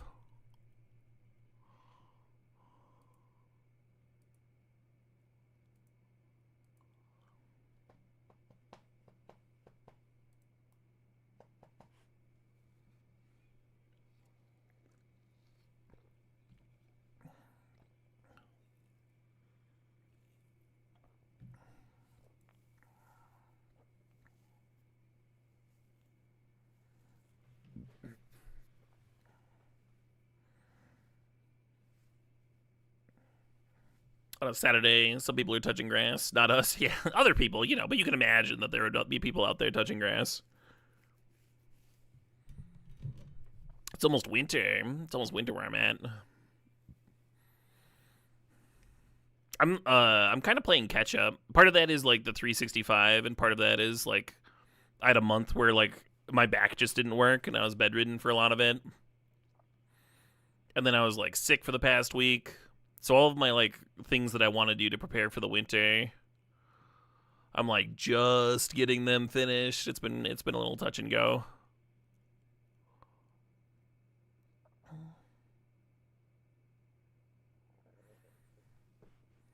At the start of the summer, I got a wood chip pile from Chip Drop, where there's like 2 giant trees were dumped on my driveway in wood chip form. Huge amount of wood chips, right? Like an overflowing dump truck. Pyromagoyf. Anyway, I had presumed that it would take me a while to get through it, to like put it in all of my garden beds and stuff. I used it as filler for my raised beds, made a few walkways with it, that sort of thing. But it's down to like a very manageable little pile. I think there's like 4 wheelbarrows left, or maybe 6 wheelbarrows or something like that, something in that range. Very manageable, but like it's supposed to snow today. It's like right on the edge. I'd like to have it all off the driveway before the ground freezes, and I think I'll get there. This is like 1 or 2 more days of outside work. It's been really good exercise. Overall, very glad I did it. I told my wife, I wonder what trees we're gonna get with Chip Drop next year, and she was like, absolutely not.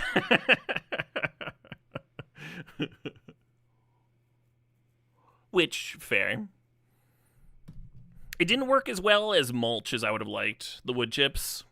I thought I was going to be able to use it as wood chips in my raised, as a mulch in my raised beds and stuff, but the plants that I was planting hated it. So next year I think I'm just going to get a straw bale or 2 and use that instead as for top mulch. I'm prattling here, but I'm also thinking, I think with the Pyrogoyf start, you could do like the artifact aggro thing, but I think I'm going to grab Emrakul. It's hard for me to pass Emrakul. And ideally, we would get like channel and sneak attack with this early Emrakul start. We'll see.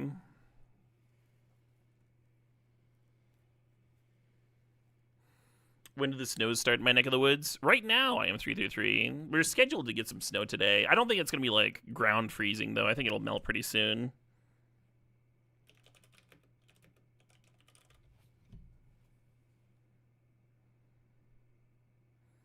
Tomorrow it's getting down to 32 degrees. 32 degrees high. Monday is 35. Tuesday is 41. I've got one last harvest of lettuce that I need to get into before the plants freeze, because they'll all wilt and stuff if they freeze up. The kale can survive a freeze or a frost or two.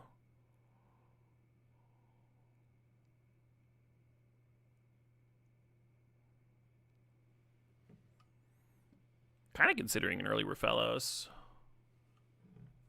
Ooh. I don't know why people keep passing me Comet, but I'll take it. There's nice lands in there, too.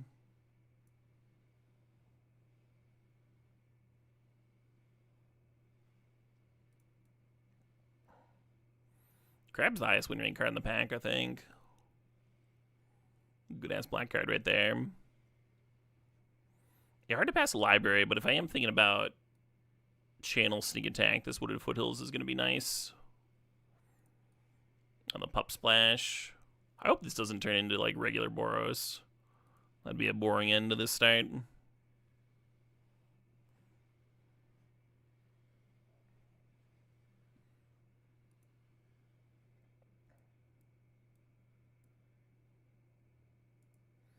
Not high on that vocal style.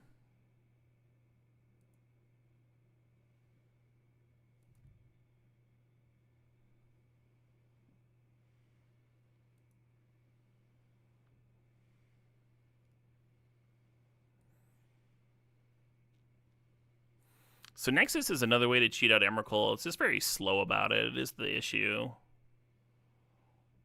I kind of want to grab Worm, but nah. I like Nexus into Portal a lot. Could be a thing if we get Channel.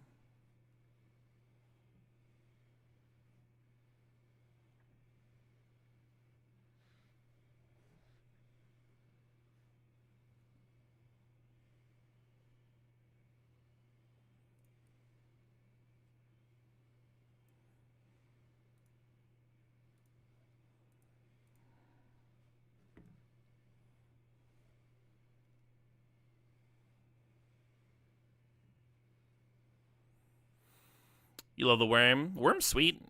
That's another good one with Sneak Attack. I think if I already had Sneak Attack, I probably would have gone towards the Worm. But Nexus being my first way of cheating something out made sense. Make a 3/3 Emrakul, let's go.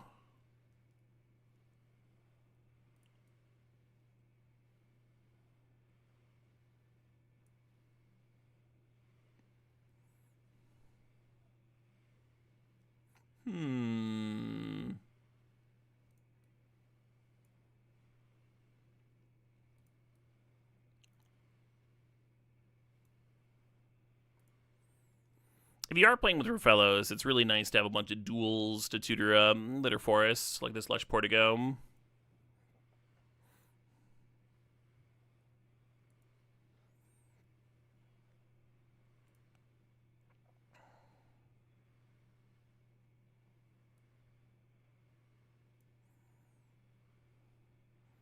I believe Nexus just makes 3/3 Pyroglyphs, yeah. Jesus Christ. Well, I'm not passing the crab this late. I don't have it in me. I think it's like the best black card. Assuming you're not playing draw 7s with Shielded.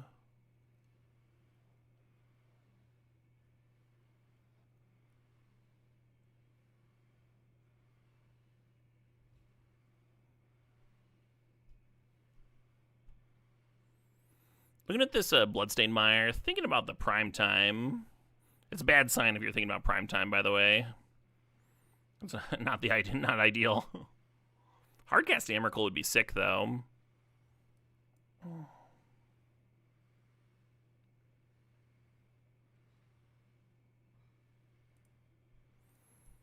Maybe a Braid's better than Discharge.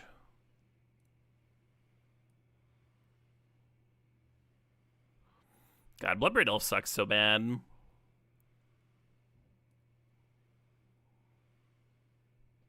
Comparatively.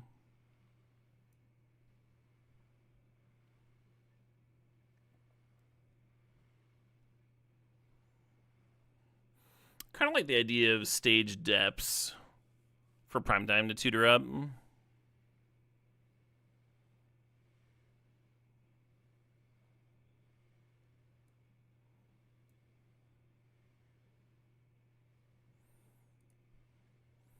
Thinking about birds, thinking about Arid Mesa. Currently, we don't have much in the way of fast mana, though, and the birds also fixes.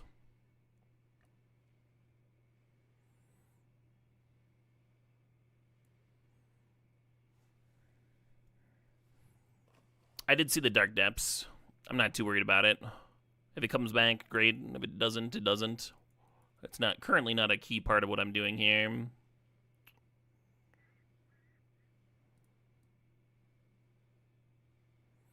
Not really in the habit of passing Elspeth. I think our mana's going to be good enough for it, too.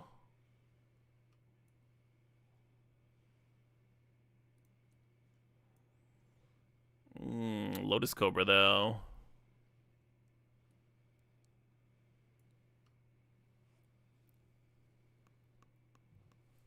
I guess. Am I that confident in Depths Wheeling? No, but I also don't care very much, as I explained. I'm not gonna devote a pick to my plan C when I have a plan A that needs tending.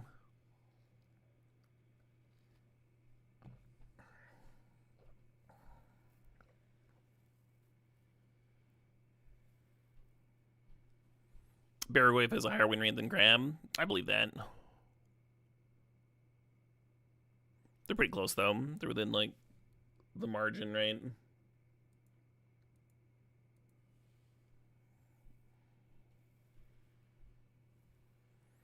Crop rotation? Well, I mean, we just passed crop rotation, too. Y'all are one-timing for something that is not high on my list.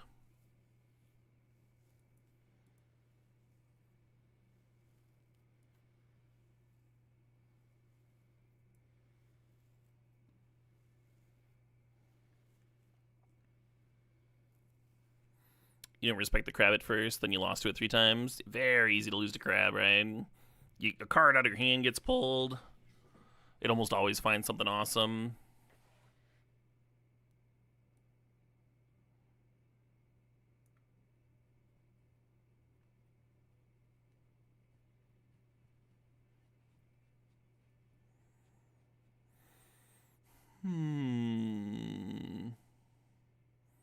I don't hate the Bloodbraid, but we do have a lot of 4s already.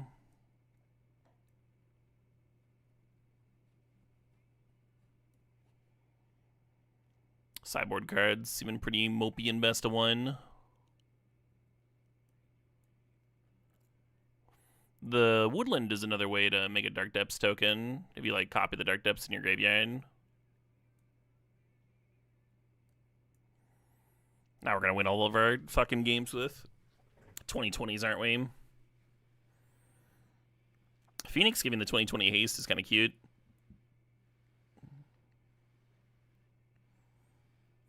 Well, Strip Mine and Ice Till are pretty good together.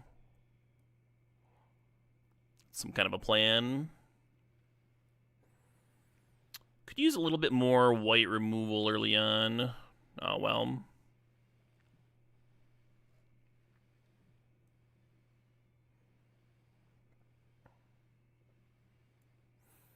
Can Woodland copy Emmy? With the trigger on the stack.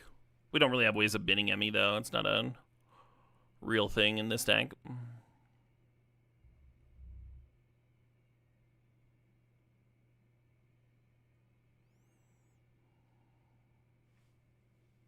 Hello, Sneak Attack. It's exciting. Grab Sneak Heal here, Wheel Reclaimer.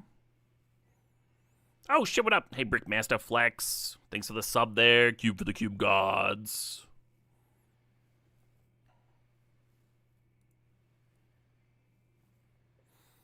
I'm not huge on Gaia's Cradle in this cube. There's just a lot of ways people have of murdering all your creatures, then Cradle's bad. But when you got Myco Spawn to tutor it up when it's good, I like it a little bit better.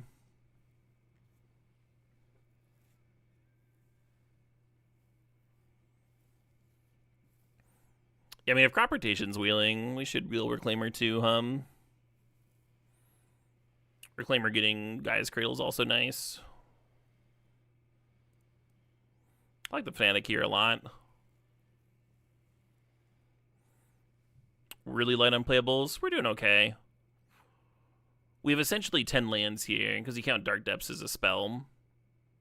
Or no, I guess we just drafted Guy's Cradle, so it's essentially 11.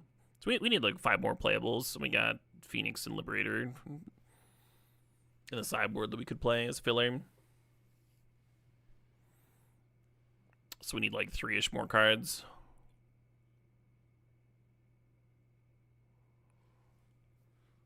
Crucible, I'm not very high on. If we had Exploration, I would like it a little bit more. The issue is that like Ice Till Explorer already gives you that. It's like both halves. So the Crucible's not doing that much. I'm gonna grab Rex Sage over Ouroboride just because it's a little cheaper, a little bit better with the Cradle.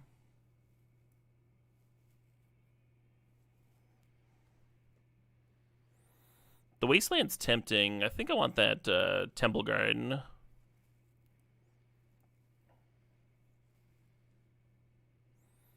Wow, Utopia Sprawl, Atali. We're going to take Atali. And that's going to give me another thing worth Nexusing or sneak attacking. Another way to play that Emrakul, too. And then some ramp games, you end up just like playing Atali every turn and bouncing with Caracas. I've had those games. Metamorph and Goldspan both make sense to me here. I'm going to grab Metamorph. Comes down a little cheaper, and it can copy Atali for more spins.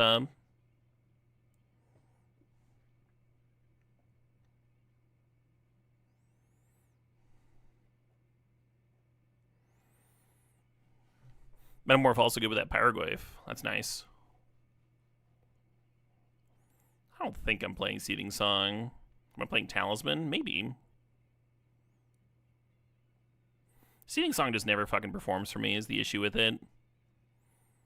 Thinking about Arena, giving like Primetime Haste could be sweet. I think I'm just grabbing Ulamog.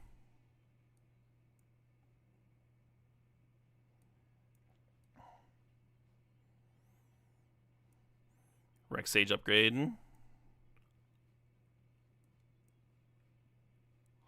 Lorna being an upgrade because you can bounce it with Caracas is all.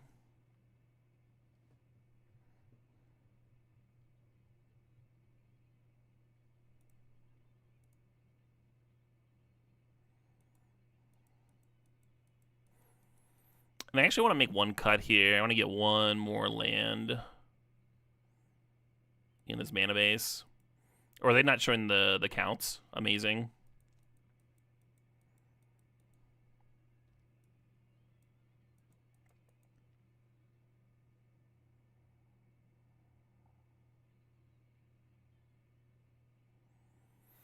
Yeah, this is 17. We want one more with Dark Depths here. Rafellos. We can look at Rafellos. I think we should do our counts first, though, because the number of forests might change pretty drastically.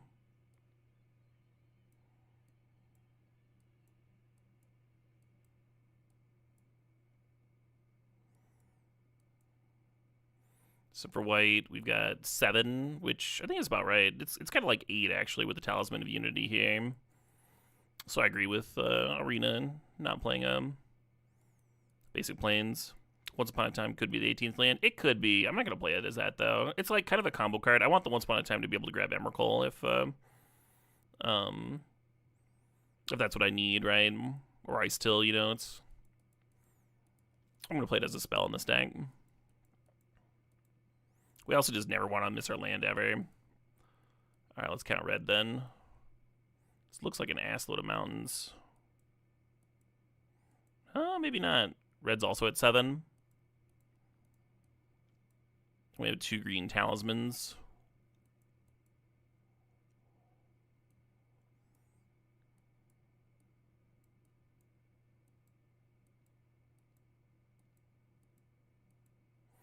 Then green is 1, 2, 3, 4, 5. 1, 2, 3, 4, 5, 6, 7, 8. Oh, I should check the... Oh, round 5 is starting. Nice. This is good timing.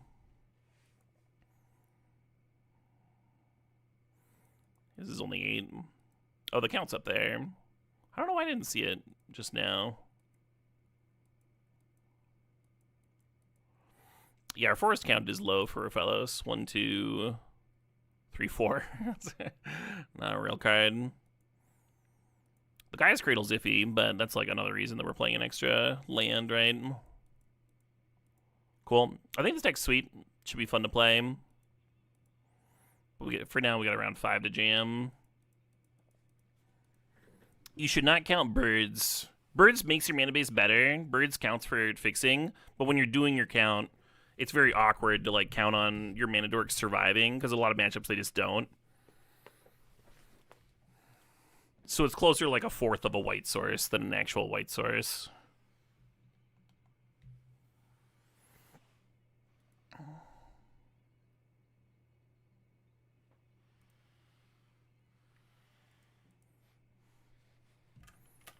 All right, round 5. Let's go.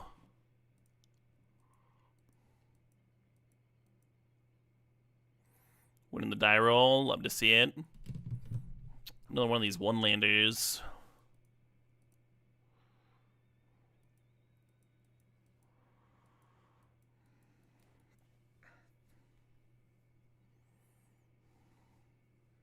Ten rounds of Swiss. Cut to top 8. This hand's slow as shit. Hoping I draw a 2 or 3 drop here. So the Landseeker's not my first play.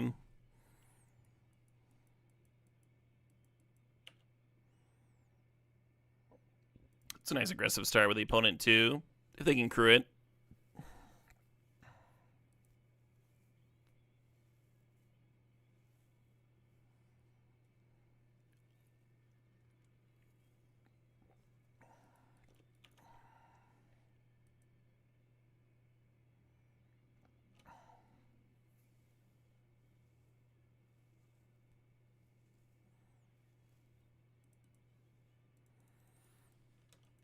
Wait, can this not target itself? One other. Okay.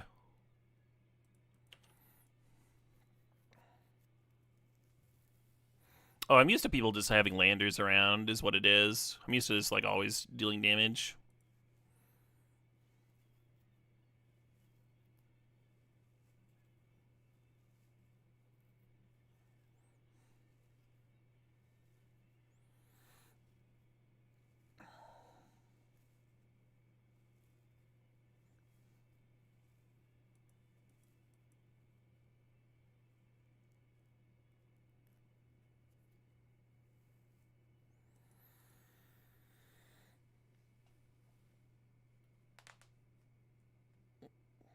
Sure.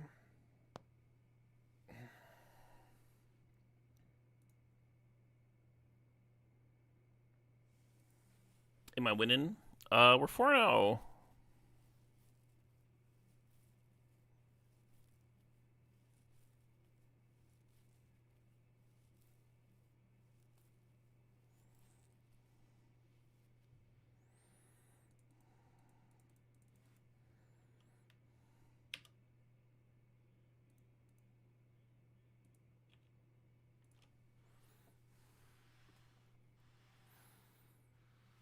Remnant Elemental does give me something to do next turn. I'd prefer a removal spell, but I'm not complaining. I can run it out, crack this lander token, fix for black, get it to 6 for the high pool.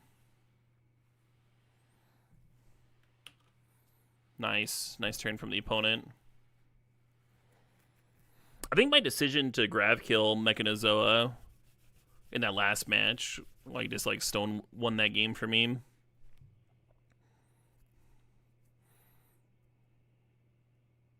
I think if I'd let them replay, I would have just died.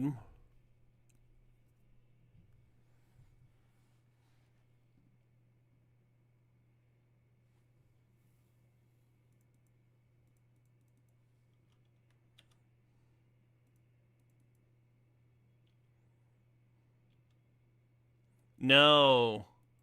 I was like, and then I'll have this lander token to sack on their turn. It does make it look like I've got a thing, but I would rather have my black mana here, of course.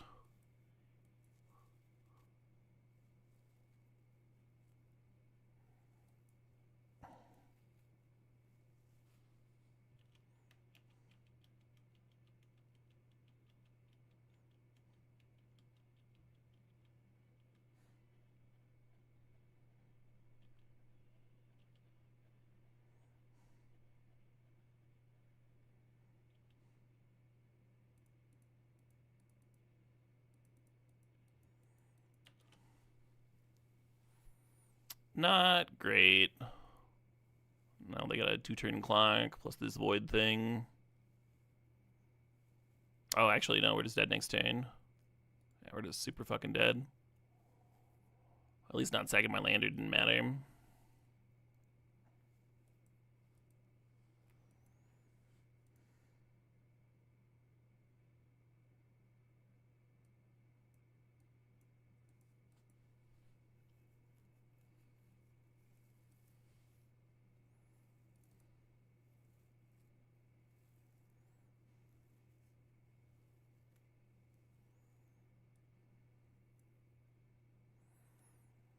I think I should be cutting the grav kills and just not have to care about.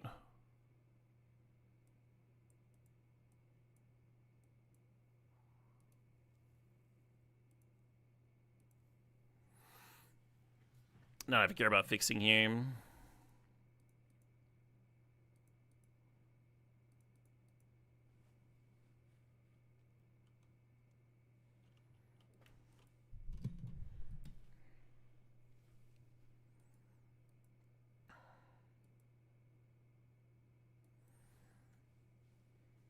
I'm pretty sure if I hadn't F6'd, I could have responded to the trigger tacos. But yeah, for sure.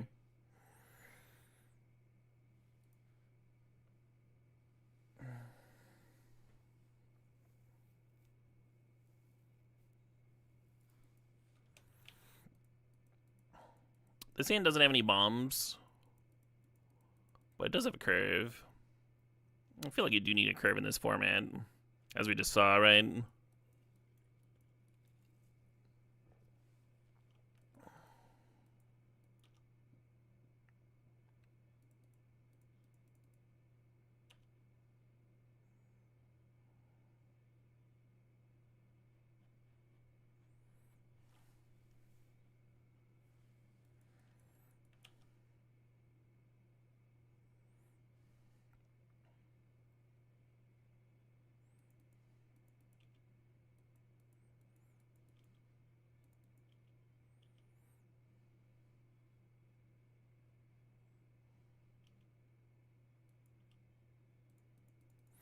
If we didn't have other pressure, I could see using a removal spell on a random 4-1.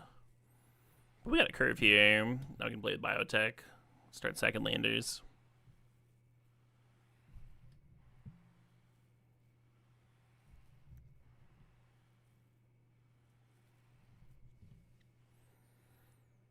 Is that better than playing Crasher? I don't think so.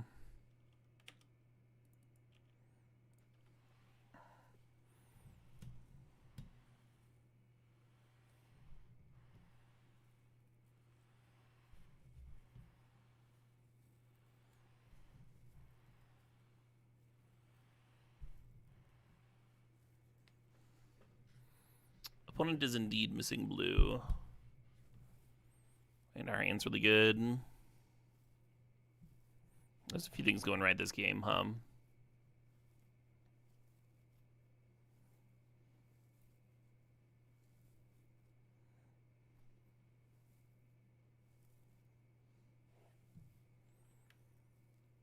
Crasher has been voted off the island.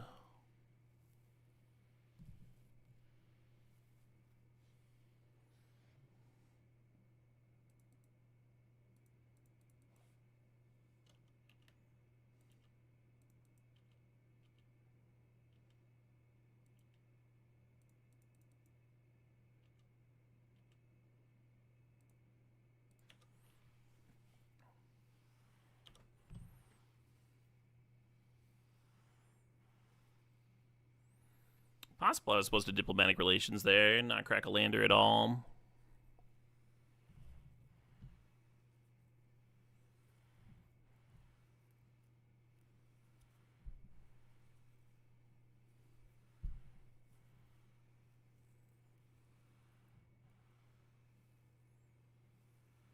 Nice ramping and for sure getting the damage. Thinning, all that business. But they don't have much going for them besides this skitter. So getting that off, making sure that comes off the board could have been good.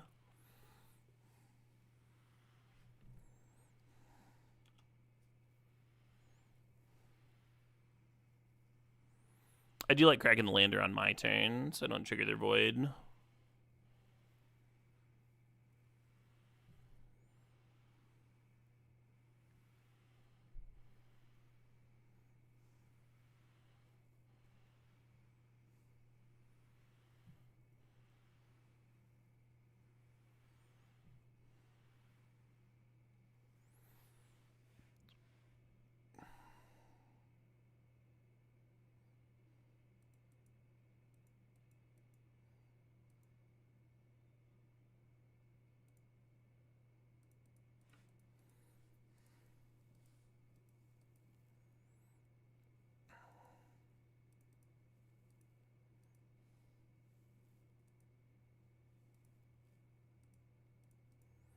After they didn't block, I should have put this for the extra damage.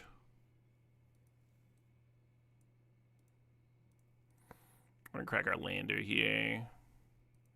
Very awkward that they're at 7 instead of 6, we're dealing even amounts of damage over here.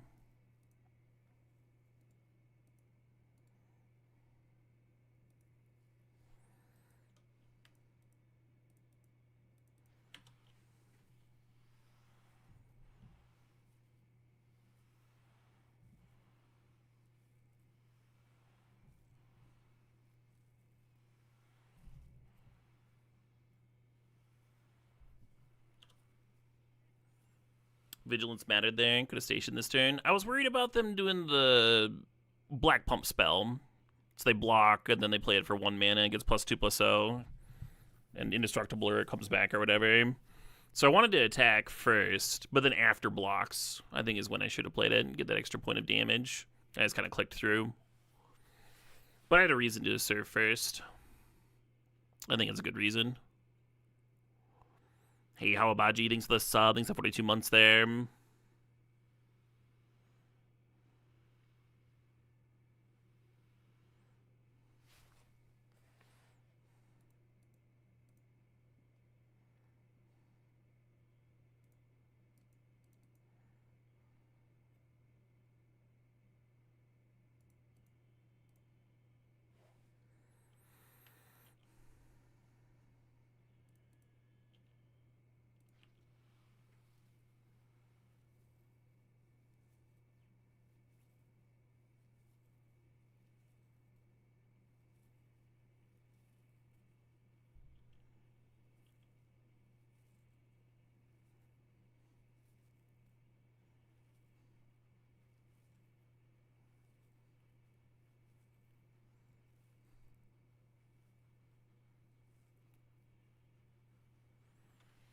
Some fun riffs in here.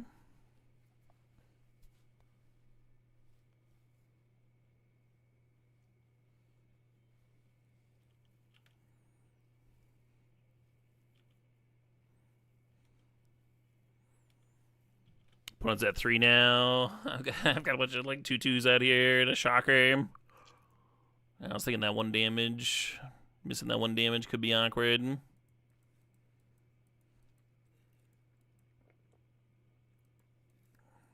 Sure.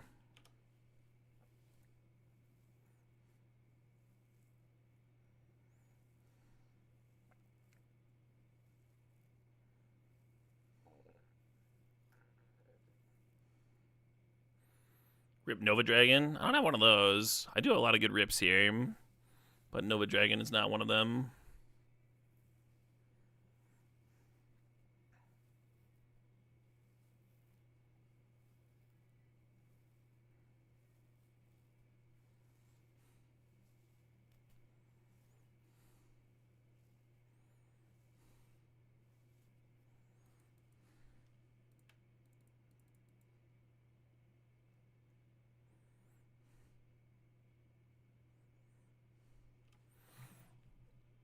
Yeah, we win just with like lander stuff here. We were like kind of good already, depending on what they were holding, just by serving in. They have like they block the 2/2, it dies, I get a thing, which I crack. So they would have had to block the biotech and take 2, go to 1, and then next turn I just serve with the Edge Rover. And then what do they do, right?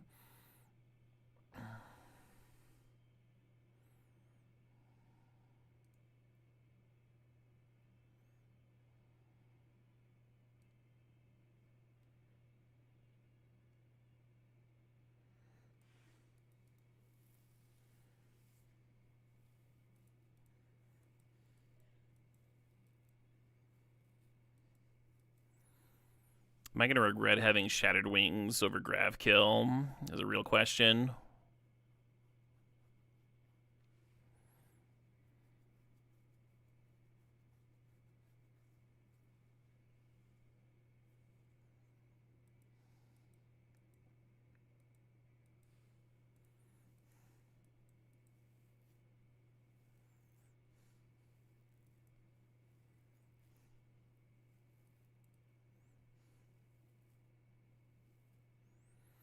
They did show us Mechanizoa in the 5-drop Void, dude. Yeah, I think I prefer Grav Kill against Mechanizoa.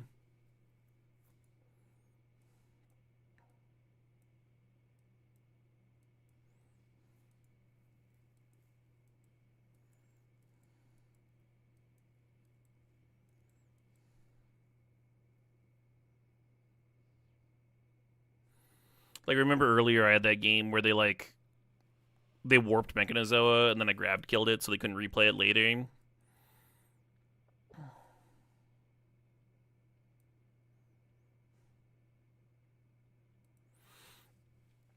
I almost like bringing in Monoist again.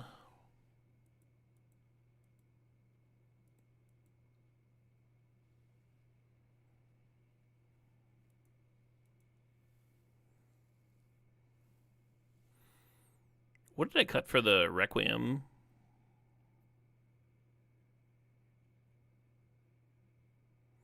Oh, the War Rage aim.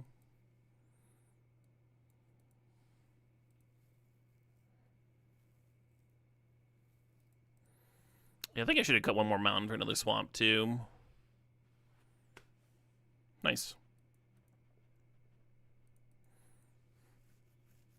There's a swamp in. The swamp of the command bridge.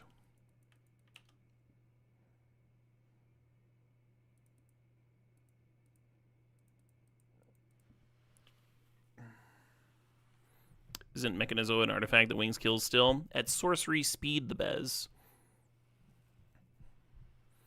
The line that I just described, the instant speed nature of Grav Kill mattered.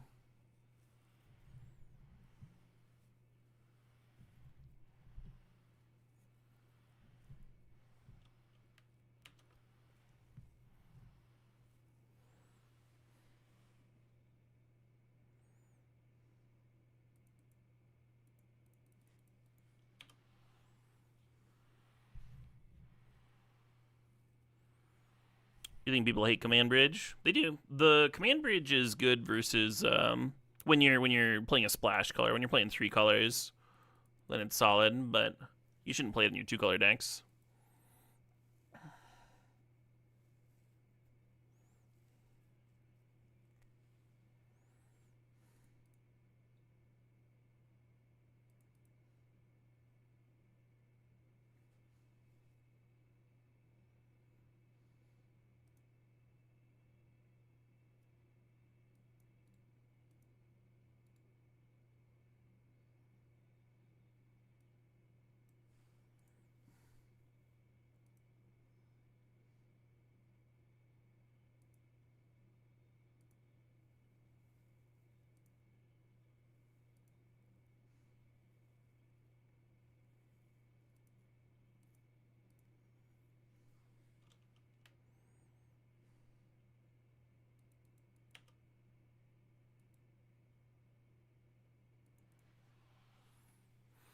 Funny little depressurize.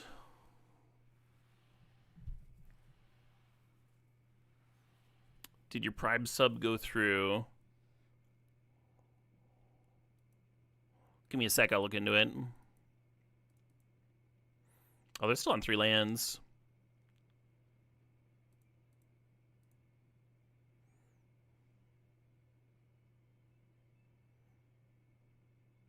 Two lands, yeah.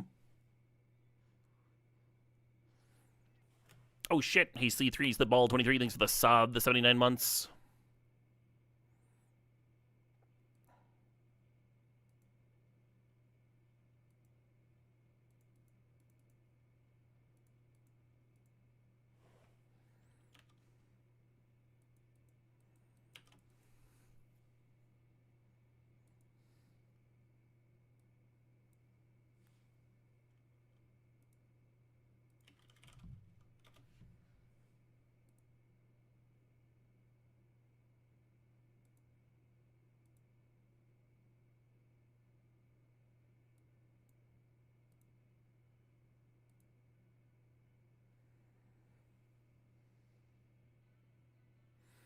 It's not showing up on stream elements, DJ Murder.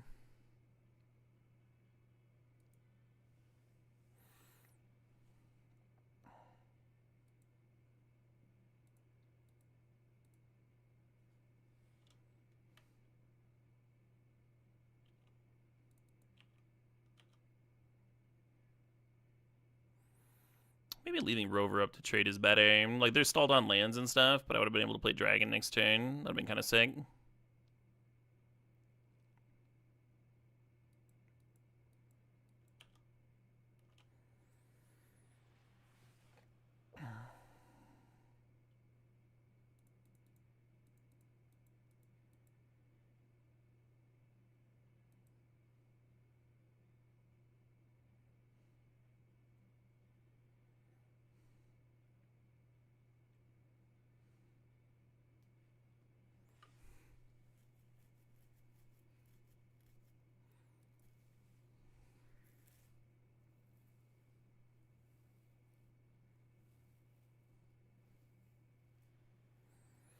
Looks like it worked on your side. You're on mobile, so it's weird. Gotcha. Well, I appreciate the Subaru scheme.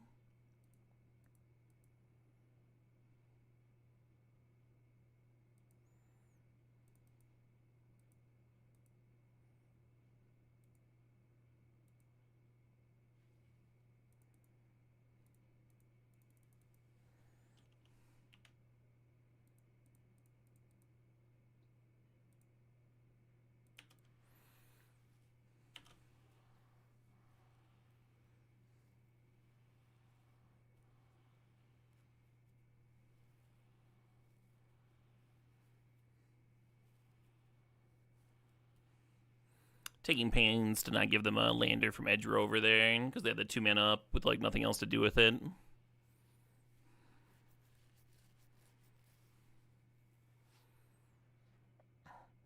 They had a pretty good 2-lander, right? Multiple depressurizes in there. 1 mana 4/1 into double depressurize.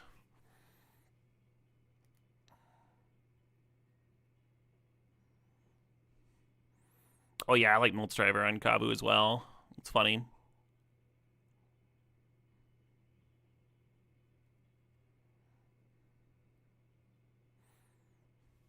But yeah, I appreciate that, DJ Murder. Appreciate the sub. Of course.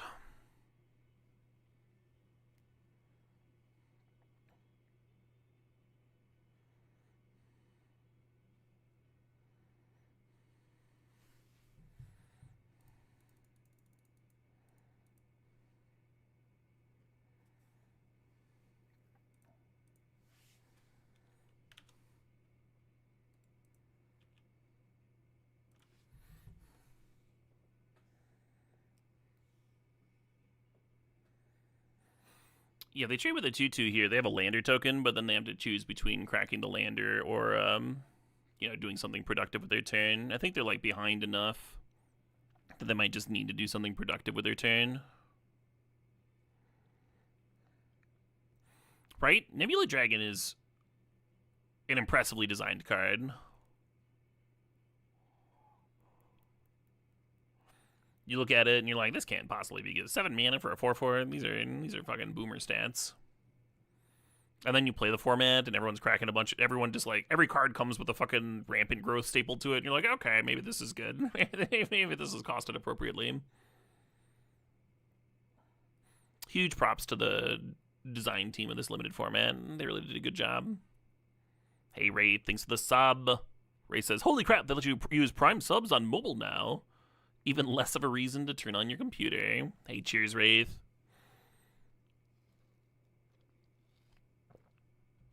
Thanks for supporting. Hope you're still enjoying the stream, of course.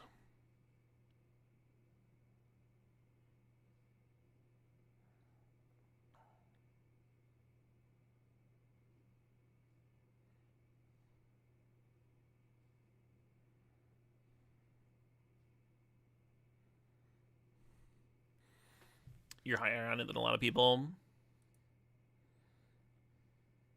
What's its draft win rate? I remember it not being that bad. Yeah, it's a 56% on 17 lands.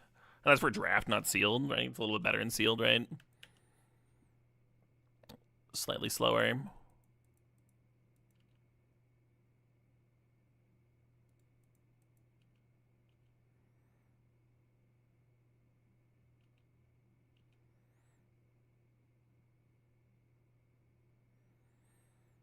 I don't think there's a sweeper on 4 mana that I need to worry about. There's the Payx Life one, but on 4 mana that would only kill creatures with 3 toughness or less. So running out Crasher and Tenderfoot should be okay, because then they would die to Crasher plus Dragon.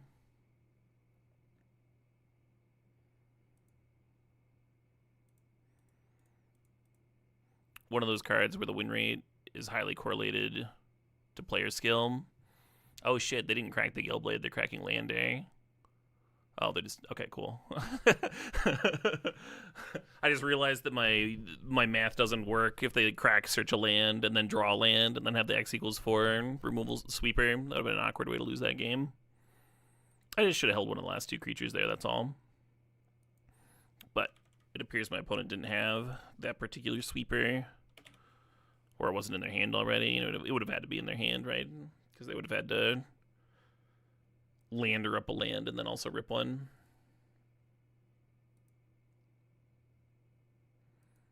Glad to see me killing it. I'm glad to see me killing it too. It's pretty nice. I wasn't sure what my energy level was going to be like today, but I'm doing pretty well so far. This week, like the first day I was sick, I think I only streamed like a little over an hour. I just did like a single draft and I was like, all right, done. And then the second day I did like 1.5 drafts, and then I did like 2, like each day I went like an hour further. And yesterday's was a 5-hour stream before I was just like tuckered out. And I think we've already done that, right? I woke up at 9. Yeah, it's been about 5 hours already. Nice.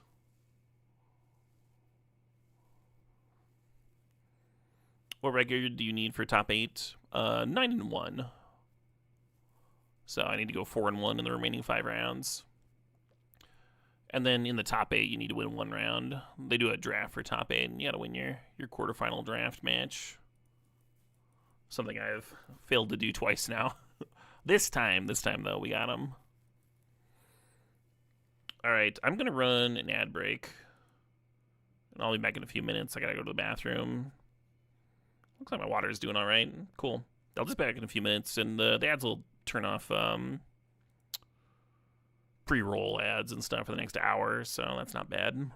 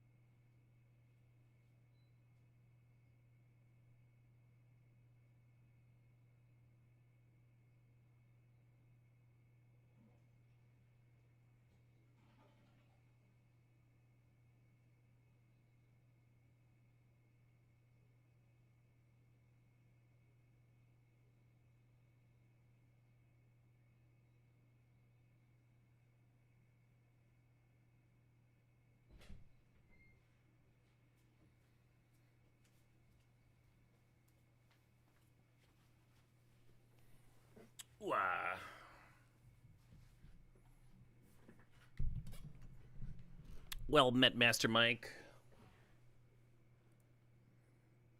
Coming back to this banger of a tune.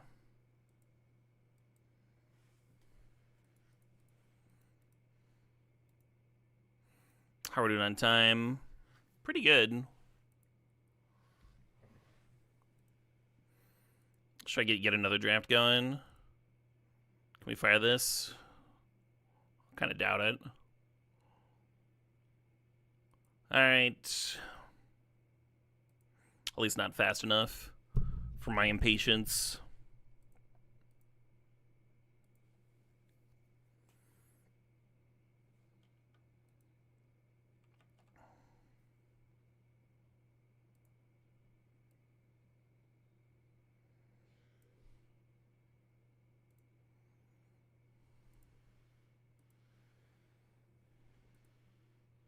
Wait, did I finish building the deck? I must have. 5-0 is sweet? Yeah. It is indeed. Hopefully we can convert, huh? That'd be nice.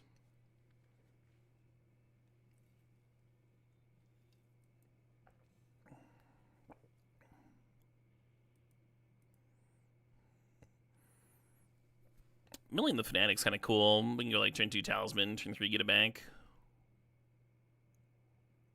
Yeah, fuck that Wasteland.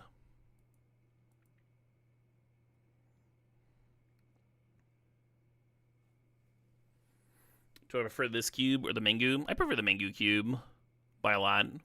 The booster tutor in this cube is fun.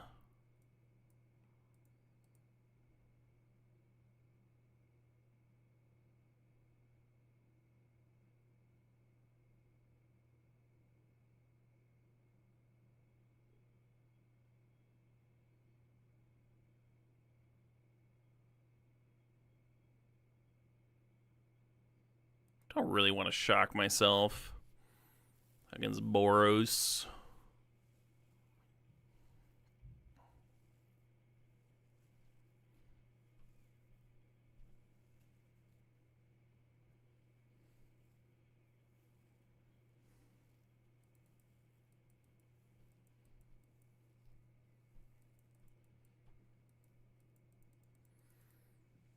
Dead is the new alive. Hilarious.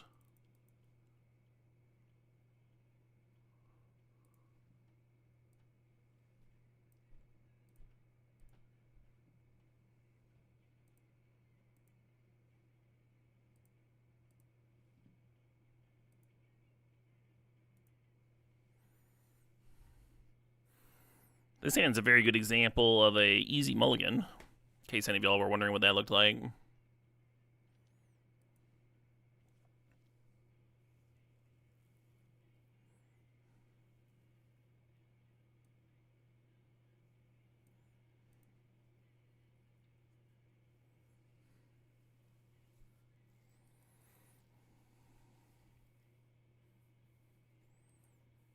Lure same.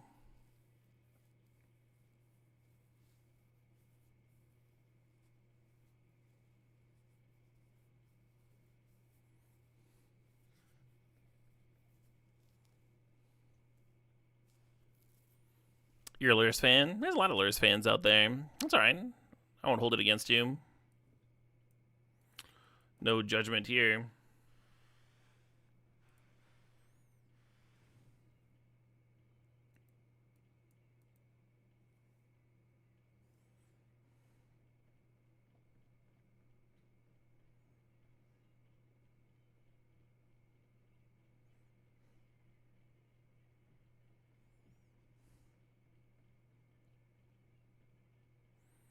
Play the game.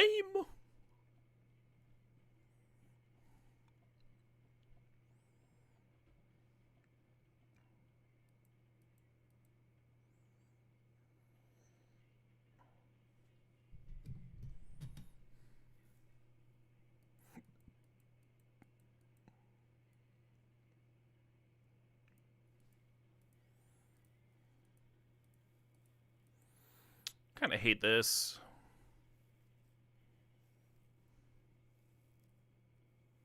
Okay. Yeah, the worst case scenario is they just like Swords of Plowshare as your fanatic, and you're like, all right, fuck me, I guess. I thought about Thespian Stage in the library and then just like doing nothing next turn to like get into my own library going. I don't think that's right here though. I think we're supposed to be trying to play this Nexus.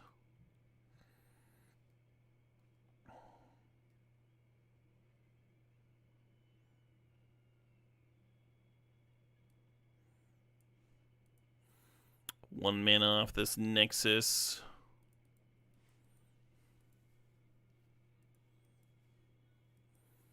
Reprieve's gonna be annoying,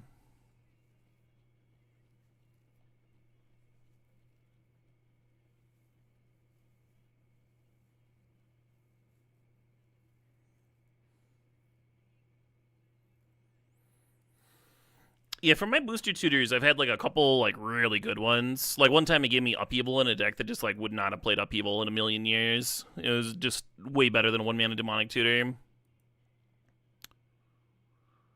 And then I've also just tutored up a bunch of I forgot to activate Thespian Stage. Could have had this Elspeth ready to go.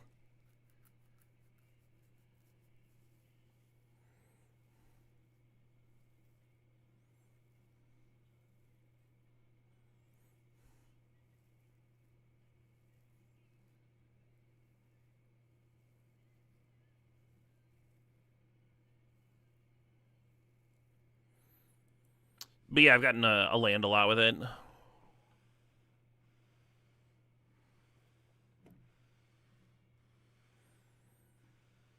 Certainly feeling silly for not activating that stage. And then immediately drawing a little white card. I mean, I don't know if I would have copied a white permanent, the white producing land. I probably would have copied Mountain. So the sneak attack could be good. Oh, well. Nevertheless. I'm probably good just conceding here. Play another game then. I like that idea. We'll see what the draw is. Maybe the draw is really good. Maybe it's that Wheel of Fortune that's on my deck. Oh, shit.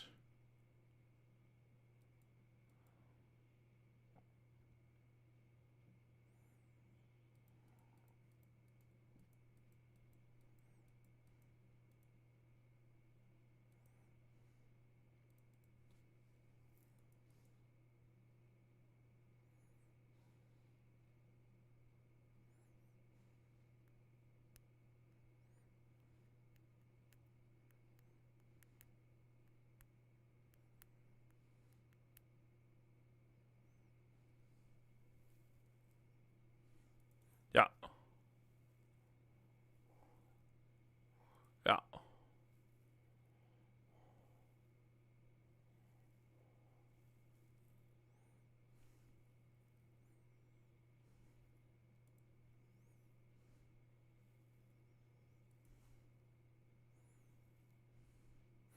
Mana Crypt gaining life? What is this?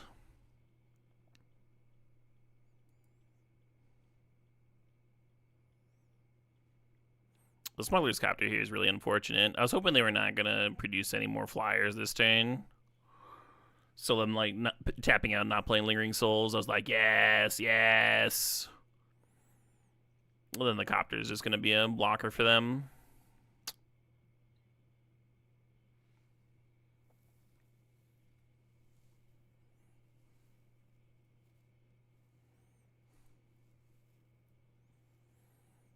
So since they're going to have a blocker anyway, might as well jam this.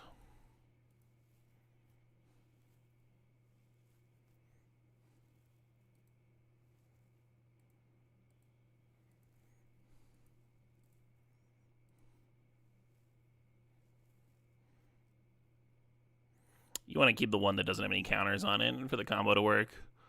You'll be in a bad spot if you don't.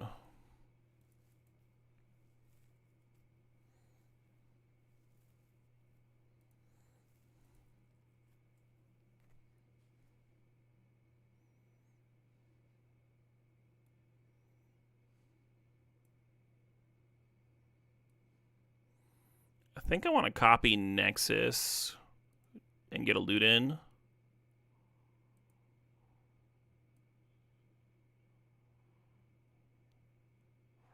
The Ulamog would have Summoning Sickness.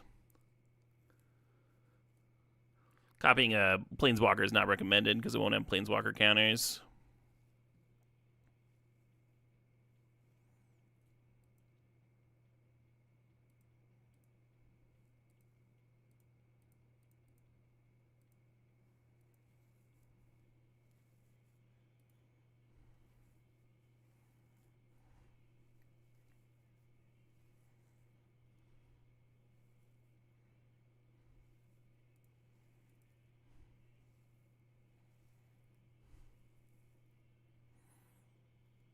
Nexus is Woodland is a rad card. I agree.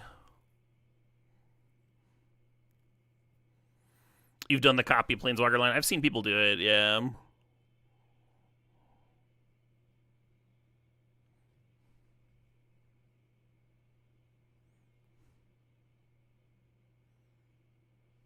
Oh, it's their turn because I played my land already. That's right. It's a good reason.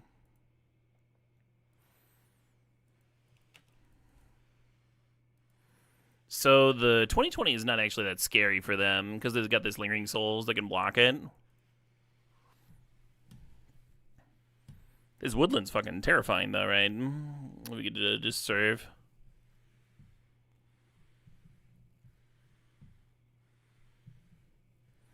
It could let me do the Dark Depths thing, but Mirror Lodge is a legend, so making multiples isn't great.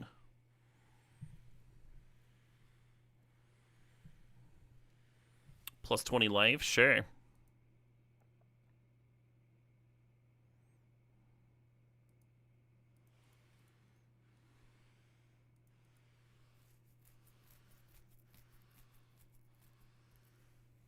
Ah, fuck a strip mine. I almost, before it got swords, I considered activating on Ulamog. It would have been cute. Would have made strip mine not an out, but it would have made some sorcery speed stuff. Kind of rough. And then I would have needed to draw an untapped land, right? To just always have the Delirium activation to beat strip mine.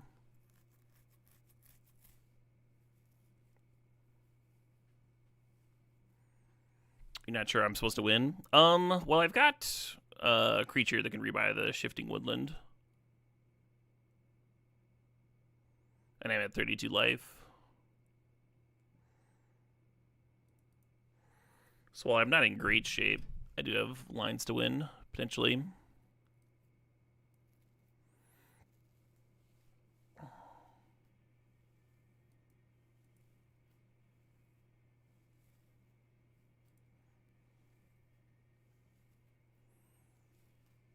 I don't think Sneak Attack does enough here. I don't think they're even going to care about the Annihilator 6 very much.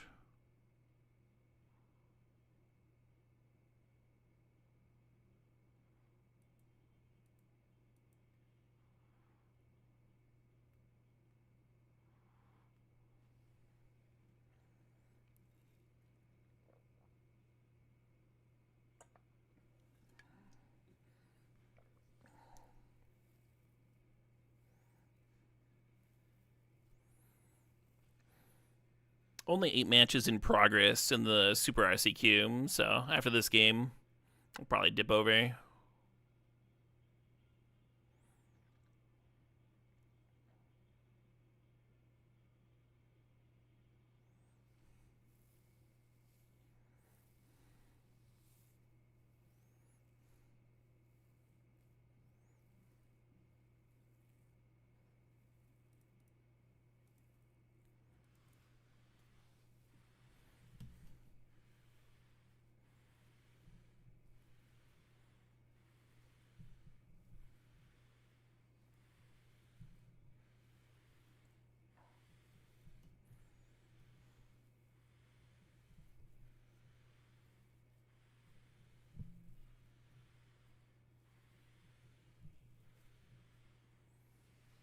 Shit.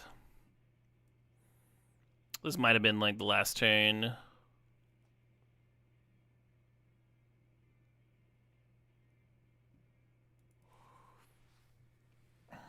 Trip the 4-mana 2/3. Hey, BRaz99, thanks for the sub, the 30 months there. Hell yeah. Hope you're doing well. B-Raz. Thanks for the Luxor, Toglo.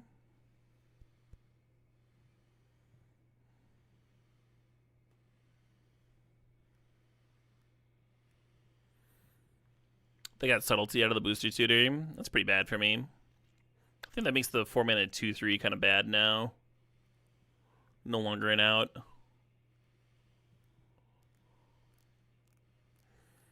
How many cards left in the opponent's deck? I think they got plenty. They're at 9, yeah. So the way to deck them was to have Shifting Woodlands copy Ulamog. But it doesn't look like that's happening now.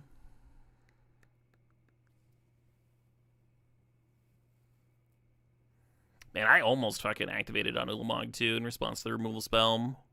I thought it was so weird. Yeah, it would have been great though. Because I would have been able to activate on my turn because of the strip mine. So we would have played that little dance.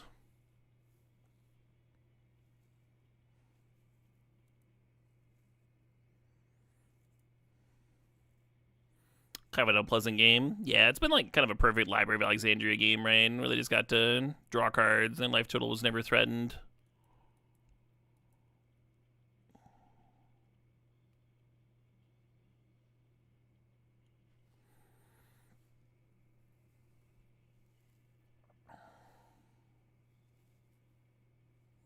The perfect card.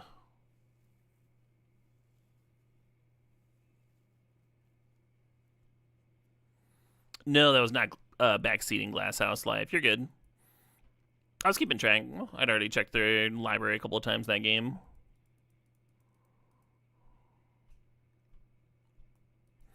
Yeah, it'd been a really sweet win if we'd managed to woodland the Ulamog and get in for the decking there.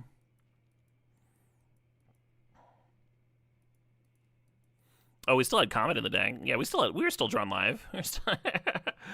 I mean, their blue 4-drop just would have put it on top, but meh. All right.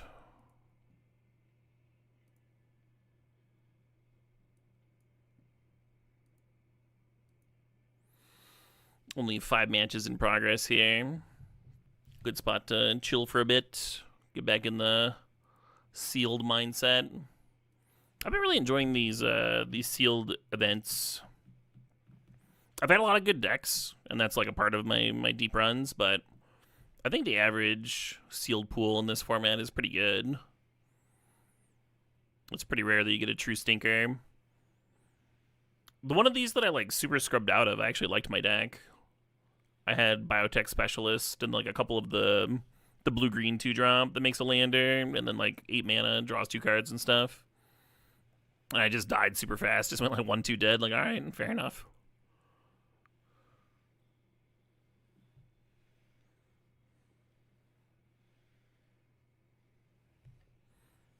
You been enjoying watching them? Hell yeah. Yeah, there's a sealed tournament happening tomorrow too, the energy event. Oh, I should figure out what I'm playing for Pauper, because there's a Pauper RCQ on Magic Online as well. I'm planning on a multi-queue, which is maybe really dumb.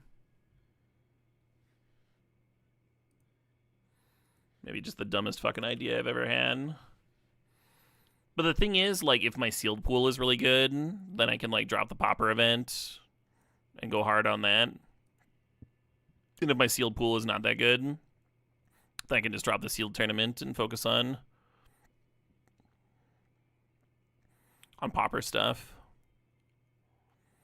So a deck that I would enjoy, but can also have some fast games, is probably ideal, which is not very many decks in Pauper. Who the fuck's playing Zoo?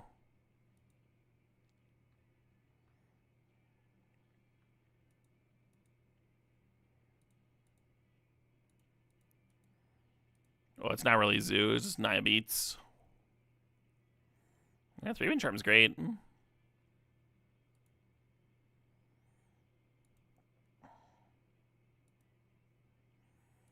Not a lot of white weenie lately. This deck's good. This deck's good and fairly straightforward. Ooh, the Web Slinger.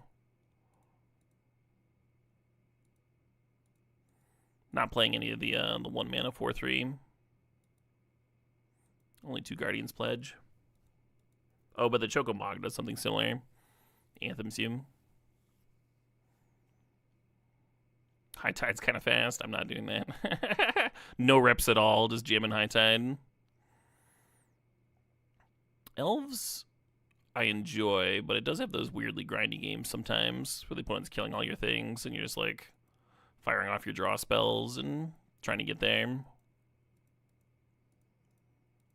You also have a lot of very fast games, though, which is nice. Fang Dragon. Cool.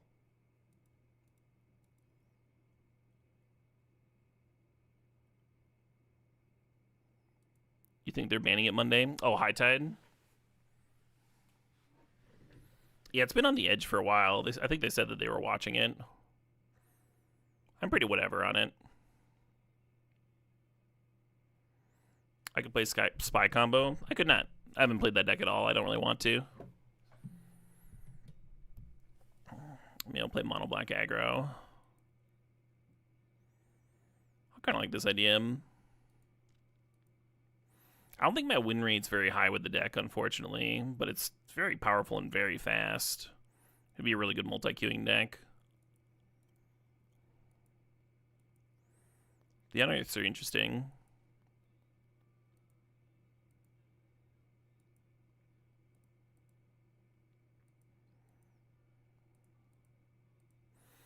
Yeah, the idea here is that you've got a, so the Shamblers are really good to sacrifice when they're pumped. So you see people play Supernatural Stamina and all these Beckoners and stuff. And Shambler could just become a pile of critters. And then there's also, if you have 2 Beckoners and they pump each other, then you can just like loop them infinitely with Blood Throne or Carrion Feeder. And that's why you see like triple Blood Throne here.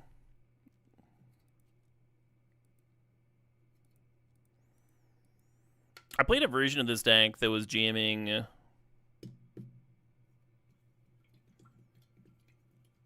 Dark Rituals, and I was really enjoying it.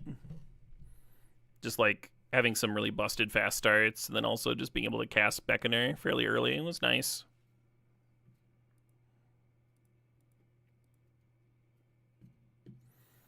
I don't like Sylvok Lifestaff at all. When you're eating shit to burn, it's so much mana.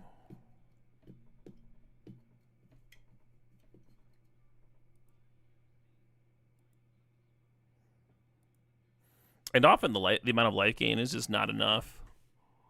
I like Unexpected Fangs much better.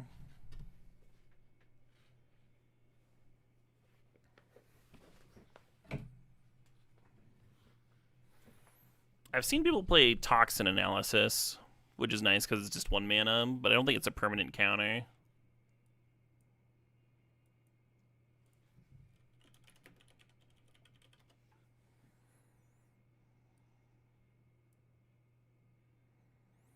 Yeah, Death Touch and Lifelink, but just until end of turn. Whereas the Unexpected Fangs gives you like a Baneslayer Angel. One thing you can do in Mono Black with Toxin Analysis is also play the 3 mana rats that like sweep everything and give it Death Touch, fucking nuke the board. Usually you don't want to be sweeping as Mono Black though.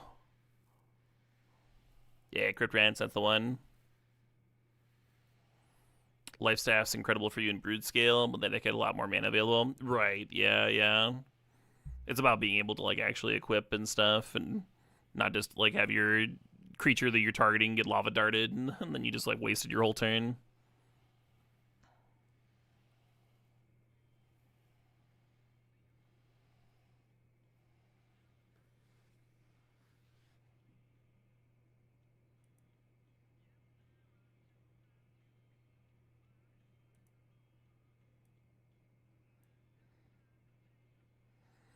Cute with witches. That is cute. Don't they get a ping with witches, though? That could be awkward.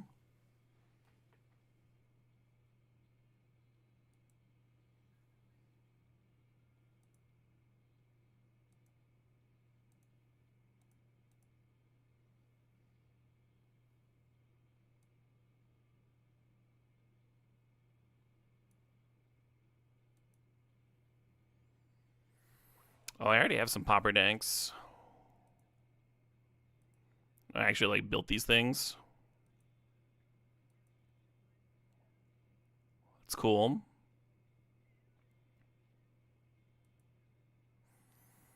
Oh, maybe Delver's the pick. Only 3 Delvers is weird here.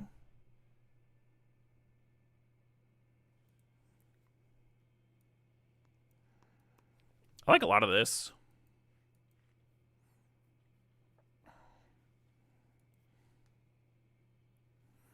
A little bit worried about the lack of graveyard hate versus the self-mill deck. I don't know what I would play. Just like a few random Tormod's Crypts or something. Nothing you play is going to feel good in mono blue.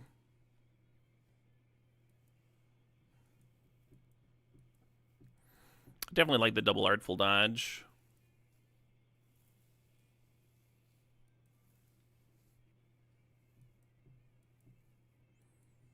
I don't know what you're cutting for the last Delver. The 3rd Ponder, 3rd Spell Pierce, one of those.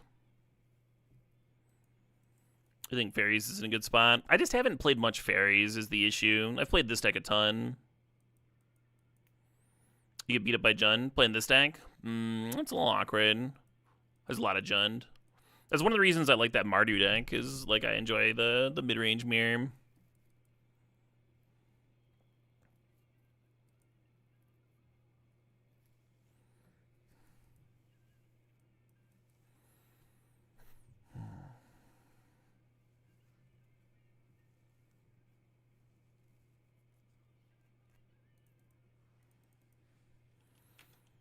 I mean, if we hit that 3rd land drop on time, I can see this hand working out real well, huh?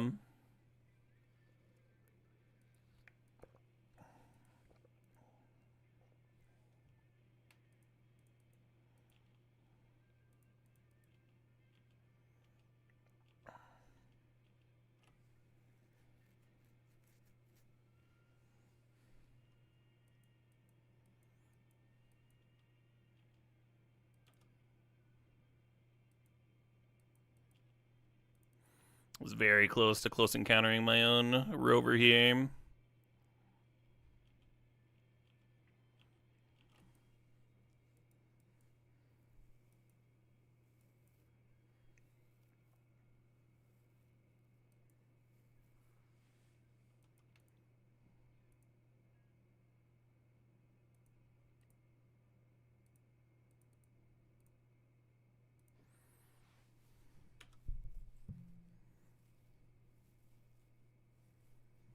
Just assuming we'll hit that 3rd land ever.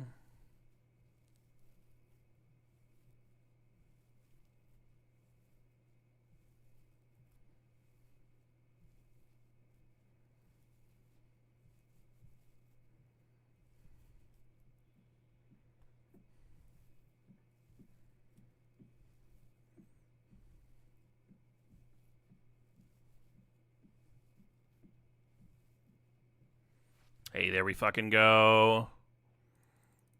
So now it's kind of like we were on the draw, but kind of not too. Like, we're getting in damage. The fact that we had a 1-drop was pretty nice.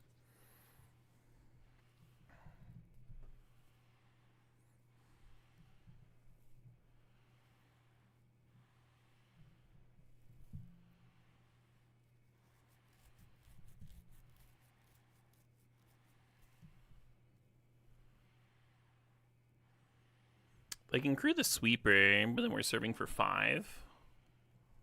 I don't know if they love that.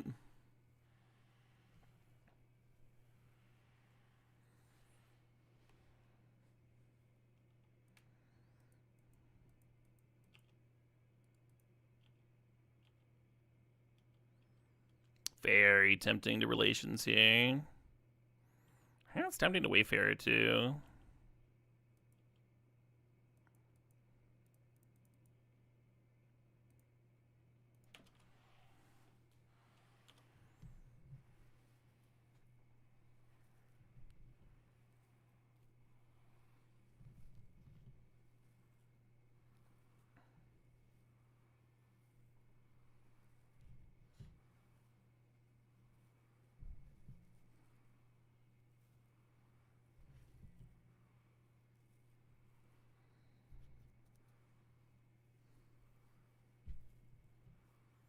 If I curved out, would have been an easy win. Yeah, it would have been like a really insane hand if we'd curved out.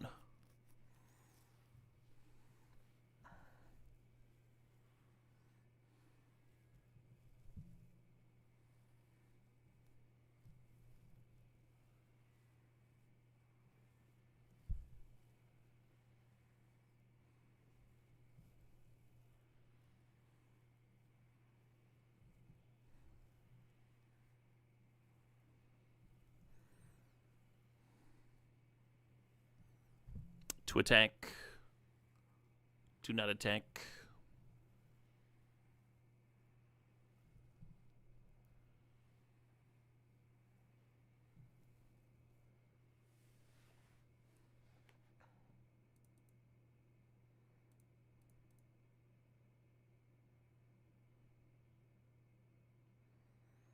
Could just crack a lander and bolt the landscaper.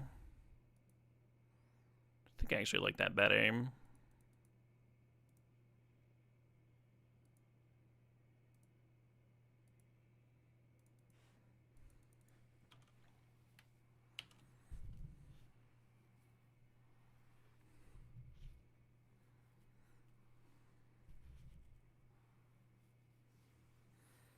They're just passing with a bunch of mana open.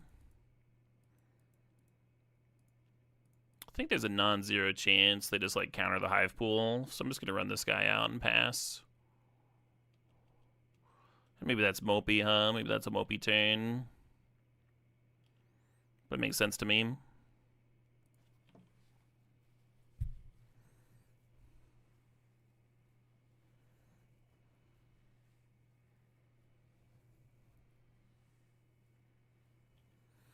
Oh, if you're not sure about which lander was the Kabu one, if you right click here, it says newly controlled. So if you had one in play at the start of your turn, and then you play a land seeker, and then the land seeker one will be the newly controlled one. They gotta commit sometime. Maybe they just got fucking 3 lands. I'm just giving them time by not jamming hive pool. By cracking the lander though, we'll have 8 mana, and then hive pool resolves through the counter unless you pay 2 card at least. It's not nothing. And they're only at 11. Like, they probably want to answer this. Galactic Duder 2.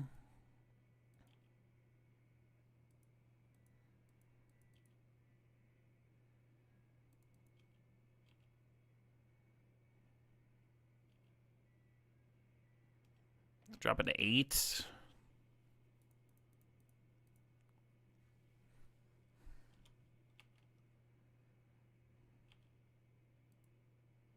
Yeah, I don't know what their hand could be. Hey, thanks, Mac. The Catastrophe. Yeah, last night we rattled off 4 trophies in a row, which was nice because that was all of it.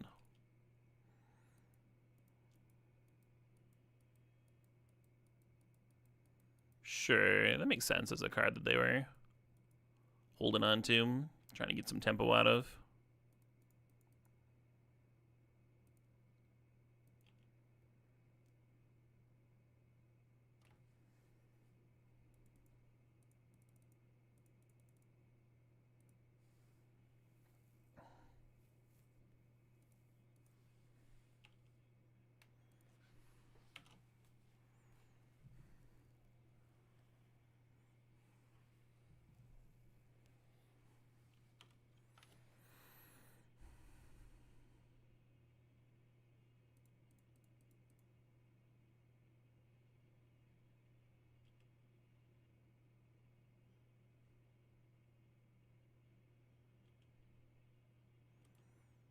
They got 2 in hand.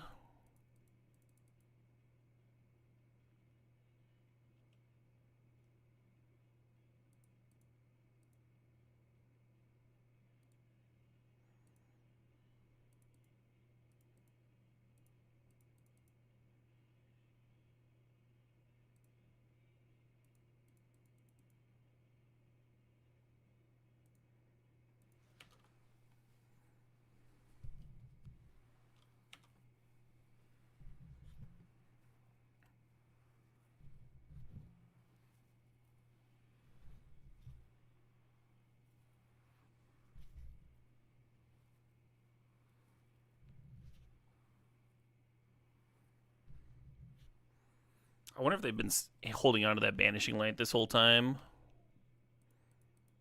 That'd be wild. I mean, then you play the Hive Pool and then the Banishing Light and then you get to blow up the Banishing Light, though.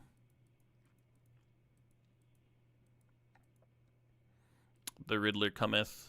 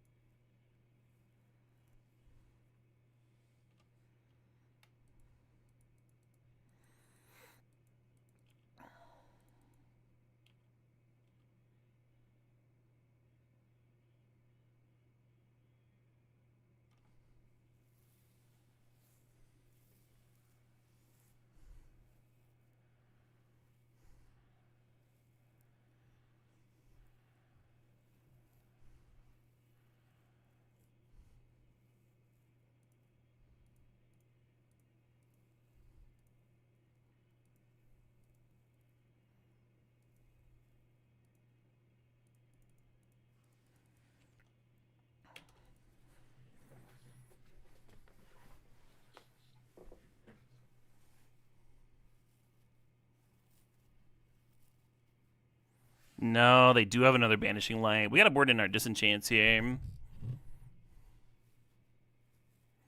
Then onto one card in hand.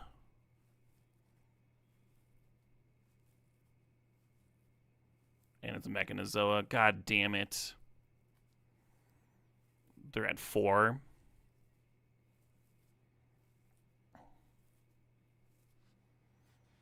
Well, this one's not very good.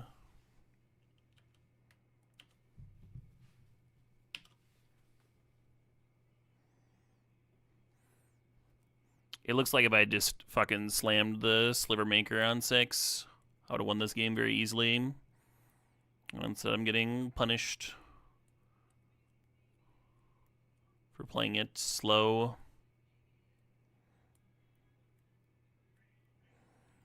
Hey, Amazonian. Thanks for the raid. Amy!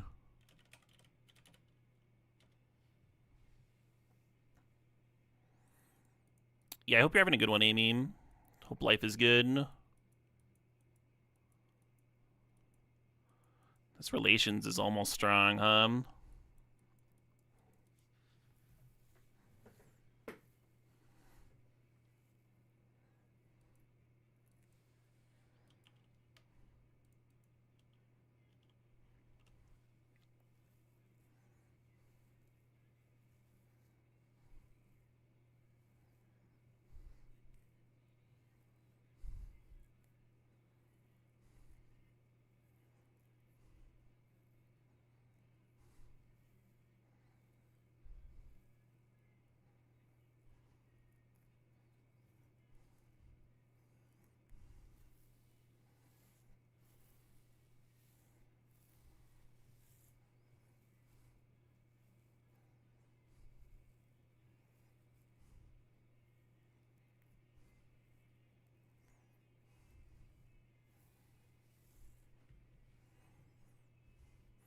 Yeah, if I serve with the Galactic too, it prevents a double block here, but then, like, if they do the 4-6 here and the 5-5 on Galactic, I'm kind of fucked. I kind of just threw away a 3-3.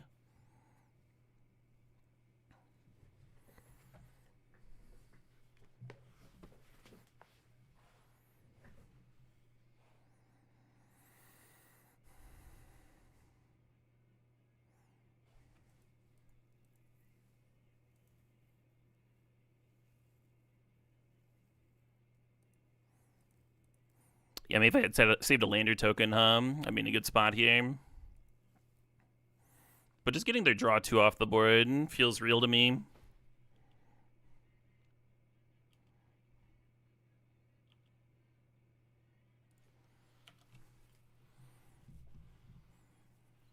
I think it buys me a lot of time to find more reach, find more gas.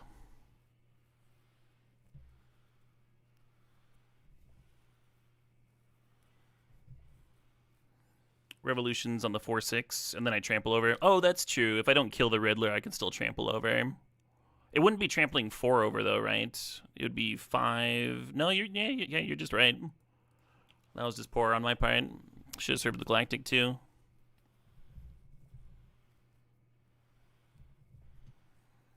That's another terrifying card. And we ripped nothing. I think I threw this game in several different ways.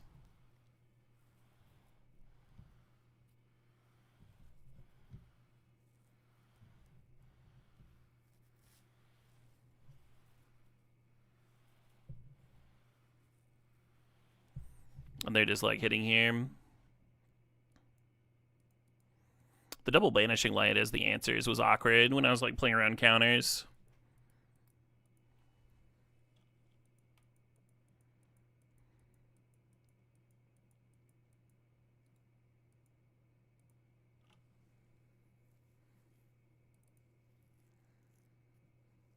What happened? I played poorly and got punished. Is the gist of it.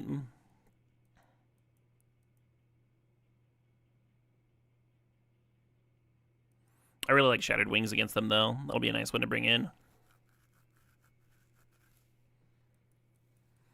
They looked very controlling. I think I can cut a 2-drop. I think I can cut this Elemental. Their top decks have been nuts. Yeah, I mean, I think they were just, like, seriously flooded in the beginning. And then drew hot there at the end. And we'd pulled all of our lands, but, like, we already started with all of our gas. I just needed to slam it.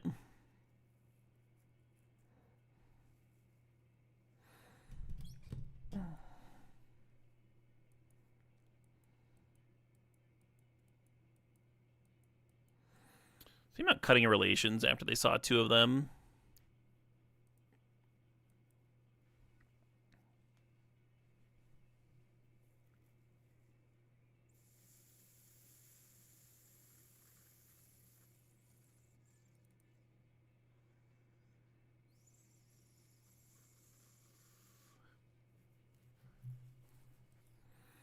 Maybe relations is better than resolve.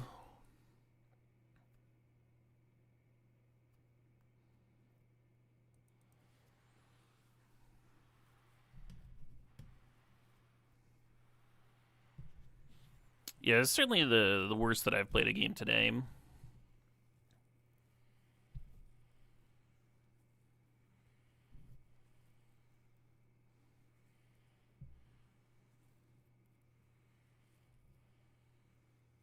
So far, yeah, potentially.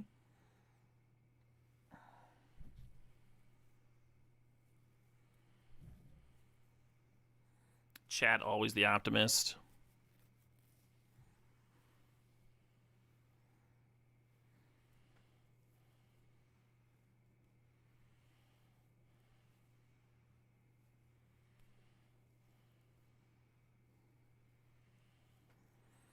Yeah, it's wild that if I lead on Hive Pool and they Banishing Light it, then the Battleship just gets to free the Hive Pool. And then they don't have enough answers for my things. We're down just, like, disastrously. This hand's so good if we rip a green source and just does nothing if we don't.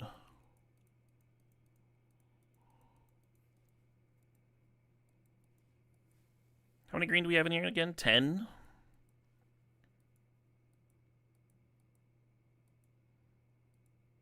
There's not a ton of non-green cards that we could play. That'd be like the 2-mana artifact.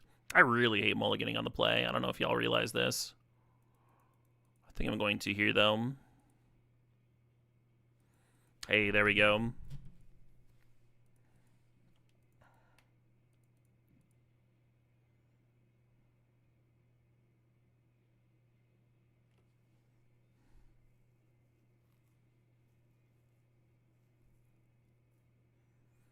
Yeah, if I'd mulliganed already and was staring at that hand, missing a color, I'd probably keep it and accept some degree of risk.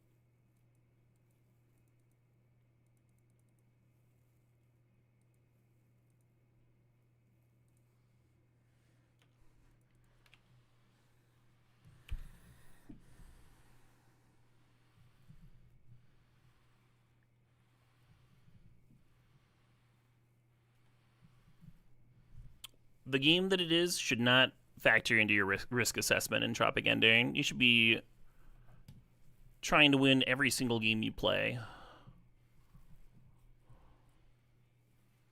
You do not have games to give. Whether a risk is worth it or not is the same, whether you are up a game or down a game.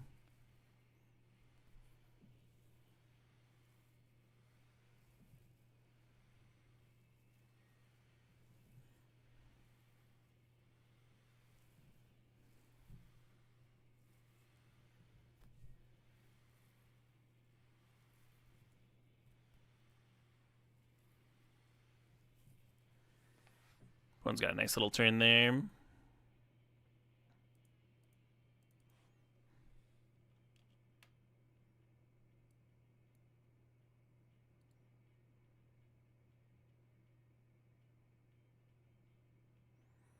Let's leave Tenderfoot in the deck, and then just shuffle it away next turn. Should I be crewing? I don't think so.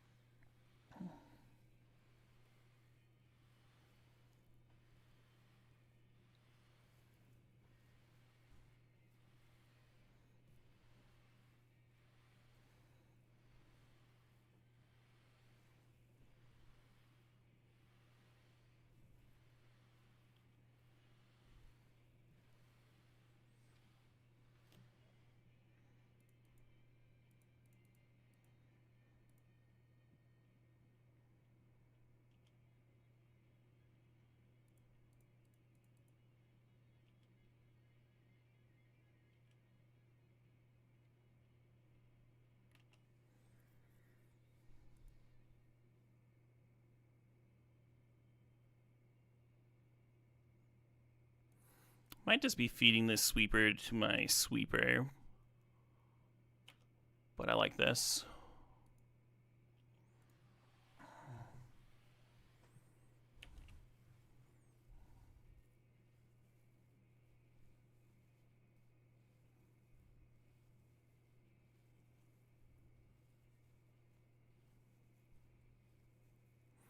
The best bug in this format? Oh, definitely Biotech. Card has a dummy high win rate.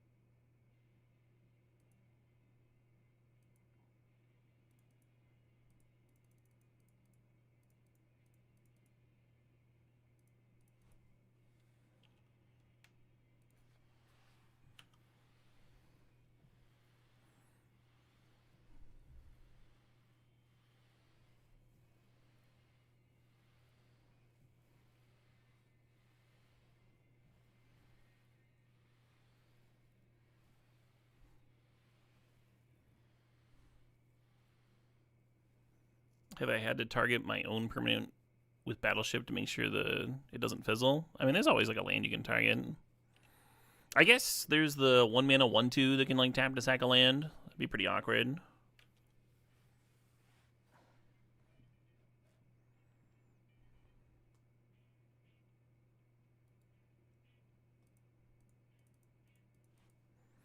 I did board in multiple disenchants for this Banishing Light, which could be pretty sick.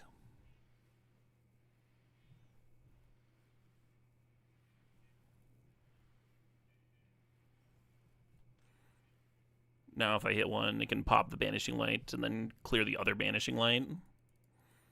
That'd be a really nice draw now. 2 in the deck.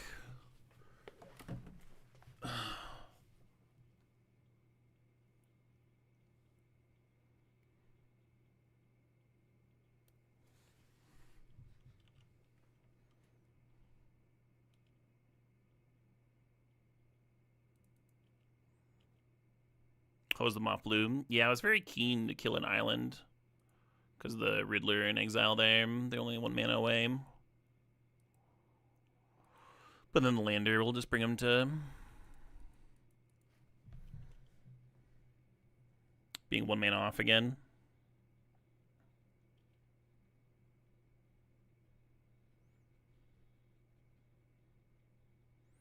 And there they are.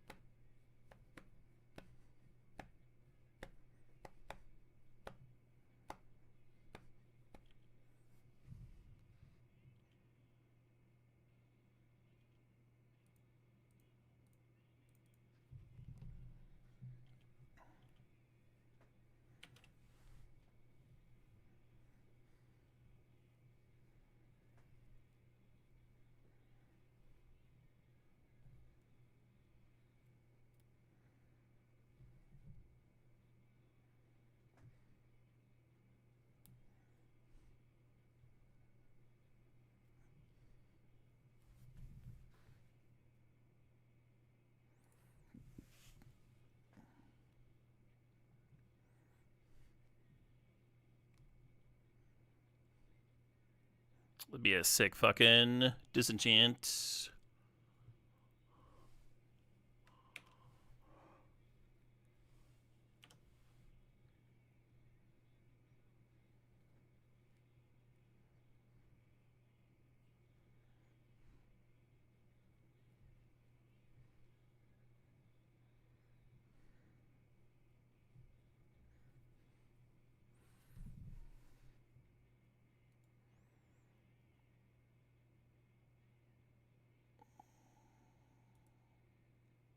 Would the 4/4 die if I killed this Banishing Light?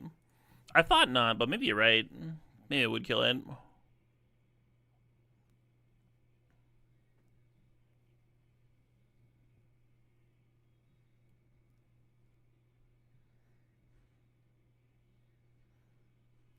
There we fucking go.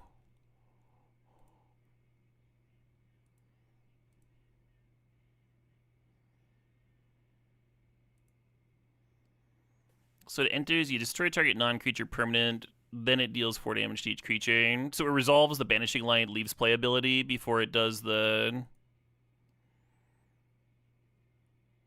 4 damage. That doesn't make sense to me. I would assume that the Banishing Light leaves play trigger would go on the stack.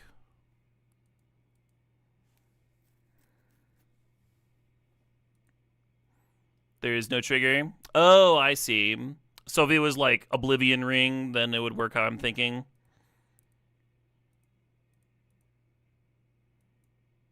Well, this is still very good. Surveil 1, we'll leave that on top.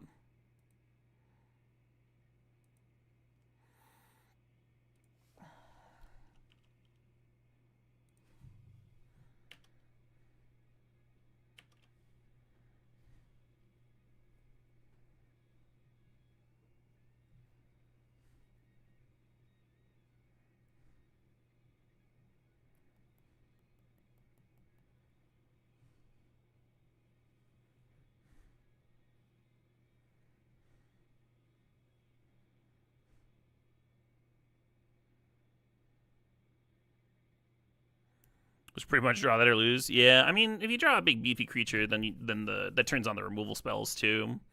They have like 4 shitters, right? So you kill 2 of them. Could be stabilizing. Even like Dragon plus Melt Striders would have been pretty stabilizing there. Ooh. Opponent firing off draw 7s. Shuffles their Banishing Light back in their deck too. The Weft Walking here. Fucking terrifying.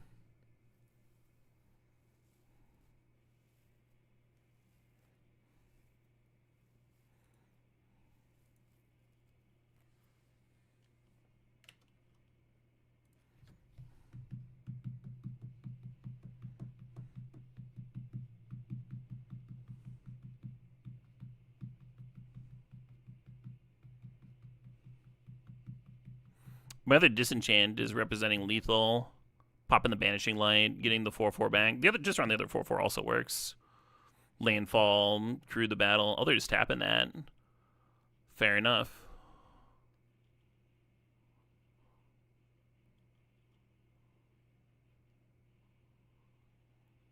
Oh shit, what up? Hey Luka Mocha, thanks for the sub, thanks for 76 months. I really wish I hadn't thrown that first game.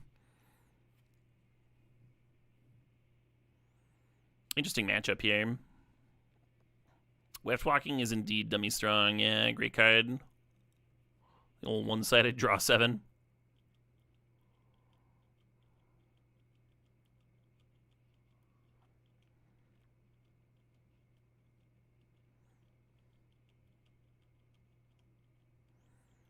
Weft Walking's good in draft too. You just need the right deck for it.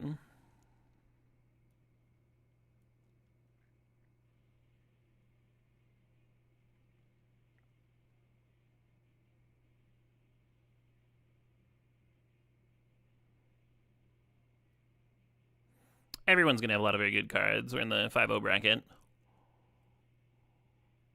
That is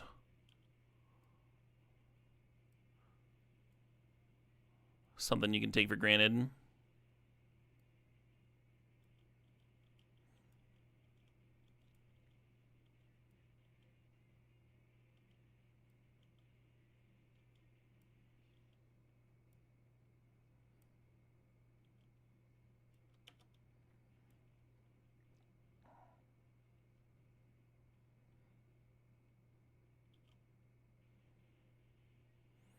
One's got 4 cards left.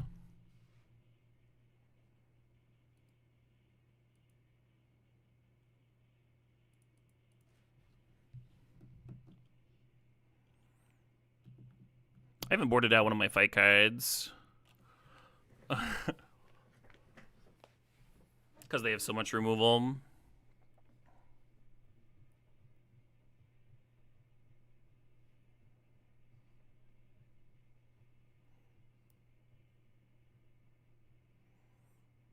Did do a stiff breeze here.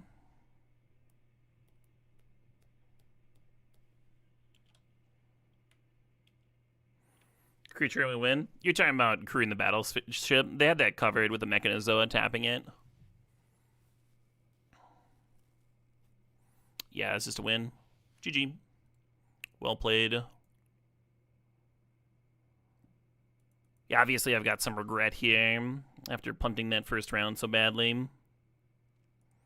2 huge mistakes. One, not just like jamming the Sliver Makers sooner, gave them a shitload of time, it turns out. Whereas I think things line up really well if we just jam it. If we just jam it, then they Banishing Light it, and then we play our 8-drop and it blows up their Banishing Light, and then we've got 2 unbeatable things, and they only have 1 Banishing Light left, right? And instead I let them sequence so that like one could exile the 8-drop and one could exile the 6. Maybe it's not that bad to play around the soft counter because you're like feeling pretty ahead, getting in chip damage there anyway, but... And then like the attack when I had the pump spell was pretty clearly wrong in retrospect. No regrets, more time for cube. No, I meant what I said. I regret punting. This is the main event here, friend. I can cube literally any day. That's not making me feel better. It's okay to have regrets.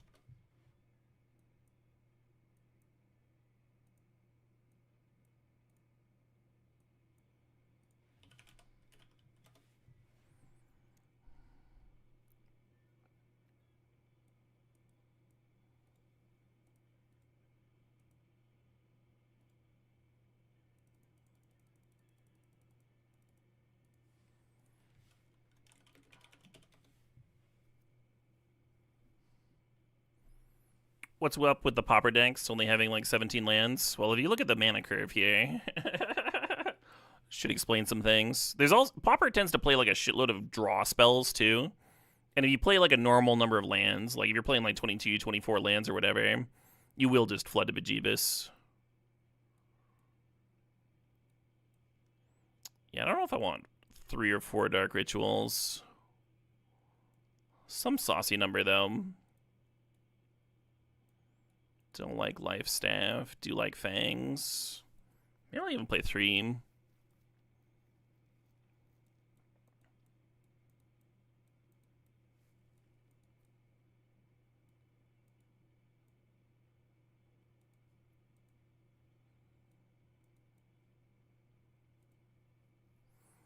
Okay, good. Yeah, 4 Conviction, 4 Village Rites. I wonder if I have a nice black border Village Rites in here somewhere.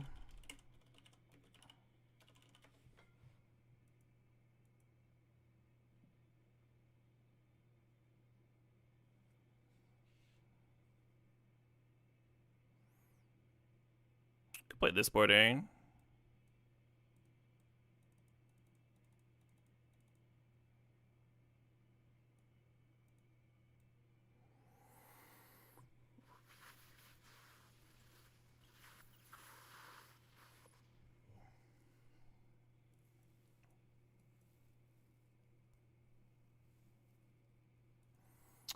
Wonder what we're trying to Tragic Slip. I guess it's good in the mirror, hum.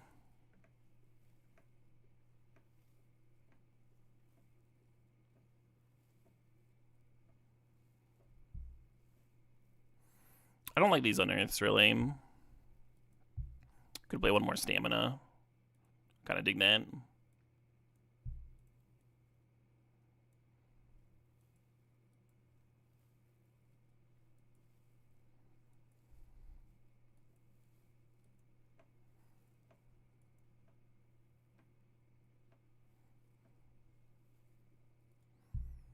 Two Shambling Ghast is a fine number. I kind of want to play one of the 2 mana Mortician Beetles. Is this mono black or devotion? This is pretty clearly mono black. We have 14 lands and a billion 1 mana cards. People do still try to play Grey Merchant every once in a while.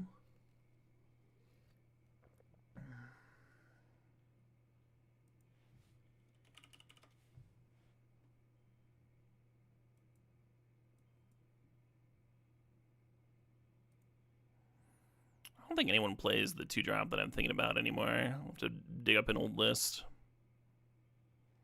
But I want some by Yimini. Oh wow, 3 Fangs and 2 Life Staff. That's a lot of that.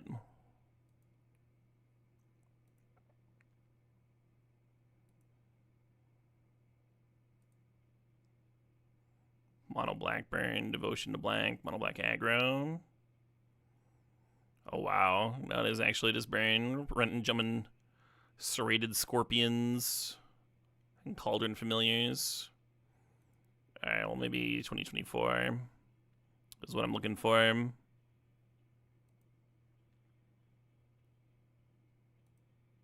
Yeah, here we are, Gixian Infiltrator. I think I want like 1.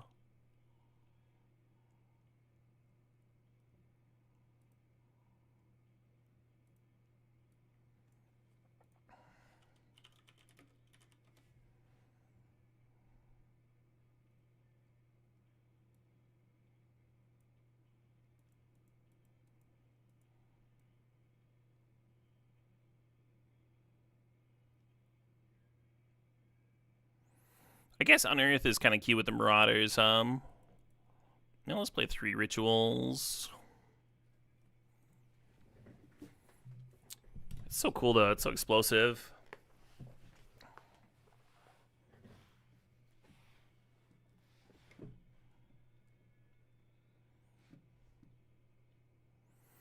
Yeah, maybe the Unearth is part of the main deck Marauder package.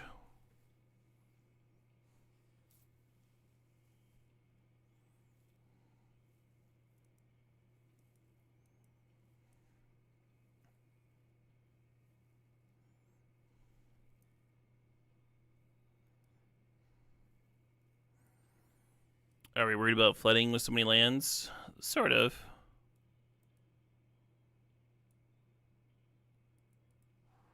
Is this AI that we're listening to? I don't know. I don't know what this is. Or who's doing this cover. No, this is Dennis Pana. So it's like one person doing all the parts. Not the worst, but it's not really landing for me.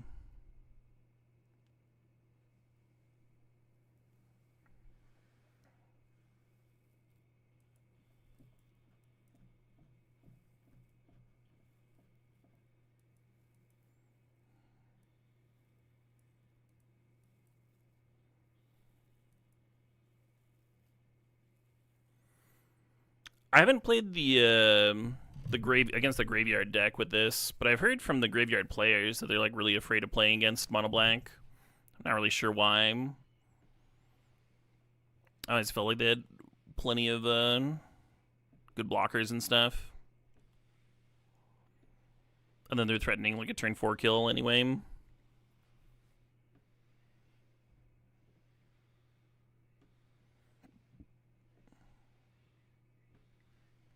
Got one more card to add to the sideboard here.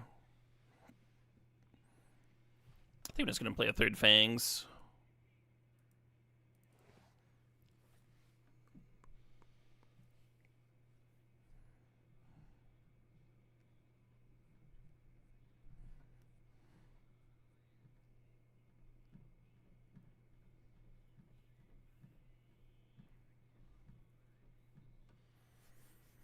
Might play a third Rotten Reunion.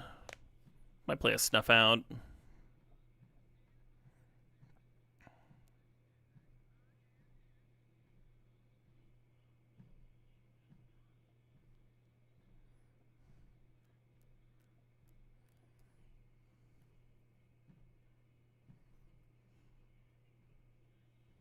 You think Stamina is functionally what Unearth is doing with Marauder? Sort of. If they have 2 creatures, you want to Edict, but if you want to split up your Edict over several turns, that's a lot worse, huh?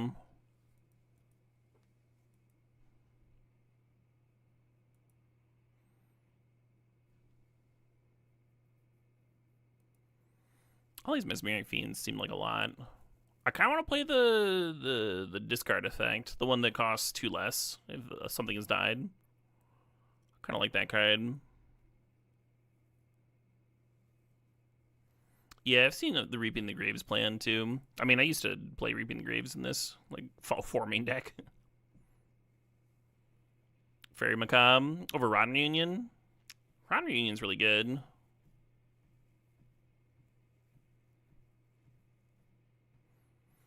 Why do we have some in yellow border? Well, these are just not in my collection, so I need to scoop them up. Whether I'm using mana traders or just like buying a few popper cards.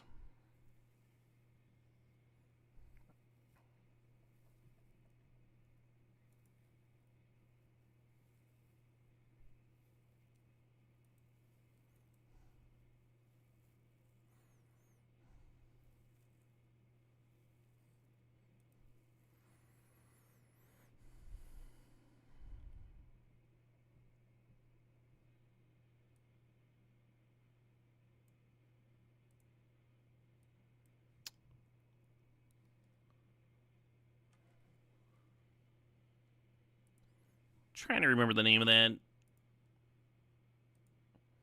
discard spell. Maybe I'll find it in the sideboard or one of these. Oh, Vampiric Link. I want some of that action, actually.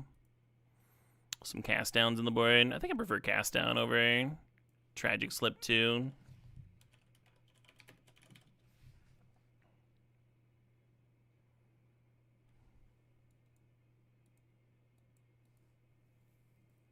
Temporal something? Okay.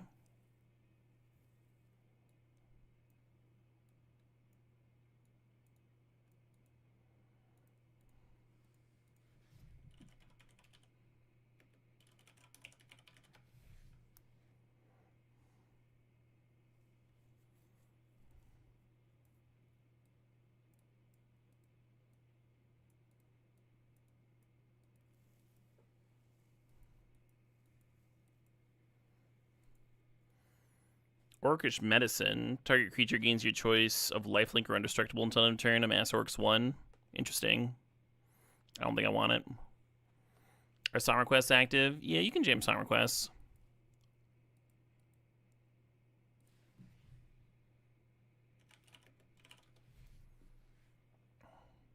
No, it's cast down, right? I don't remember. Yeah, cast down.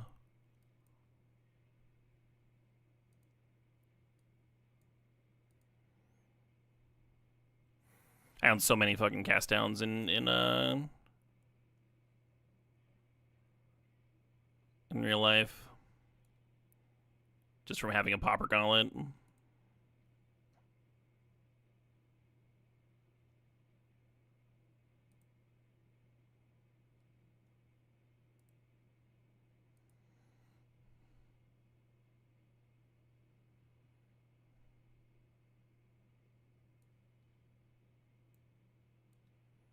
Yeah, I think I like it better than Tragic Slip.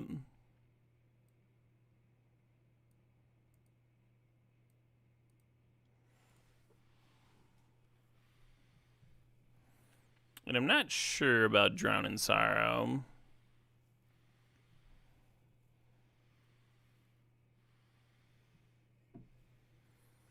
You saw a list with Haunting Misery in the board. What's that card do?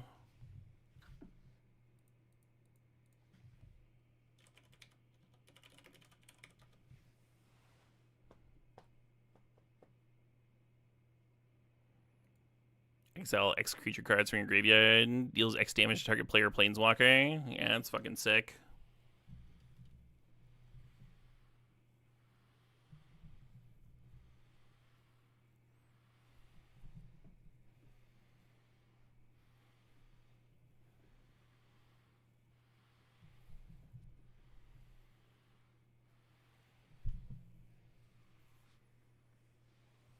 Was Tragic Slip some weird tech against indestructible creatures? So there are indestructible creatures in Pauper, but it's kind of rare. Affinity can make them. They play like a 3-mana 1/3 that turns an indestructible artifact land into a 3/3. I assume the Tragic Slip is mostly because it costs 1 mana, and so you want the more efficient card. But when my burn opponent is like pinging me out, I'd rather just make sure I can actually kill it.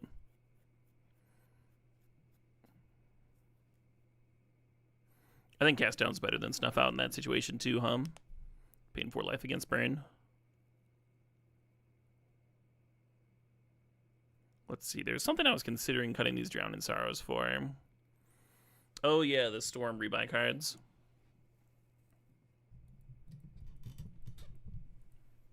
What's Drown in Sorrow good against? Elves? Fairies? Against fairies, I might prefer the instant speed. But the -2/-2 hits more elves, that's for sure. Timber and stuff. White Weenie? Yeah, looks like there's not a ton of White Weenie currently. The tip song request did indeed go through. Thank you, Koalan. Thanks for $4.20.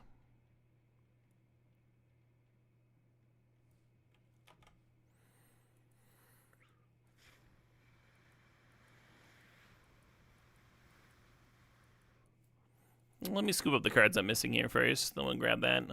We'll fire that up.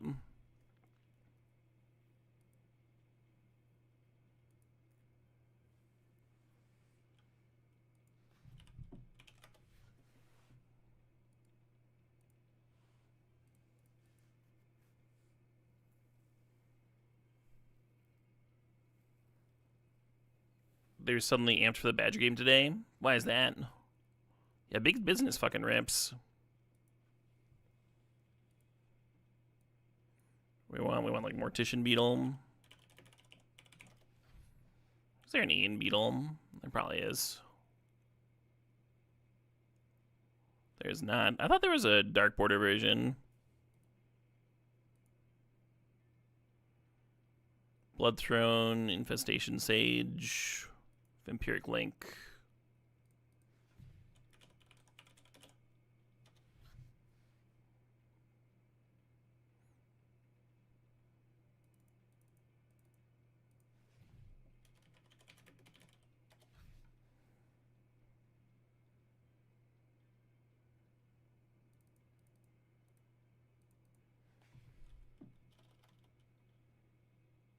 Yeah, Grounds for Divorce is a great blasting tune for sure.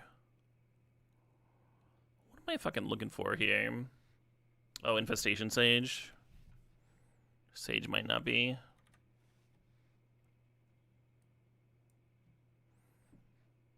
Infestation is better.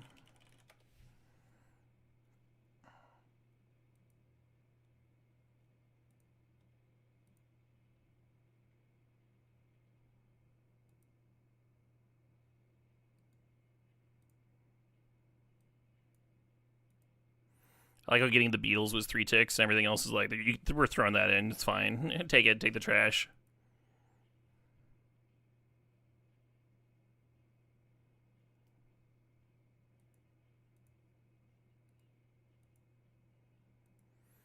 Sweet.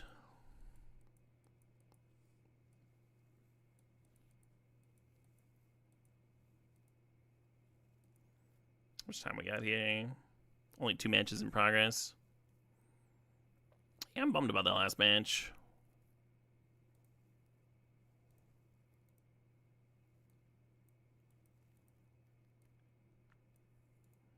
Always much worse. The thing about, like, Magic, or, like, any kind of strategy game, right? The thing about what you're doing here is you're trying to put yourself in, like, the best position possible. And so when your draws line up, because they don't always line up, right? So you're trying to, like, just consistently put yourself in the best position possible, and then eventually you overcome variance by just, like, making the correct play most of the time. So it's awkward when the draws line up, but you still don't take it down because you are playing too passive or what have you.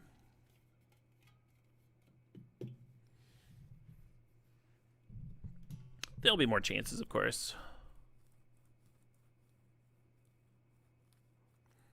But yeah, I mean, I had to like get up at 9 in the morning and grind all day to be 5-0. And now that's ruined. All I got to do was play fun Magic and spend time with my stream.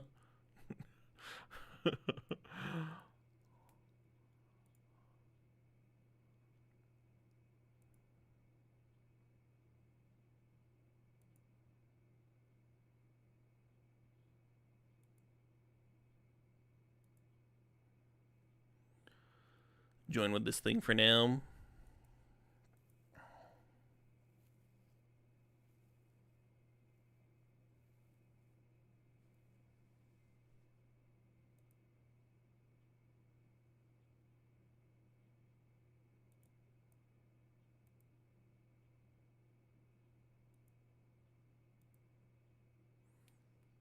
Looks like there's a lot of folks in here jamming Popper.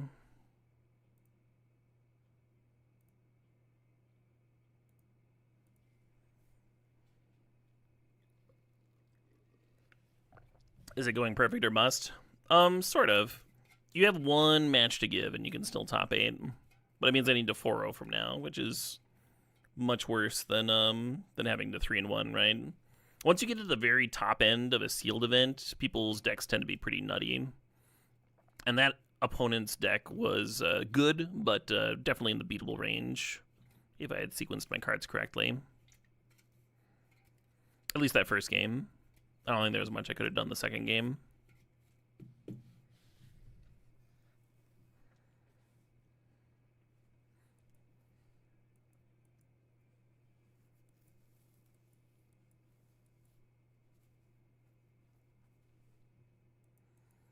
We'll see how Mono Black's feeling.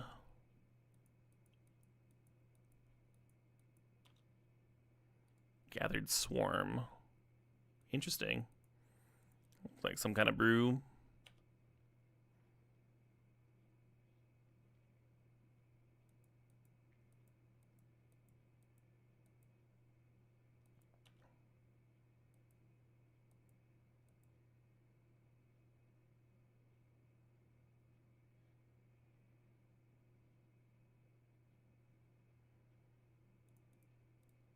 This says non-token, so I'm just gonna fire it off and get their thing.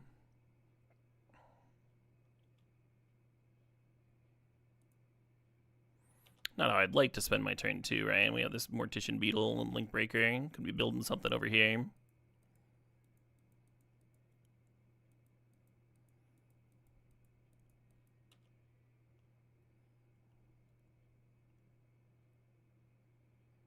Yeah, I'm not blocking. Get in there.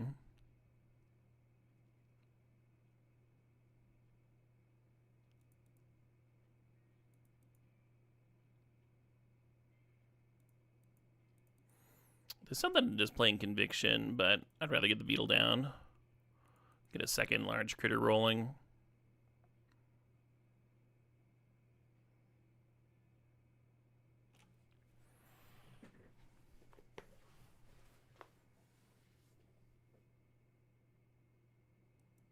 Sure.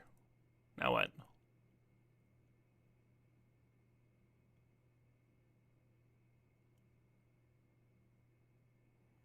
Triple Blorkin. How deep do I want to go?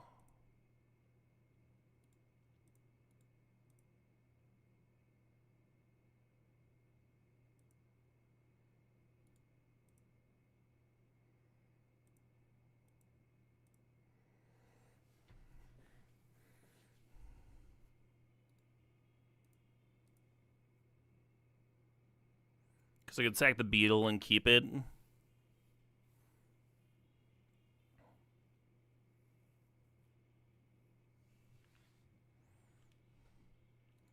Whenever a player sacks a creature, I think I'd rather keep this beetle around. It's not ideal losing carrion feeder, so efficient and juicy.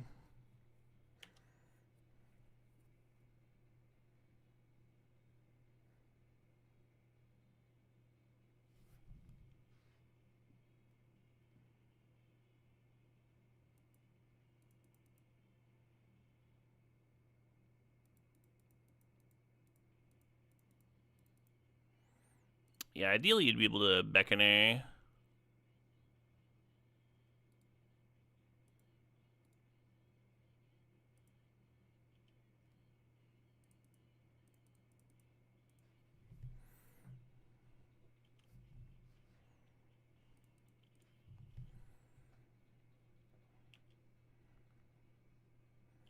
We're only one mana away from the double Beckoner win, which, I mean, it's not really a win if they can block all my stuff, but still some infinitely large creatures seems good.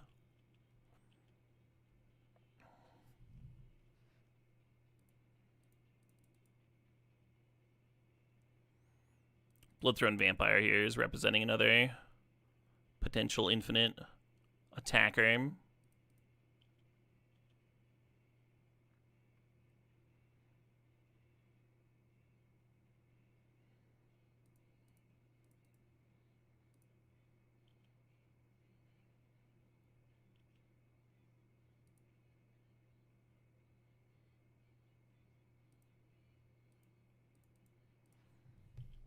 Well, I'll keep the flyer around. I meant to always yes the beetle, and I keep on forgetting.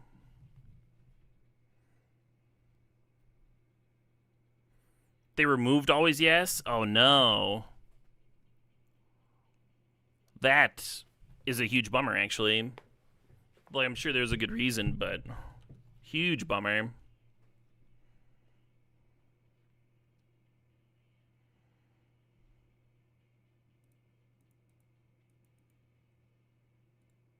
Yeah, I can't always yes. Fuck.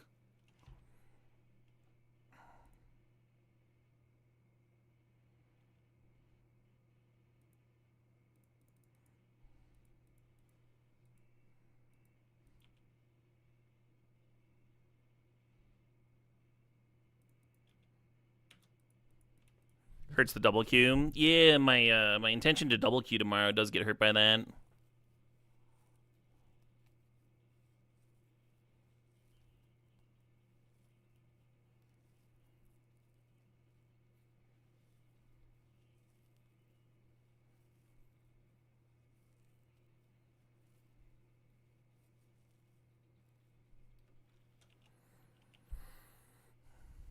Round 6 of the limited RC Super Qualifier. Got another round coming up.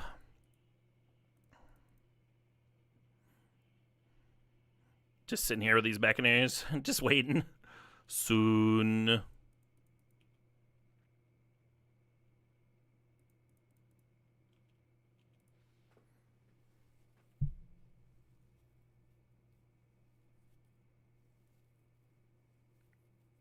Well, that sucks.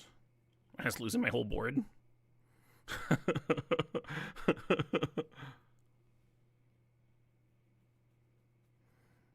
Deck that never hits 4 lands with the 4-mana infinite. Oh, this deck hits 4 lands all the time. I'm also playing Quad Dark Ritual in here.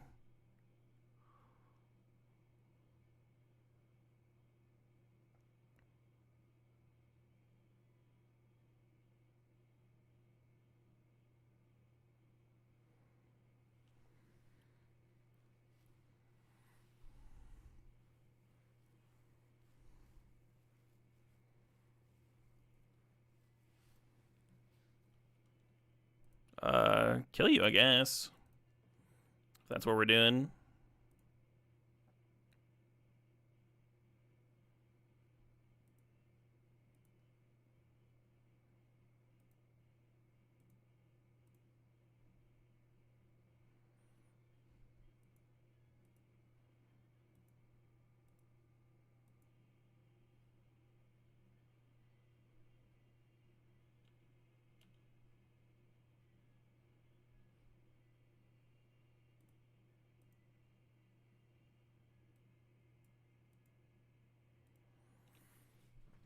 Hope the opponent wasn't offended by my concession. Just want to focus on this now.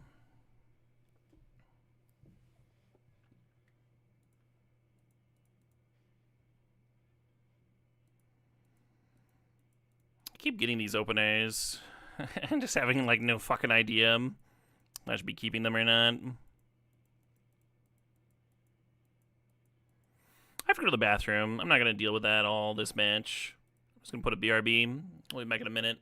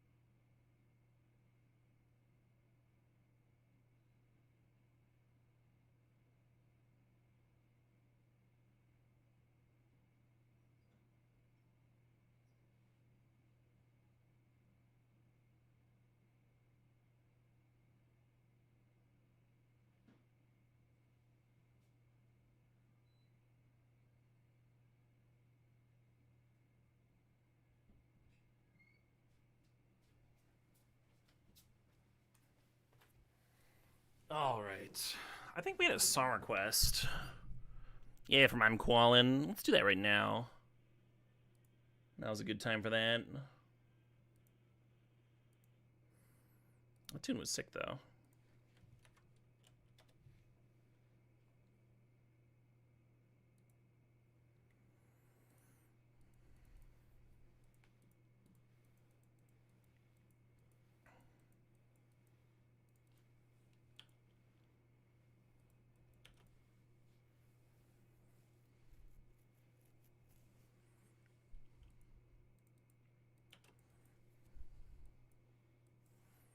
Well, there's worse draws than lands, I guess.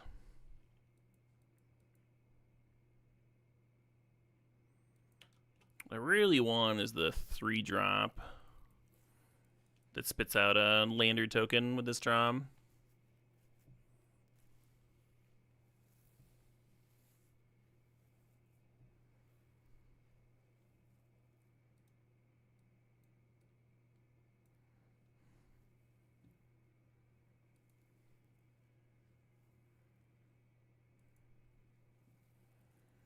Hey, sup, Romeo.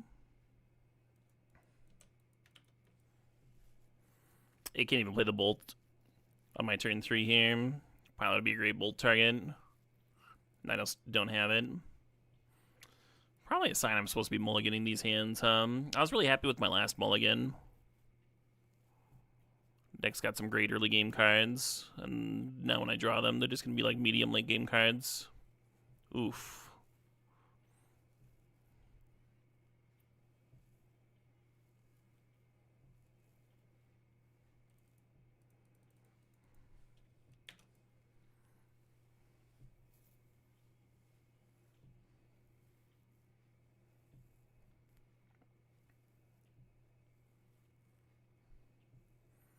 Every opponent from this point onwards is going to have a Quantum Riddler. Yeah. God, I should have won that one fucking Riddler game.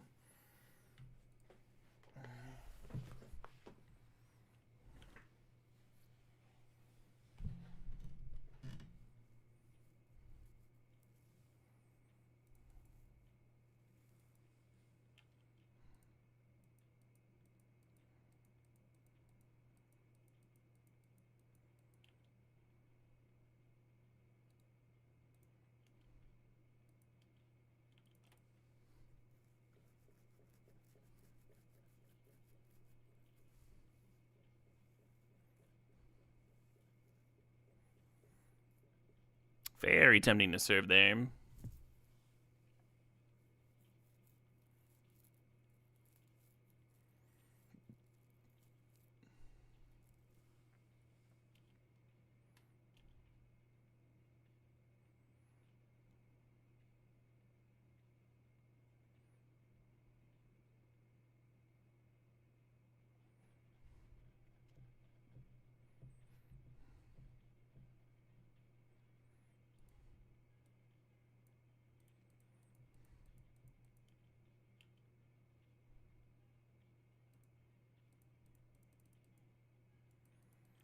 It's maybe a bad grav kill. Fuck. Because now I don't have an answer to the Riddler. On the 3-5 I could take a few hits from. The Specialist would have been such a good draw if I had the red mana for it,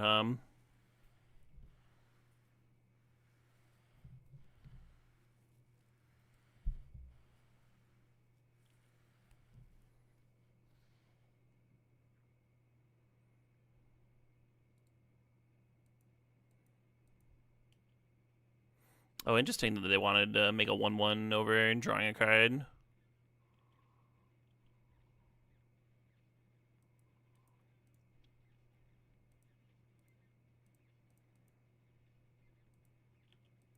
Come on, land. Let me get some land. Oh my god.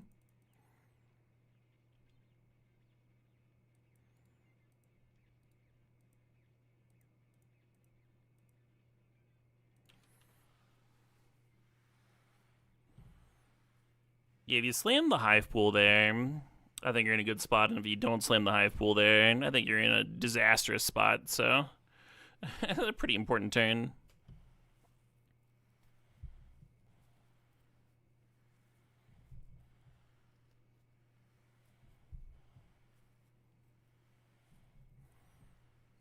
I think I dig Eating 4.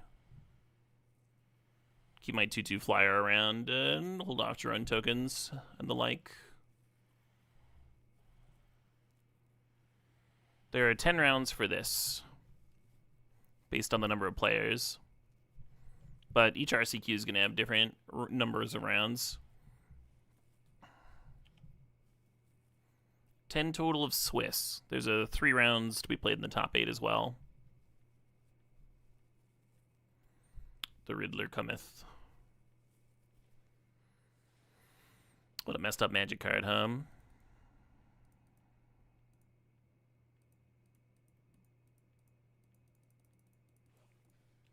I think this Hive Pool is just going to be too slow now. Do you need 8 and 2 to make top 8? You need 9 and 1 to make top 8.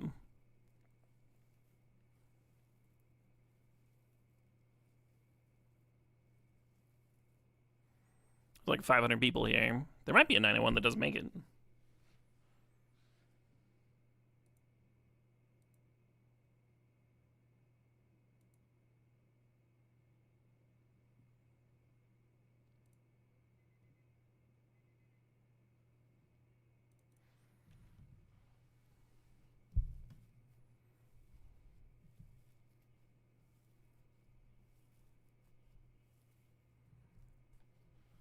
How many rounds in total? 13 rounds in total. 10 rounds of Swiss.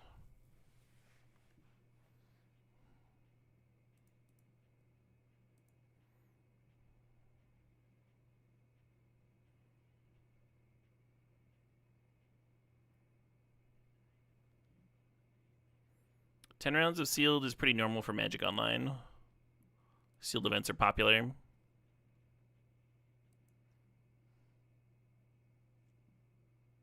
Did I start playing Magic on Moto? No, I think there's very few people that holds true for. I started playing Magic on the school ground when I was a small child.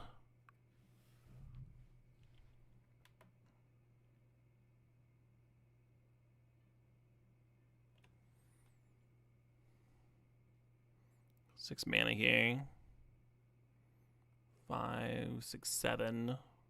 Just from the pump.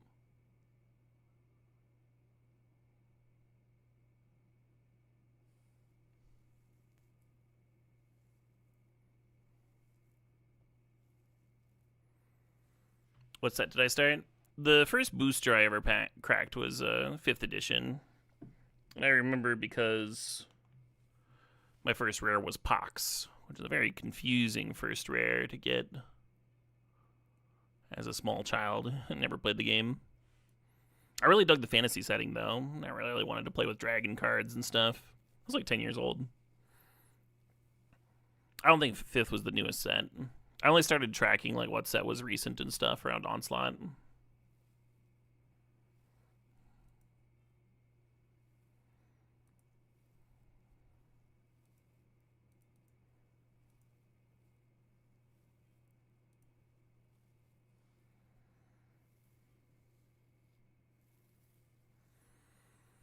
So the question here is whether I should be saving this Plasma Bolt, because it could combine with the Battleship to kill the Riddler.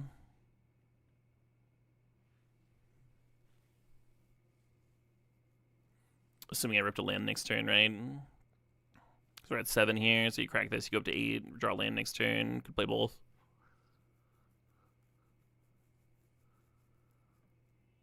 Question is, would I be dead on board with the pump here? It'd be 5, 6, 7, and then if any of these got in, so we'd be dead to like a 2-mana interaction spell or something.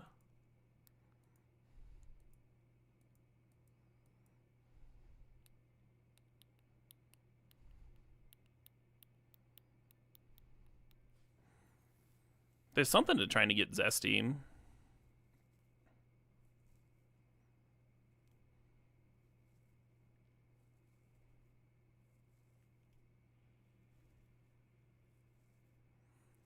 Like serve in with Ice Cave, bolt the Double Striker, crack the lander.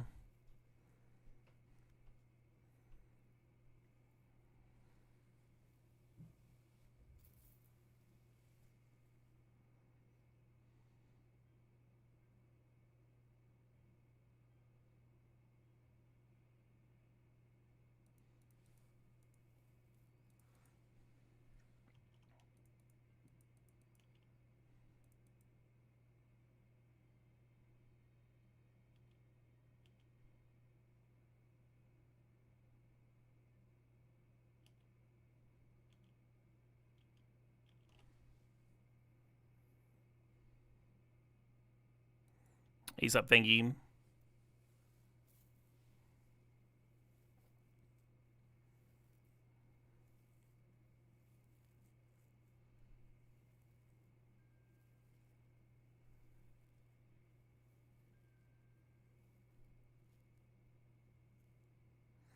I think our pool is very good, but everybody's pool is going to be very good.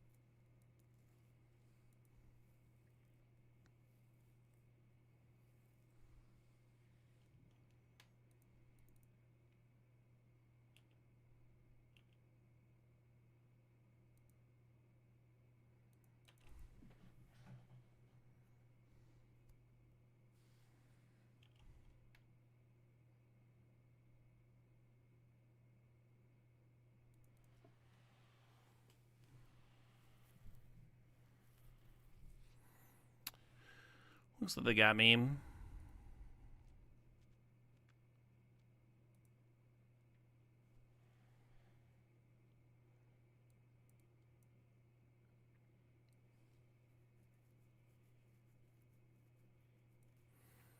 I like the elemental here. They have those early white critters that I want to get in front of, maybe.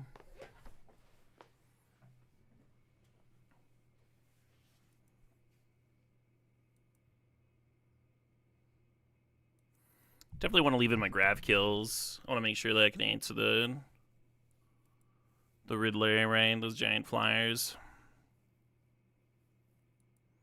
Maybe I'm actually supposed to cut Nebula Dragon. I really like Nebula Dragon against like all of their deck that's not giant flyers, though.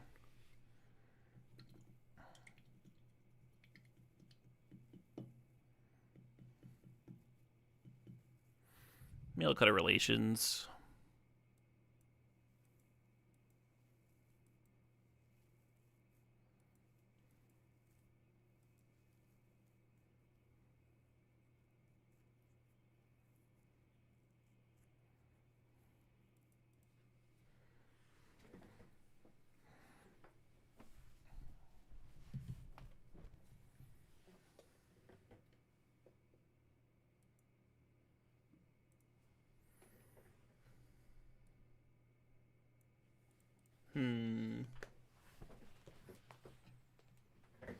Haven't actually drawn that monolith yet. Nice versatile card.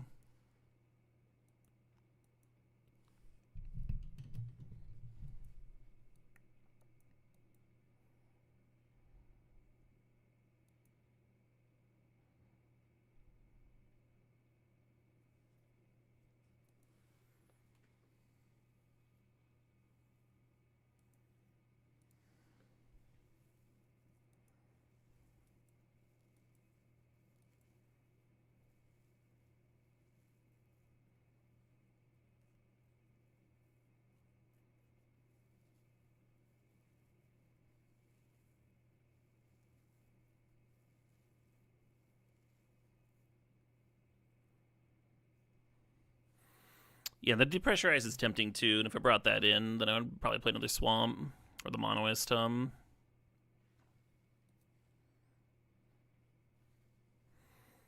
does jam 41 cards?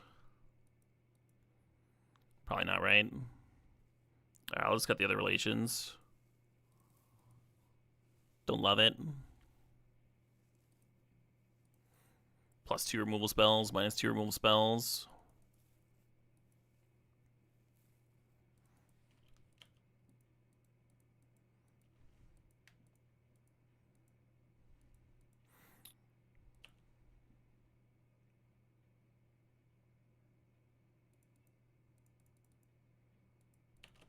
Without the green source this turn, I think I would have played the Command Bridge.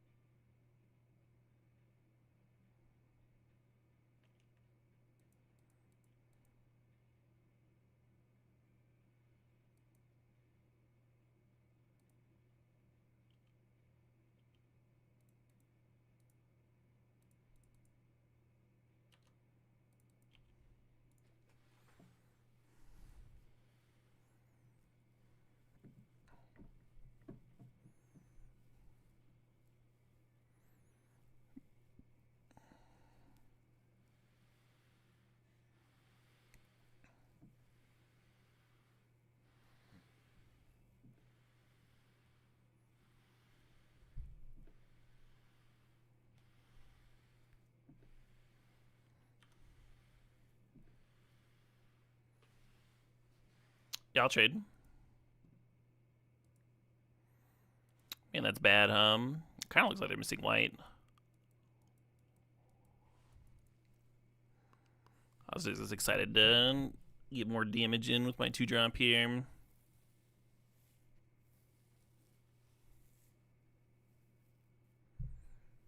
One's over there like, really? You really traded?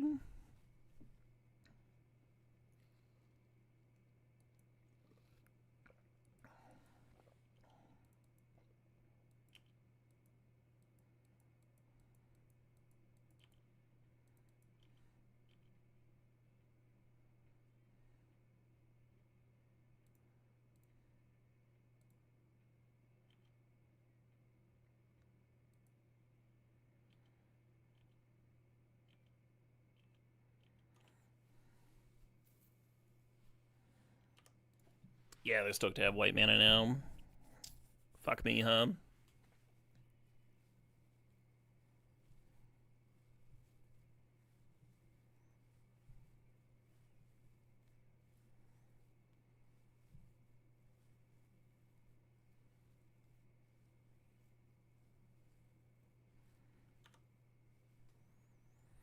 That Slivermaker would go hard.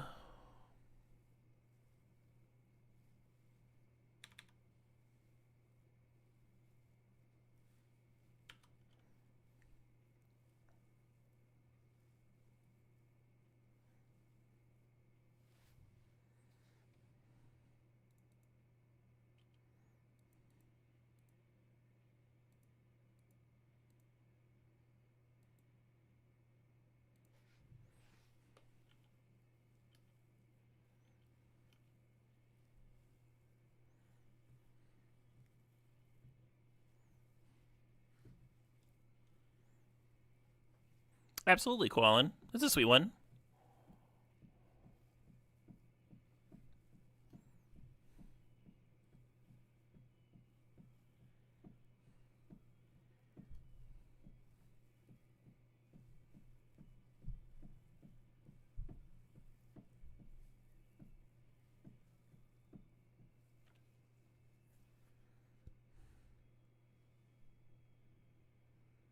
How's the RCQ going? It's all right. Started out 5-0, dropped last round, do a punt, down a game in this match, but we got an interesting game 2 here.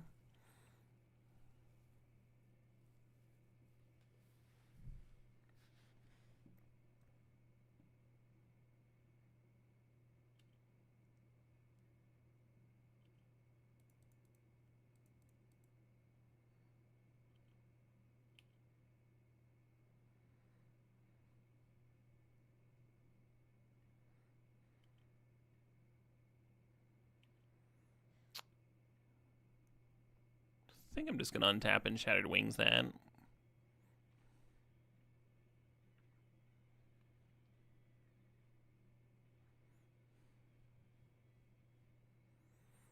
Get the Surveil, right? If I had something else to slam, I might feel differently.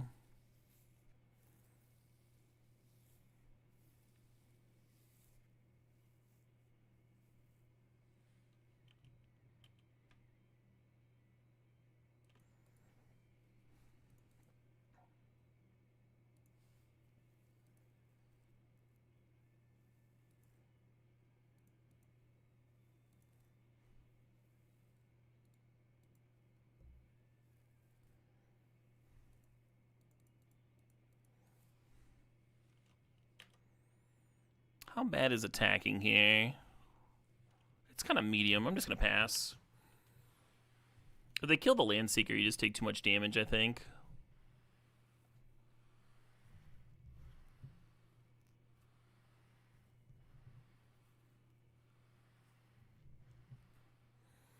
Wow, that Shattered Wings is sorcery speed. Yeah, I think they wanted, like, the disenchant effect, the main deckable disenchant effect to, like, not be the most busted thing ever.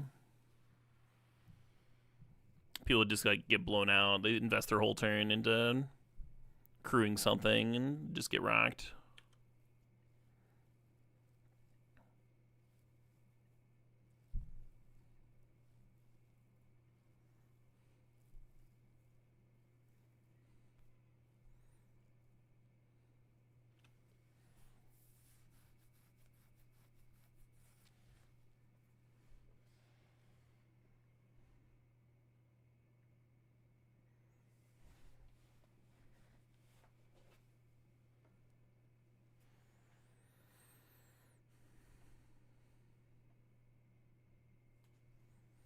One's got one in hand.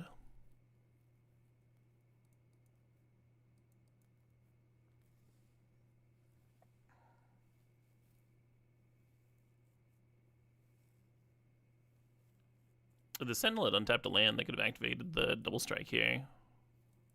That would have been pretty zesty.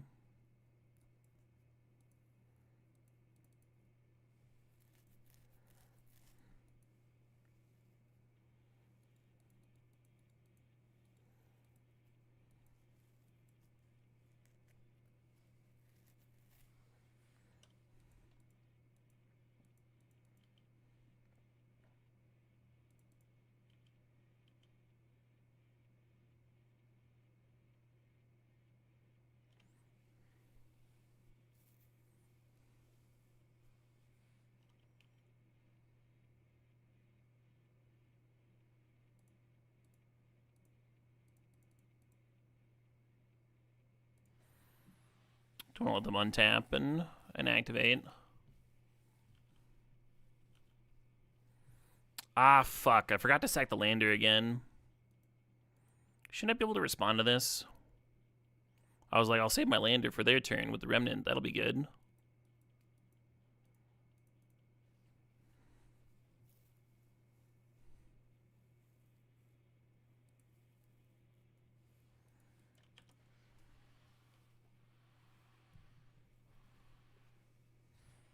Oh, is the pump sorcery speed only? That'll make that. No, it's not sorcery speed only. It doesn't say that.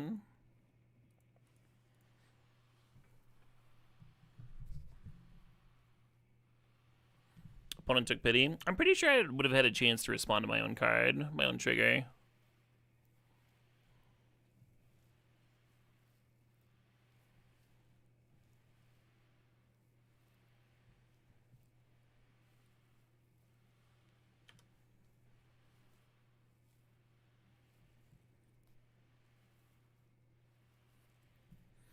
I think the 0-4 should have served then.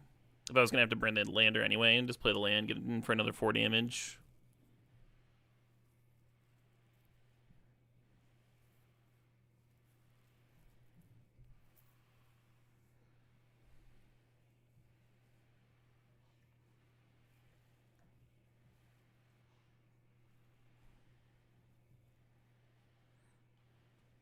It's alright, Melancholy. I missed lethal earlier.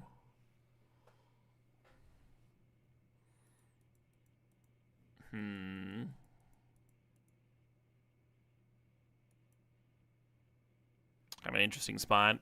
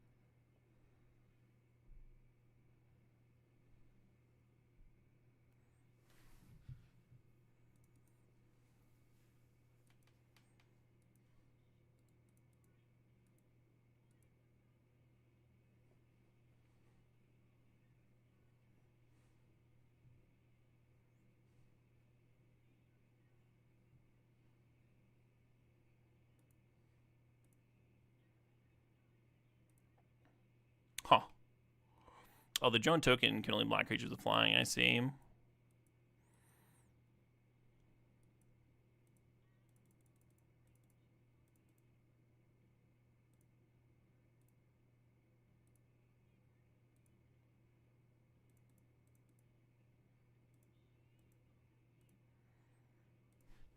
That's kind of what I was waiting for. Either for the opponent to commit more to the board or for me to draw creatures so I could start stationing post-sweeper there.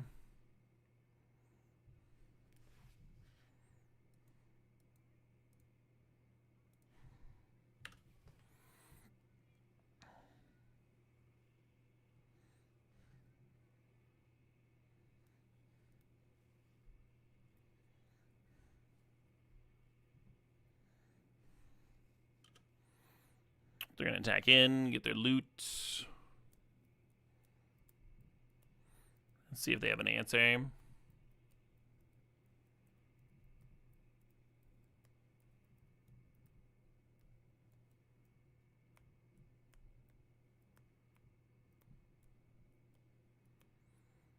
That is a flyer.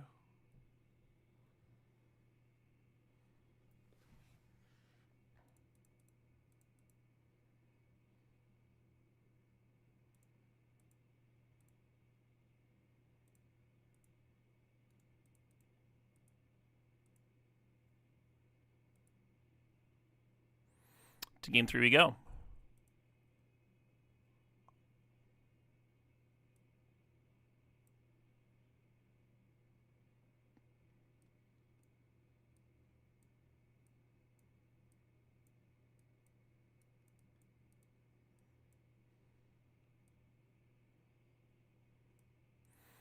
These are all cards that I want to be playing right now. I just, like, can't figure out the space.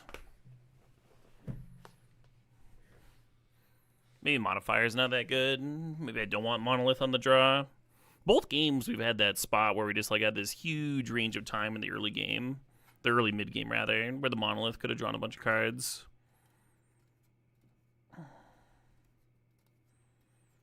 Makes me want it. I don't know, maybe this is just the build, huh? The right curve and stuff. It doesn't seem like they have a ton of ways of getting rid of my creatures. So maybe I don't need stuff like diplomatic relations. Because I can just have a big creature and get in the way of their ground pounders, and then so long as I can kill their big flyers, I should be okay. That'll make sense to me. Alright. Leave it as is.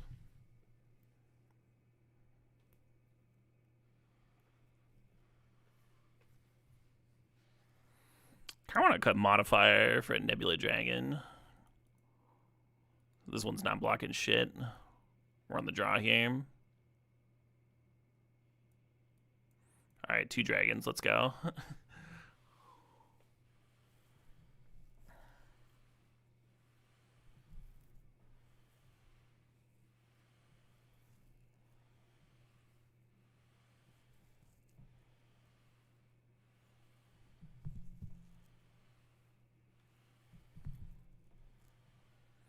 The double Ds.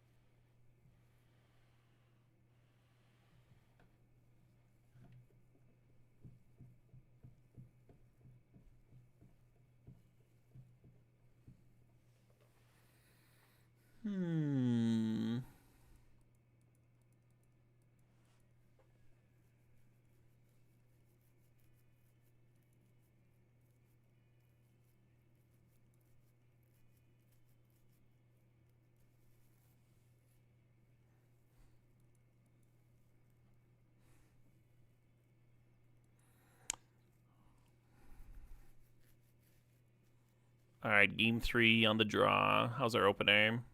God, I keep getting this fucking opener. The 2 lands, Hive Pool, Battleship. First play is turn 4. We're gonna send this back. I keep keeping it, and it keeps on going disastrously. Oh, man. Now we're down to 5. Yeah, if we had a forest instead of one of these cards with the Wayfarer, I'd be into it. And now you just, like... just keep on 5,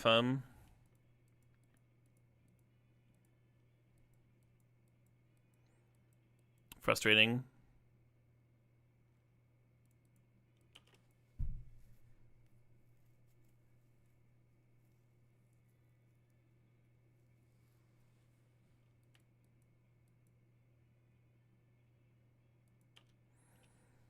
Red source? Well...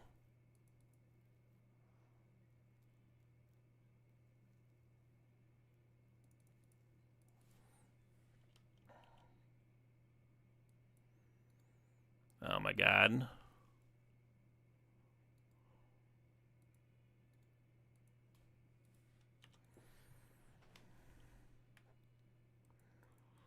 Yeah, if you're beating Battleship, it kind of gives the game away. Moto is short for Magic Online Digital Objects. They prefer to be called Magic the Gathering Online, though.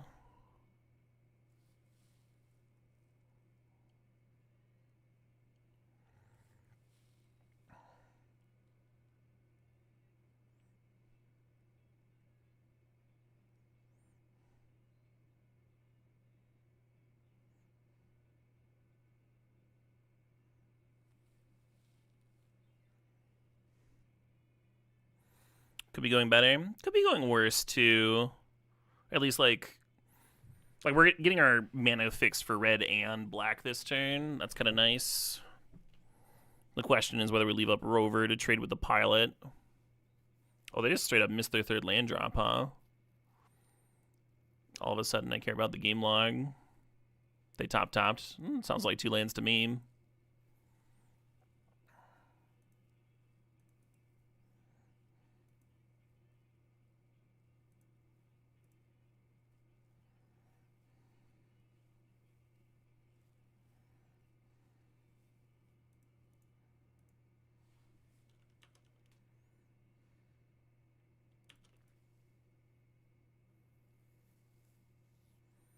Mythico. Yeah, Mythico doesn't sound amazing.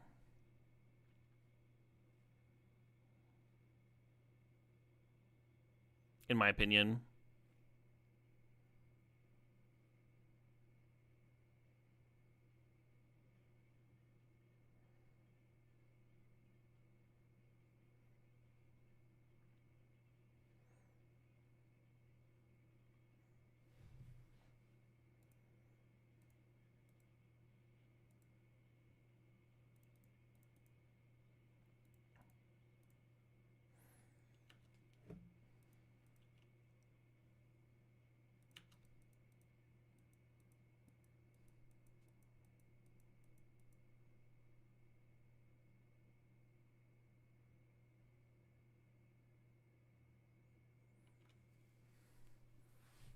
Walkie Talkie Man by Stereogram. Interesting.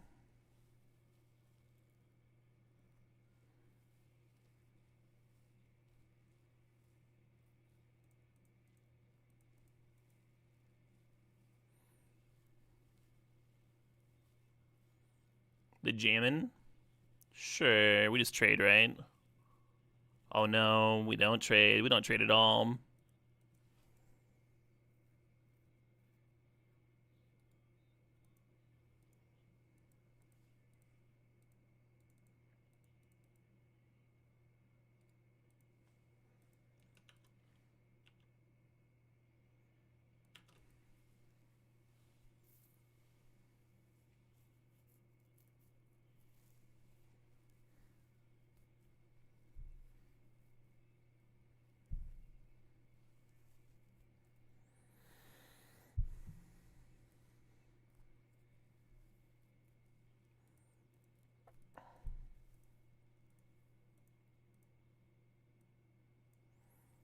We wailing, sure.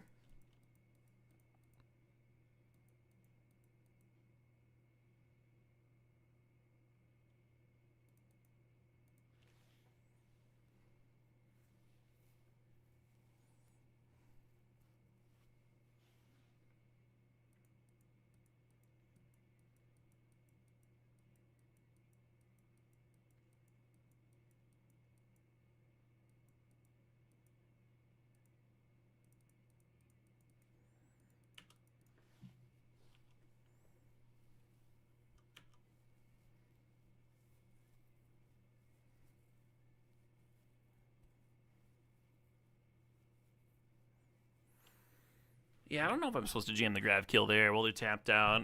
We do know that they've got a better blue flyer in their deck that we might need to answer.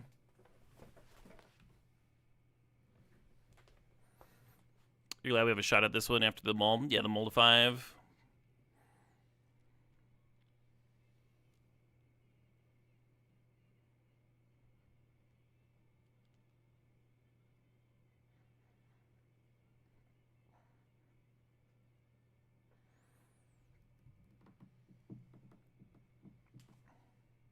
All right.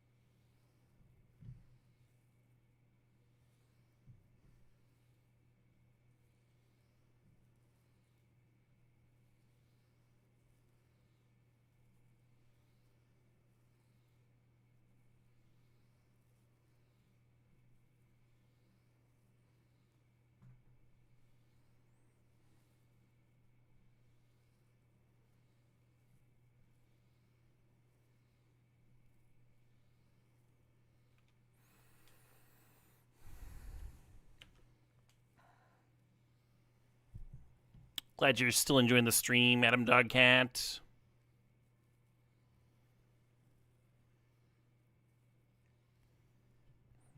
Do love me some Misfits. Yeah, the game's not looking amazing right now. Maybe I was just supposed to trade the Crasher with their 4-farm. But then they like move it over to the pilot and stuff, and you're in a rough spot there too. I think we're just gonna lose to them moving this jammer around. Let's see.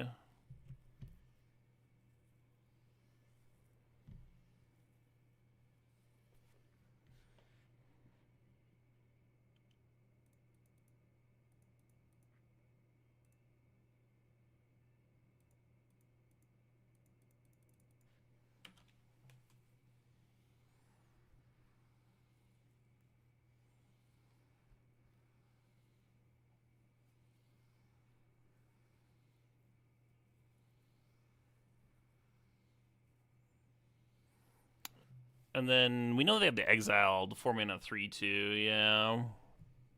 So I kind of need to hit something good here, and I might be fucked anyway.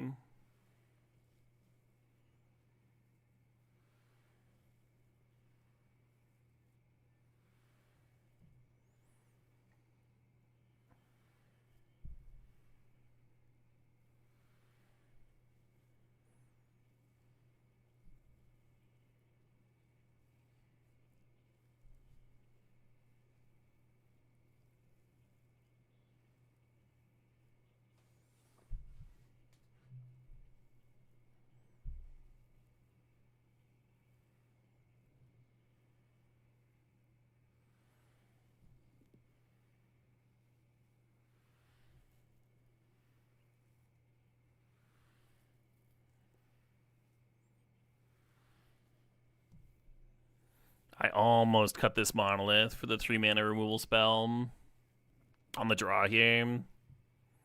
This is like the exact sort of game where the Monolith is groan inducing. On the previous 2 games, it would have been amazing, so I left it in, but fuck him.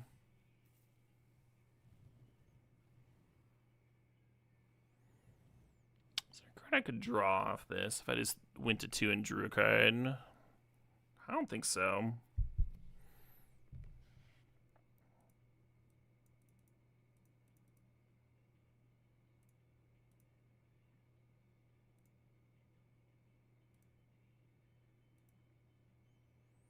Yeah, 3 blocks isn't enough. We still just take 2.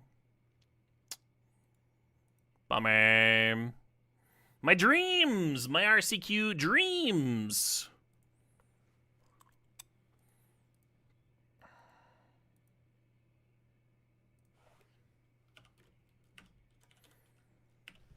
Q people asking me if 5 and 2 is dead over and over until the end of the stream here. We're gonna keep jamming, like the, there's 3 more rounds, 3 more hours.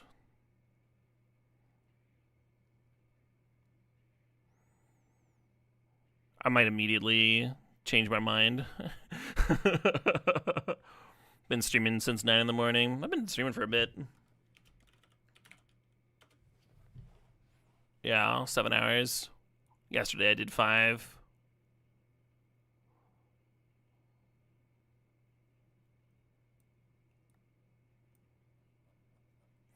I think I'm going to be done with the stream, and I'm going to go fucking clean my house, because it is gross after being sick all week. That's what I think I'm going to do. And then tomorrow, I'm going to be getting up, and I'm going to attempt to multi-queue.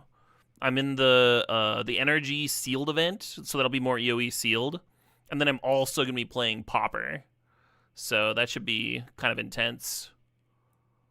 Hopefully I'll see some of y'all there. Let's raid somebody. Let's raid somebody here in the afternoon. There's probably some awesome folks jamming. I'm going to be kicking myself about that fucking punt all night. All day.